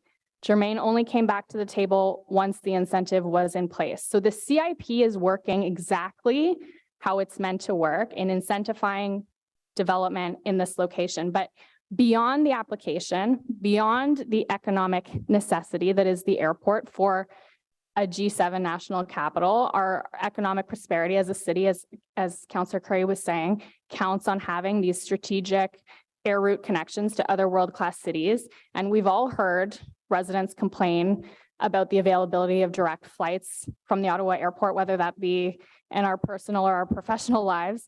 And that all fits into this equation. The airport needs to be doing well financially in order to grow their business. Without non-aeronautical revenue like this, Ottawa won't become that hub for connections. We heard that today. But again, beyond all of that, there is a very key takeaway as to why the city would have a vested interest in helping the airport rebound from the pandemic. And this is something that I did not know before I was sitting in this seat. The city of Ottawa makes money off of each passenger that lands and takes off from our airport. And I really hope that that's a key takeaway. We have this payment structure in place where the city gets money per passenger, over $1 per head. So simply put, the airport's success is the city's success. When the airport makes money, the city makes money. And if you're a taxpayer, that means if the airport is doing well, it translates into investment, theirs, not yours, into our city. Pre-pandemic, the 2019 payment in lieu of taxes totaled $5.5 million. 2021, during the pandemic, $1.4 million. 73% decrease in revenue for our city. So sure, the hotel might get built sometime in the next 25 years, but the airport needs the investment now. That's why we created the CIP. And until they've recovered, we as a city are making less money as well. $100 million in lost revenue throughout the pandemic. And, you know, it's certainly not the only business or industry that suffered. But other mid-sized cities have done what we're being accused of doing, which is writing a check to assist with the recovery. You heard some of the numbers. Edmonton, 10 million. Halifax, 11 million, Winnipeg, 5 million. The list goes on. But the city of Ottawa, we said we're not going to do, we don't feel comfortable doing that. But what we will do is we'll create this CIP that will act as an incentive and not use property taxpayers' money, but will instead the companies that choose to invest here, they will write you the check. So I'm probably going close to my time here, but last July, a vote of 20-4, we approved the CIP as our contribution. We listed 21 permitted uses, and one of them was a hotel. So if we had a problem with hotels being included in the CIP, why did we pass that list? Why didn't we make a change then? And I appreciate there's a lot of new councillors and a new mayor that have a different vision on CIPs, but we set the rules of engagement. We approved the criteria, they've complied. And now we're going to say we have a change of heart. You know, I believe in CIPs. We have one for Orleans, an area of the city that has consistently struggled with attracting economic development. And I think the waters have been muddied on their value, but I also think it's our job to dive into these complex files and really understand them and explain their value to residents. And here I see a very concrete value. So thank you. Thank you, Vice Chair Kitts. Councillor Dudas. I have a question for staff. I want to know how much new tax revenue will the city receive if the hotel is not built? Zero. Yes, thank you. Is there a financial risk? Sorry, may I ask a follow-up question to that, if you don't mind? Or do you want to, just because it's on the same theme, or do you want to, you can finish your questions first if you want? I'll go through all my questions. I can even do wrap up and then I can leave it to you, Mr. Mayor. How's that sound? Okay. Yeah. So I'll just keep going for a little bit. Is there a financial risk to the city if the city approves this application today and Germain Hotels decides not to build this project? Is there a financial risk to us as a city? Mr. Mayor, thank you for the question. No, there's no financial risk to the city other than opportunity cost. Financial risk of not proceeding with this application sends a message broadly to the business community that we're not in the economic development business here at the city, and that we don't see value in capitalizing on the opportunity afforded us at the airport as a special economic district. Thank you. Do we have $13 million sitting around that we're going to take from taxes or any other source within the city right now and give it to this project? No, we are not taking money from the city and providing it to the applicant. Okay. I needed that clarity on the record. It's been said so many times today, but I think that it is being completely lost in misinformation and fallacy that's being shared with our residents.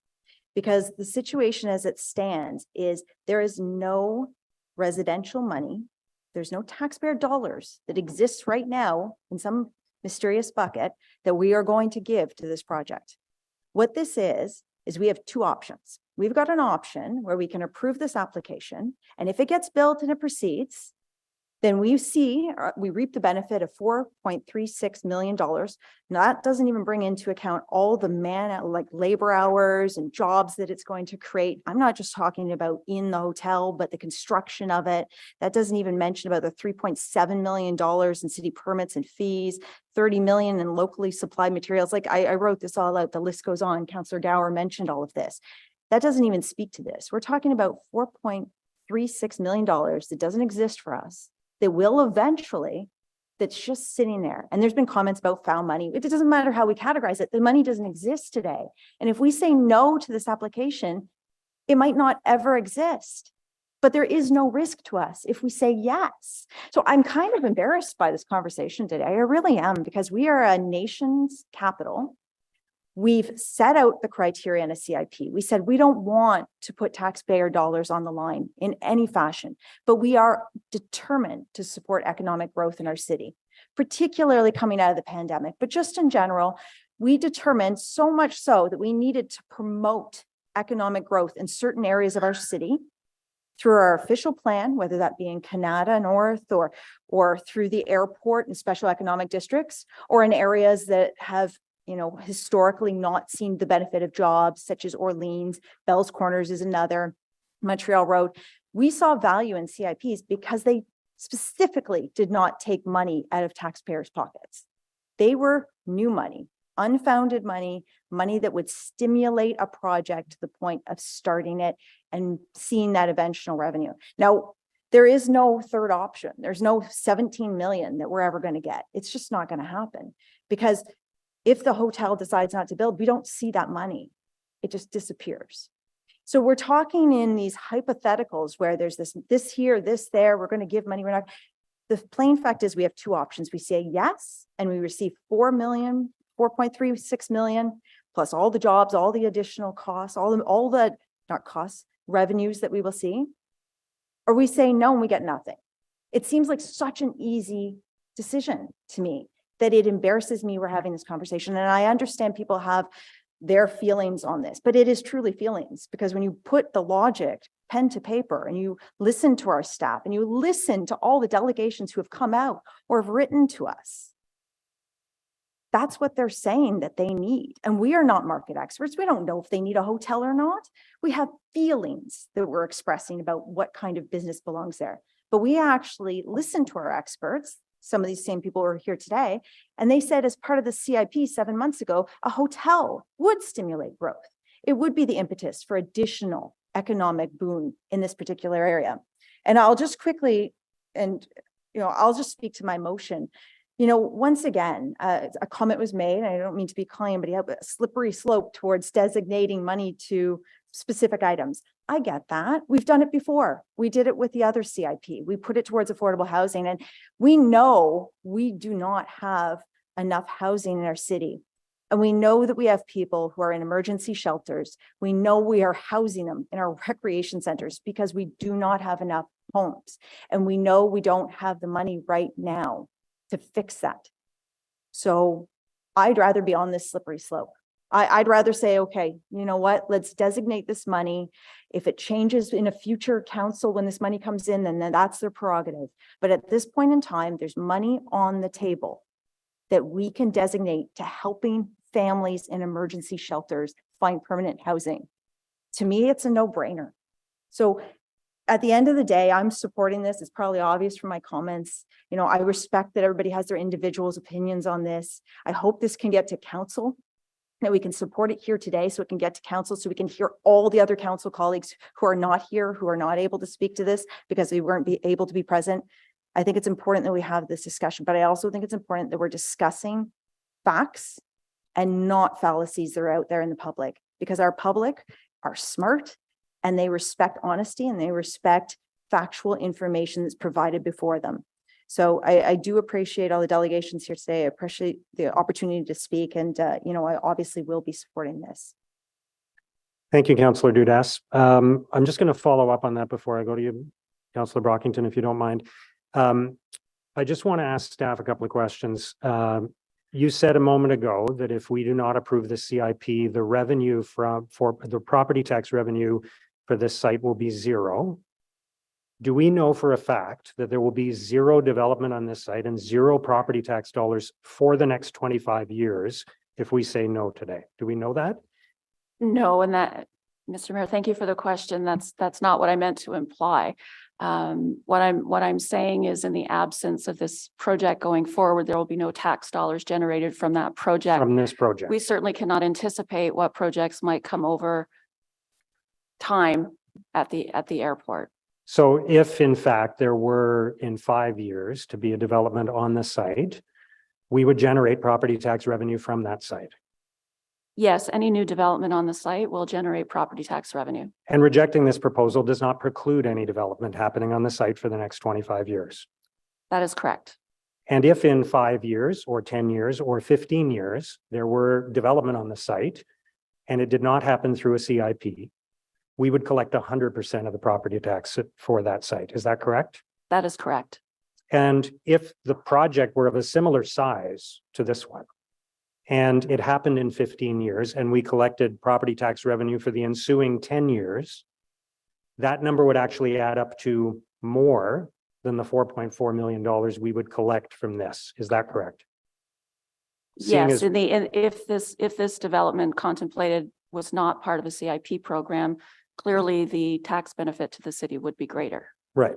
And the math I'm doing there, and sorry for bringing math into this, but the math I'm doing is that if we're giving a 75% effectively rebate on the taxes to a project of a certain size, then unless new development doesn't happen for 75% of the next 25 years, if it happens earlier than 75% of 25 years, then we would actually collect more money than we would collect from this project. That is correct, making the assumption that development is going to occur at a pace that's going to drive. Yeah. So if, type of for example, a similar project happened in 10 years on the site, we would collect property tax revenues for 15 years and it would add up to a lot more than $4.4 million.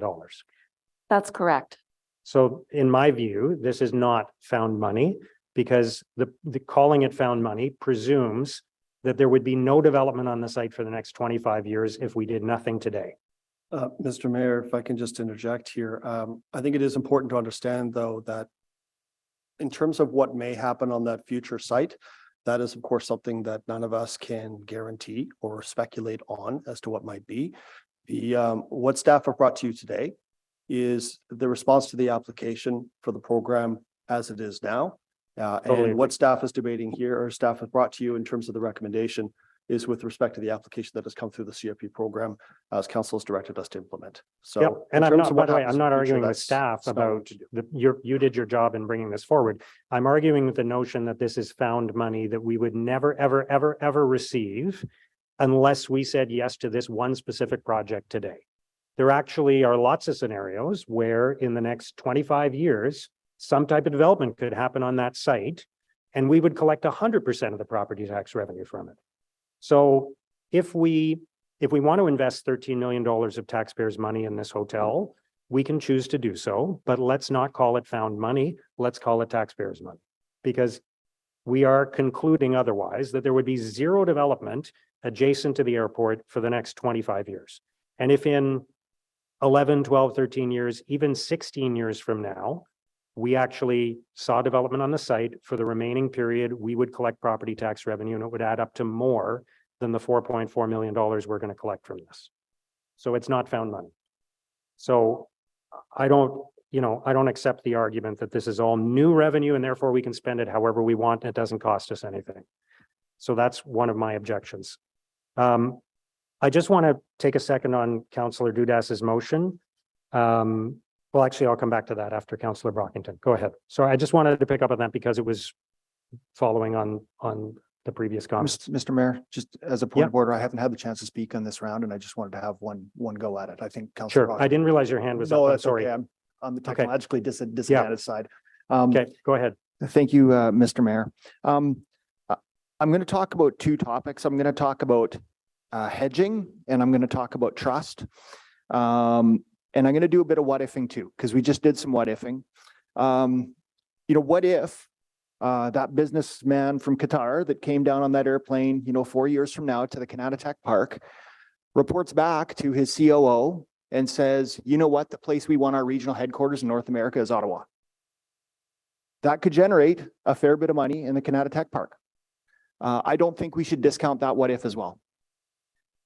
In terms of hedging, I think the core of this issue is that we don't know the future. And it's a very reasonable proposition that in 5 or 10 years, we could make more money if the market value, if the market system works and a hotel comes in. But we don't know that. Maybe it won't happen. Maybe it would happen in 2 years. Maybe it won't happen at all. But what we do know, and I appreciate the bird in hand argument, is we have the opportunity to close a deal or to get close enough to close a deal right now that will be a winner for the city.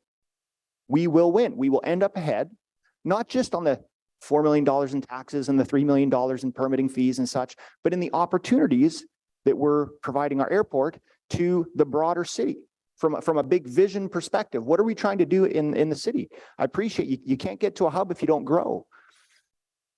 My biggest concern, though, is about trust and the relationships that we're building or not building with people that we in good faith said that these are the parameters that we're giving in terms of governance to a program.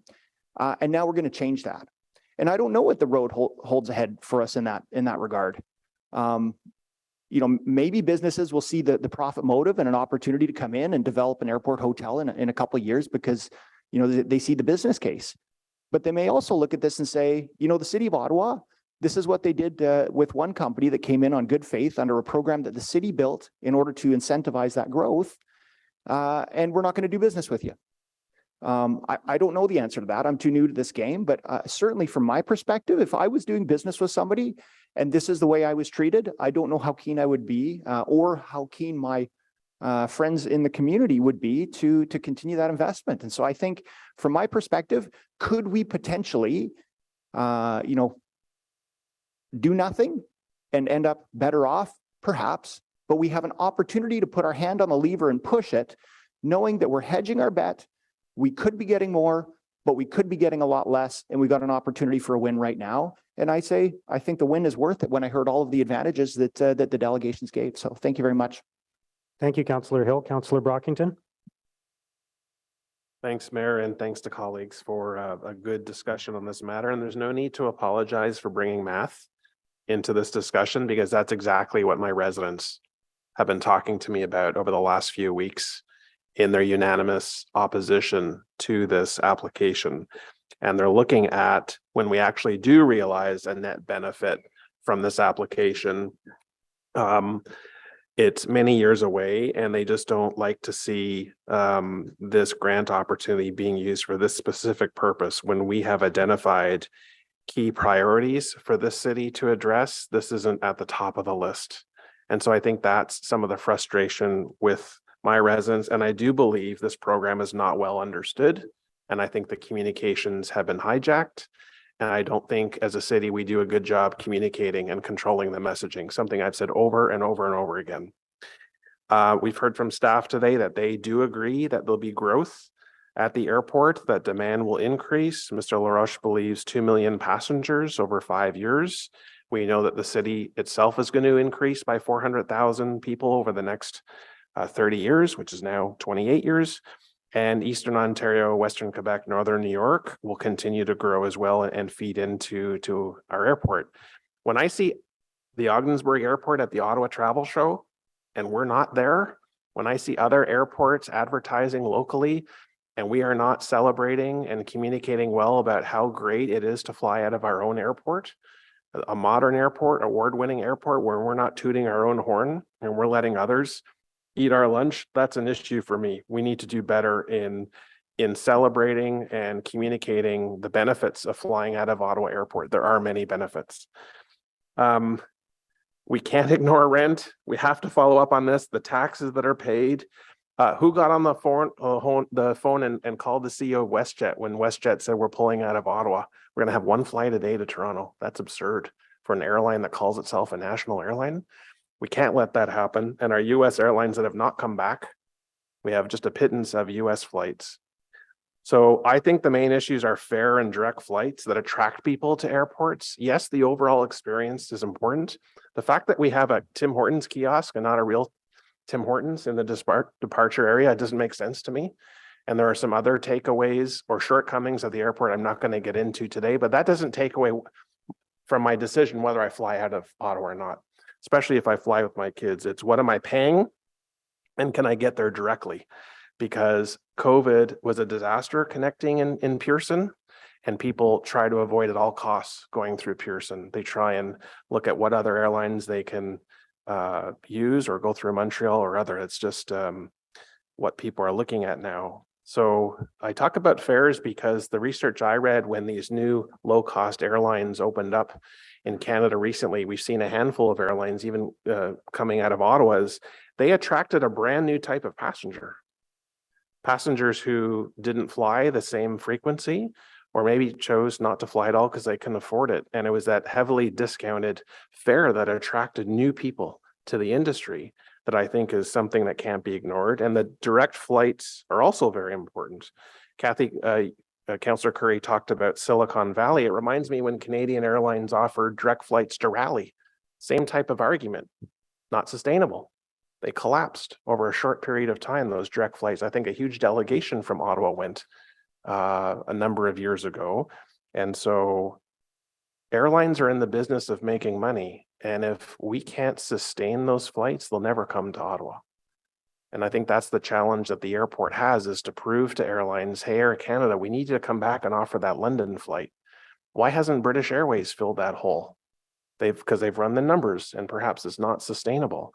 So we can dream about Qatar and Asian Airlines and South African Airlines and other airlines coming to Ottawa, but we're right now a city of 1 million people in the middle of 2 major Air Canada hubs. And so Mr. LaRoche has to be as creative as he can. And yes, they have to look at other revenues. They have to diversify to stay alive. But I think we as a city, in conjunction with our federal brothers and sisters, have to think about how airports in this country can be sustaining going forward. That is a huge discussion that continues. Big question mark there. So anyway, to the issue before us, if council does not approve this, we have to make a statement about the SIP at the airport. Is this something we're going to continue on the books, or are we going to pull it? And if we continue, are we going to make any modifications to what qualifies as an application? Because we could get another hotel a year from now. We could get other businesses. So if members have concerns about this SIP or businesses that we would like to target, then I think some work is needed in that regard.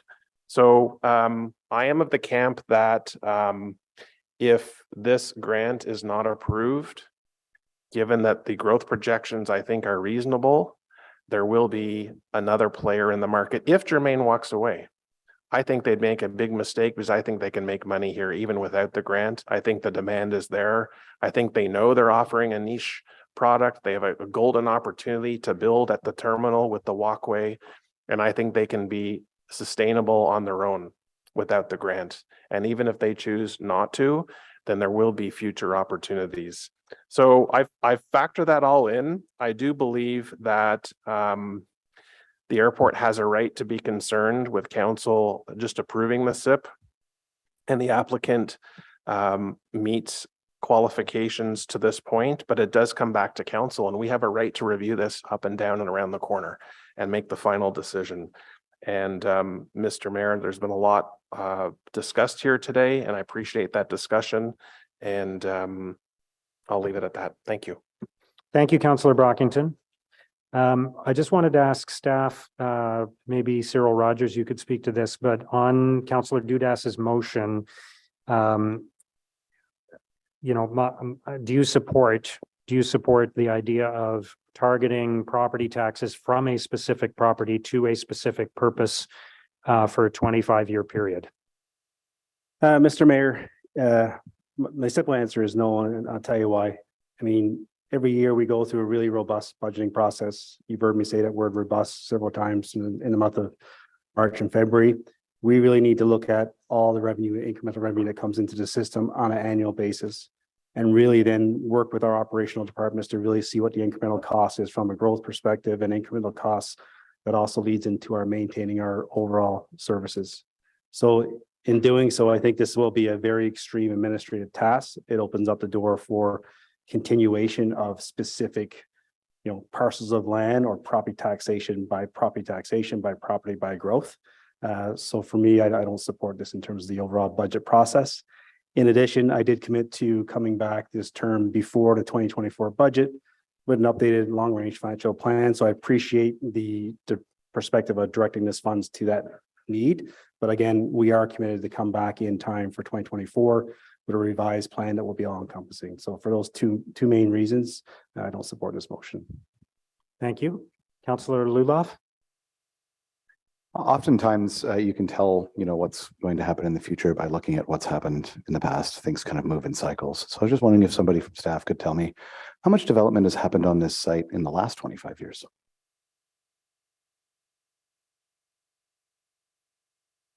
Thank you, Mr. Mayor.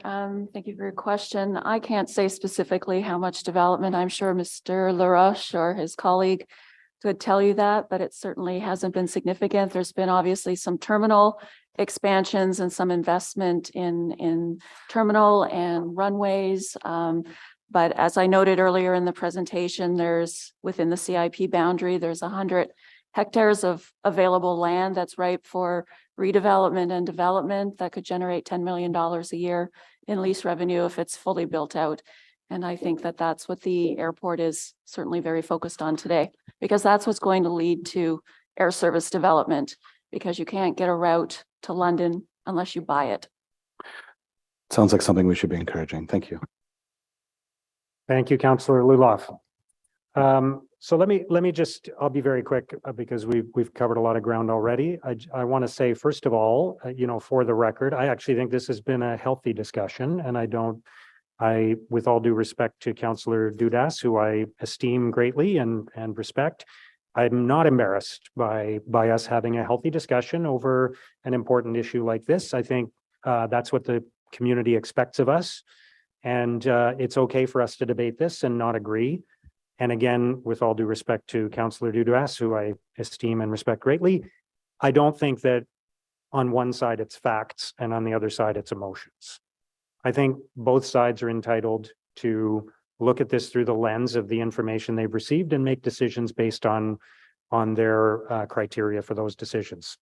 So just to be clear, I don't think we can support, and I don't think we should support Councillor Dudas's motion, because while I don't oppose the intent of that motion, and we all want to invest more in supporting the most vulnerable in our community, I don't think this is the way to do it. And I don't think we have the moral authority or the legal authority to bind councils of the next 25 years on where the property taxes from one site go. That's effectively what we would be doing. We're talking about telling the city council of 2045, the city council of 2046, where a chunk of the property taxes from one property will go. And I don't think we should be in that business. So I don't support that motion. As you know, I do not support the motion, the proposal for the CIP, but I want to be clear that it is not because I don't support and believe in the airport. And it is not because I don't support and believe in economic development. And it is not because I don't support and believe in staff. I think staff have done their jobs. I think the applicants have done their jobs, and I respect that. It is because I don't support and believe in this type of funding model, which I think is flawed and is misunderstood. And it is not found money, because it is real money that we are foregoing, because there will be property taxes paid on this site someday by some type of development. And as Councillor Menard said, if the logic were that any new property taxes were found money, then if any one of us built an extension on our house, the city government should give us back 75% of that, because it's all new money. And I don't support that. There will be development in the future. And if there's a market for hotels in Ottawa, there will be hotels in Ottawa. And so again, I greatly appreciate the investment that Germain Hotels has made in our city. I greatly appreciate the hard work of the airport and the difficult circumstances they've been in, but I do not support this model. I ran in the election opposing this model. I promised to review it, and that's what I intend to do. So the alternative here is not $0. It is some other development happening eventually, which will generate property tax revenue for us. This is a grant. That's why it's called a grant. And we don't support every good idea that comes before us with tax dollars just because it's a good idea. So I won't be supporting it, but I know that others will, and I respect that. And we'll see where we end up. So I will ask for a vote first on Councillor Dudas's motion.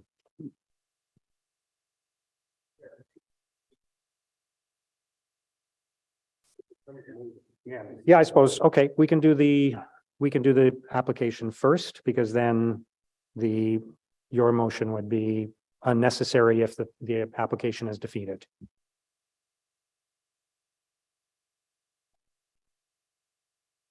I don't know. I'll defer to. The application will be first. It's better.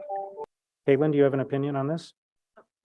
Mr. Mayor, generally amending motions are voted on first, appreciating that it is not contingent on the passage, the one is contingent on the passage of the other.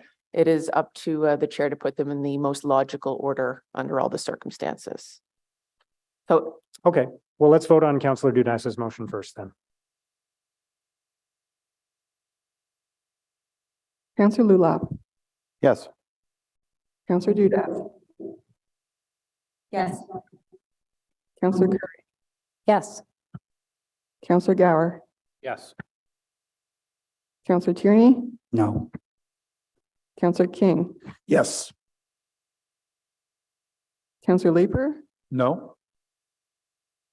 Councillor Brockington, No. Councillor Menard, No.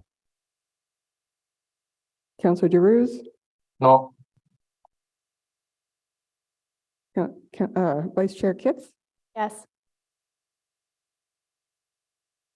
Mayor Sutcliffe. No. 6 yeas, 6 nays. So that means it's defeated? Is that correct? that's Just- correct. Just to be Mr. clear. Mayor. Okay. So then on the CIP proposal itself, please. Councillor Lulab. Yes. Councillor Dudas, Yes. Councillor Curry, Yes. Councillor Gower, Yes. Councillor Tierney, No. Councillor King, Yes. Councillor Leeper, No. Councillor Brockington, No. Councillor Menard, No. Councillor Giroux, No. Vice Chair Kits, Yes. Mayor Sutcliffe. No. 6 yeas, 6 nays. So just to be clear, that means it will go to council. Is that correct? Caitlin? Mr. Chair, yes, that is correct. Where a matter loses at committee by way of a tie vote, the matter does rise to council with the recommendation that council consider the matter. Okay. Thank you.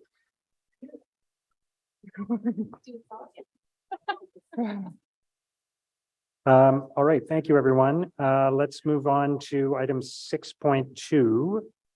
And I know that there was a presentation that was prepared, but given the time, I'm wondering if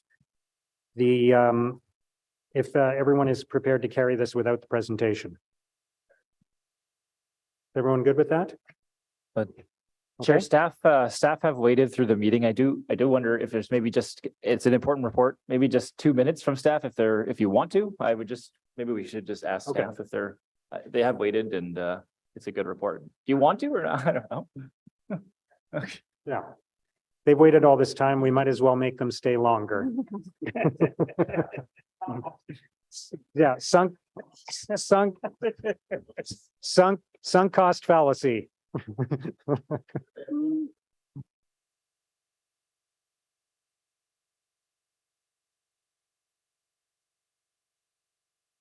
Okay, go ahead.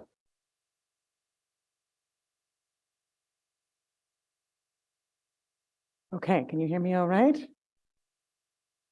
Thank you very much for your patience in coming up with this agenda item. Merci tout le monde pour l'invitation, pour la présentation.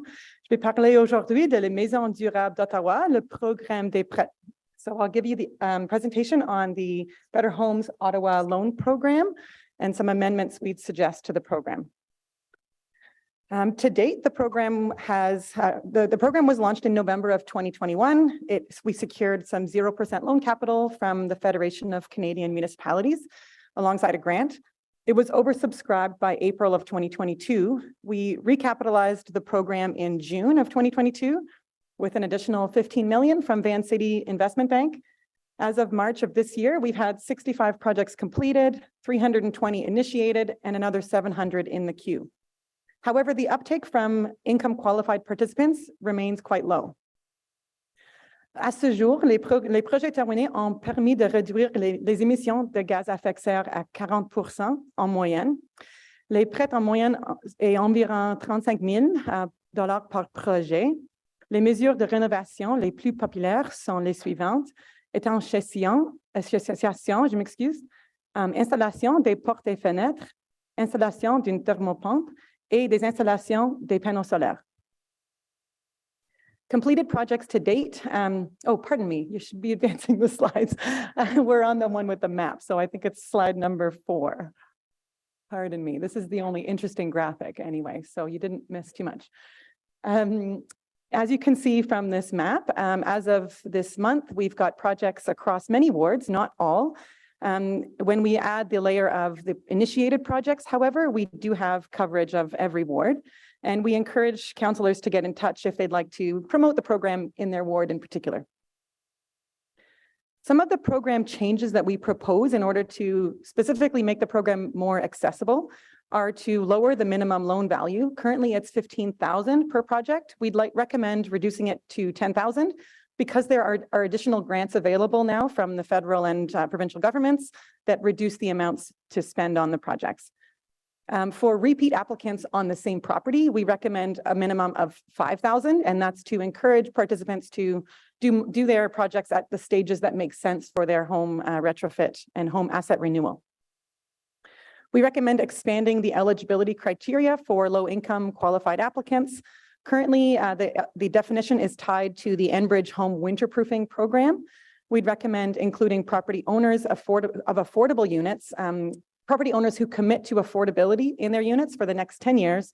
We'd like to include them as eligible as well. And we offer beneficial services such as 0% loans, waived administrative fees, a free retrofit manager, and doubling of incentives for heat pumps to those eligible applicants. We also recommend increasing the advances on the loans, currently at 30% upfront. We'd suggest 50%, and that's for cash flow management for homeowners. Some of the other proposed changes, in particular for buildings that have multiple units on one property, we'd like to lift the maximum of $125,000 to just simply being the 10% of assessed property value. And that will specifically help nonprofit housing providers like housing co-ops take advantage of the program. We also are adding a heat pump incentive, thanks to some funding that council approved and that we received by way of grants. We'd like to offer an incentive specifically for the installation of high quality heat pumps. And those are a particularly beneficial technology for eliminating greenhouse gas emissions from space heating. We'd also like to authorize retrofit managers to pay contractors on behalf of the homeowners when through our delivery service agent, which is Enviro Center in this case. That again will help manage the cash flows for homeowners and build trust with the contractors.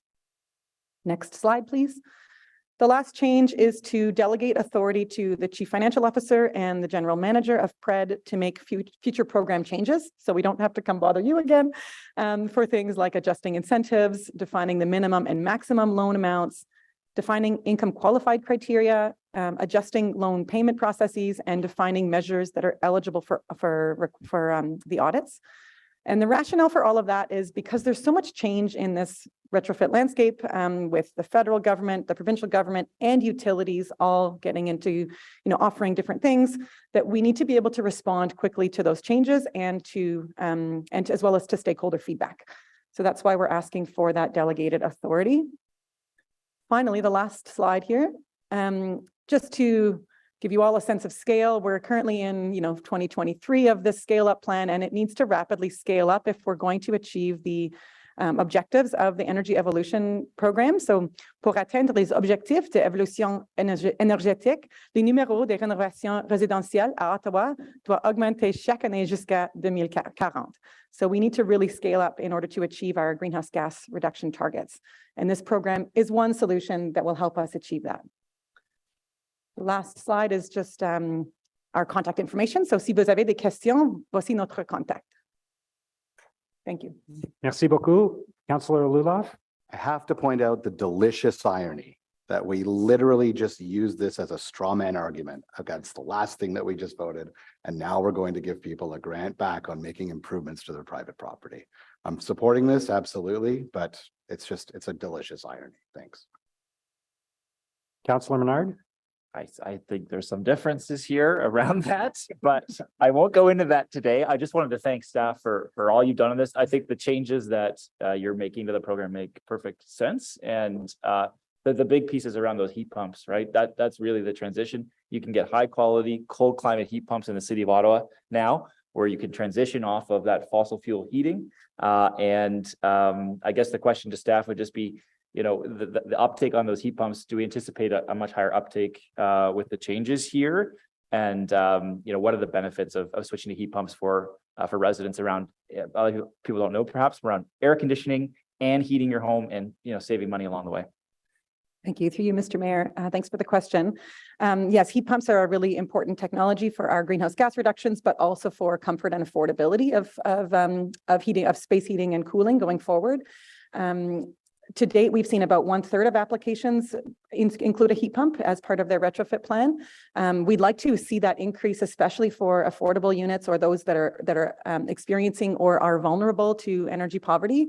And the reason for that is because they provide both space heating and cooling, which we're increasingly needing in our climate as we see warmer and warmer summers. But also it protects them against the increase in fossil fuel provided heating, in particular natural gas in this region. As we see the carbon tax increase, that price on natural gas will also go up. And so we'd like to protect our residents before that happens to them. Finally, the incentive it's not a large incentive, it's enough to sort of pique people's interest, but in addition to the incentives offered from Enbridge and from the federal government, we think this is going to make a strong case for particularly selecting cold climate heat pumps that do a better job of meeting 100% of our heating needs in the winter. We have a particularly cold climate in Ottawa, and we also are offering them doubly the incentive for affordable units, and we'd like to in order to incentivize particularly that vulnerable population to benefit from the benefits of heat pumps. Okay, thanks so much. That's for residents that can't fully afford the program on the initial uptake, I guess, or maybe don't meet the income qualifications at first, I suppose.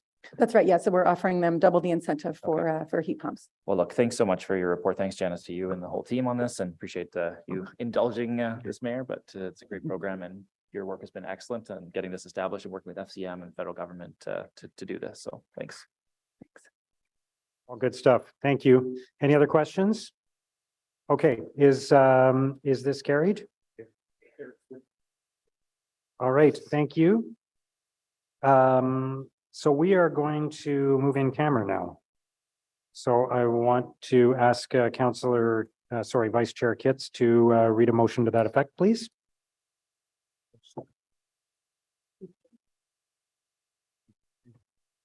Sorry. Be it resolved that the Finance and Corporate Services Committee resolve in camera to receive a PowerPoint presentation on strategic collective bargaining mandate for negotiations for the Civic Institute of Professional Personnel pursuant to Procedure Bylaw 2022-410, subsections 13, labor relations and employee negotiations, and 13(1)(f), the receiving of advice that is subject to solicitor-client privilege, including communications necessary for that purpose. All right, is that carried? All right, we'll take a short break while we move in camera, and then we'll resume once everything's set up. Thank you.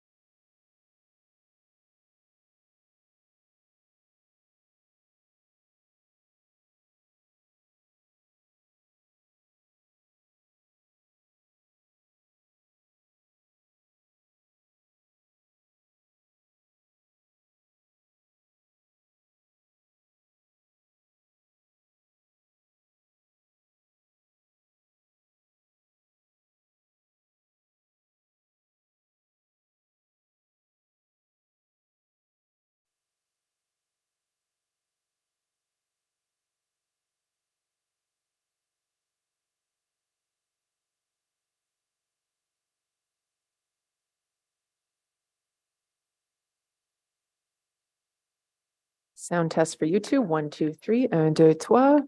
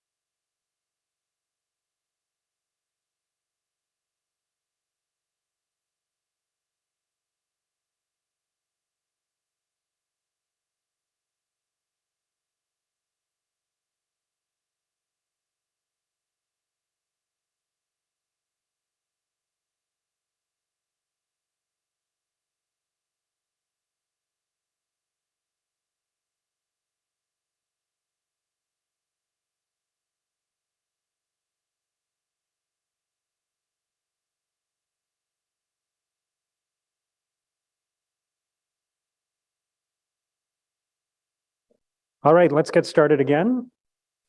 Thank you, everyone. For the benefit of those joining us online, the Finance and Corporate Services Committee just met in camera in order to receive a presentation on the strategic collective bargaining mandate for negotiations for the Civic Institute of Professional Personnel. These matters will not be reported out as they relate to subsections 13(1)D, labor relations and employee negotiations, and 13(1)F, the receiving of advice that is subject to solicitor-client privilege, including communications necessary for that purpose. During the in-camera session, no votes were taken other than procedural motions and/or directions to staff. All right, we will resume with item 8 on the agenda, which is the Economic Development Update for Q4 2022. Is that received? Item 9 is notices of motion for consideration at a subsequent meeting. I don't believe there are any. Are there any notices of motion? You have one? Okay. So I don't believe there are any. Are there any inquiries? You have an inquiry? Okay, Vice Chair Kitts. Take your time. Okay. Do they have the inquiry? I'll be moving this on behalf of Councillor Lowe, who asked me to move this for him. So the inquiry, do you have a copy of it? Put on the screen? Not yet, Mr. Chair. Okay. But we can get that from you after. Okay. So it is there a policy limiting the number of years a staff position can remain vacant before it must be filled or eliminated? And 2, how many staff positions have been vacant for? And then there's A, 5 years or more, B, 4 to 5 years, C, 3 to 4 years, D, 2 to 3 years, and E, 1 to 2 years. I would assume that he talked to staff about this, but you can try and answer any questions if anyone has any questions.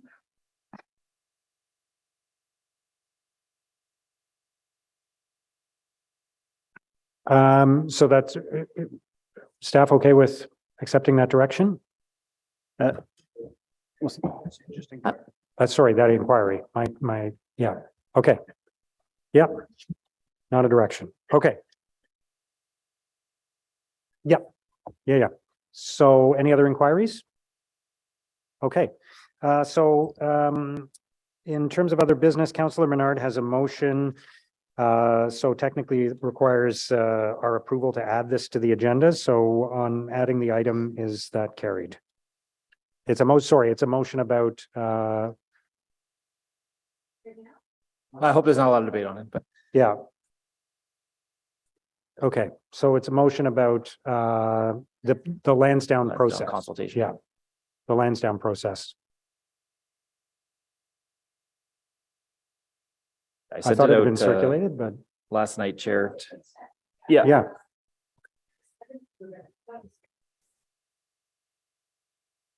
The reason it's come today is I was going to give notice last meeting, but staff and the mayor's office asked me to work with them to bring it back today instead of giving notice last time. And the motion, because they wanted some time to work on it, that's why it's coming, but it's time sensitive because of the consultations are starting now. So Yeah, sorry, I should have, it's so long ago, the last meeting that I forgot that context. Yeah. So we did speak. Councillor Menard was going to bring this motion forward last time. And I said that we would work on it together and bring it as a walk-on motion at this meeting. So, yeah, carried on adding the item, carried. Thank you, everyone. Councillor Menard. And I'll be quick, Mayor. I don't think it's too controversial, but happy to answer any questions. I'll read the therefore be it resolved. It's just in response to some of the emails we've been getting about the consultation on this, and as it moves forward, it's that staff be directed to ensure that the Lansdowne 2.0 public engagement will include the following key elements. One, consultation materials are made available in advance of consultation meetings such that residents have time to review materials. Two, the comment period following the circulation of documents should remain open for a duration of time such that residents' comments can be incorporated into decisions and staff reports. And three, that consultations will not be limited by the proposed 2022 financial model and will ensure that new ideas are heard and considered. And four, a description is provided of all significant current and proposed roles and responsibilities at Lansdowne, and this be outlined on a map. So that's the motion, Mayor, and it's staff supported, and appreciate the consideration today. Thank you. And another piece of context is that at one point we thought it would be a direction rather than a motion, and then we realized it had to be a motion. So that's all happened in the last couple of days. But yes, Councillor Lula. Just as a mover, can you just give me a clarification of what point number 4 means? Like what are you looking for? Yes. So on the point 4, that's just it's just the public sometimes lacks clarity of like which parts of the site are publicly run, which sites are OSEG run, and who's responsible for what. So it's just I guess they've been requesting that in emails. So no, that makes sense. This is a response to community members that have been emailing, and so just trying to give them a bit more information. Yeah. Councillor Dudas. I was going to ask that. I just maybe if it was no, it's fine. I'm glad it was asked. I was curious about that because I didn't know what kind of map you're talking about. So the clarity in the motion, but at least I know. I wanted to ask about number 3. I don't have it in front of me, but number 3, and talking about not adhering to the financial model that was approved in 2022. I'm okay with creativity. I'm okay with discussing, how we're going to invest in this site openly. I do want to make sure, though, that if this is approved, and I suspect it will be, is that there's clarity about how much money is attached to the items that are being consulted on. Because the issue, and I've had wonderful conversations with members of your community and FCA and all that, there's a lot of ideas, but we also need to know how we can spend, like where the money goes and what dollar amount is attached to each item that's being discussed. So totally agree. And yeah, good comments. I think this is just so that, if there's ideas like a roof overhang or a walkable, green roof, or a different unit potential, that they are allowed to be considered and that their input will be heard by staff and that analysis will be done. And I know staff have kind of started that analysis already for some of those ideas that came through prior to this process starting. So yeah, totally agree. And those things need to be properly costed. Okay, thank you. Thank you, Councillor Dudas. Councillor Curry. Can we just have a staff comment? Okay, I understand you're supportive, but sometimes staff are not in agreement with the mayor. I've found that before earlier today. Really? I know, shocking but true. I know. So I would like talked as well. Yes, yeah, I'm happy to, but Staff I don't want to speak for them, but believe they're supportive. Go ahead. Thanks for the question. And yes, we are supportive. Super, thanks. That's nice. We all work together on it. When I say we, I mean people other than me who work in my office. Okay, anything else? Is the motion carried? Thank you, everyone. Any other business? Okay, motion to adjourn. All right. Thank you, everybody. Good work today.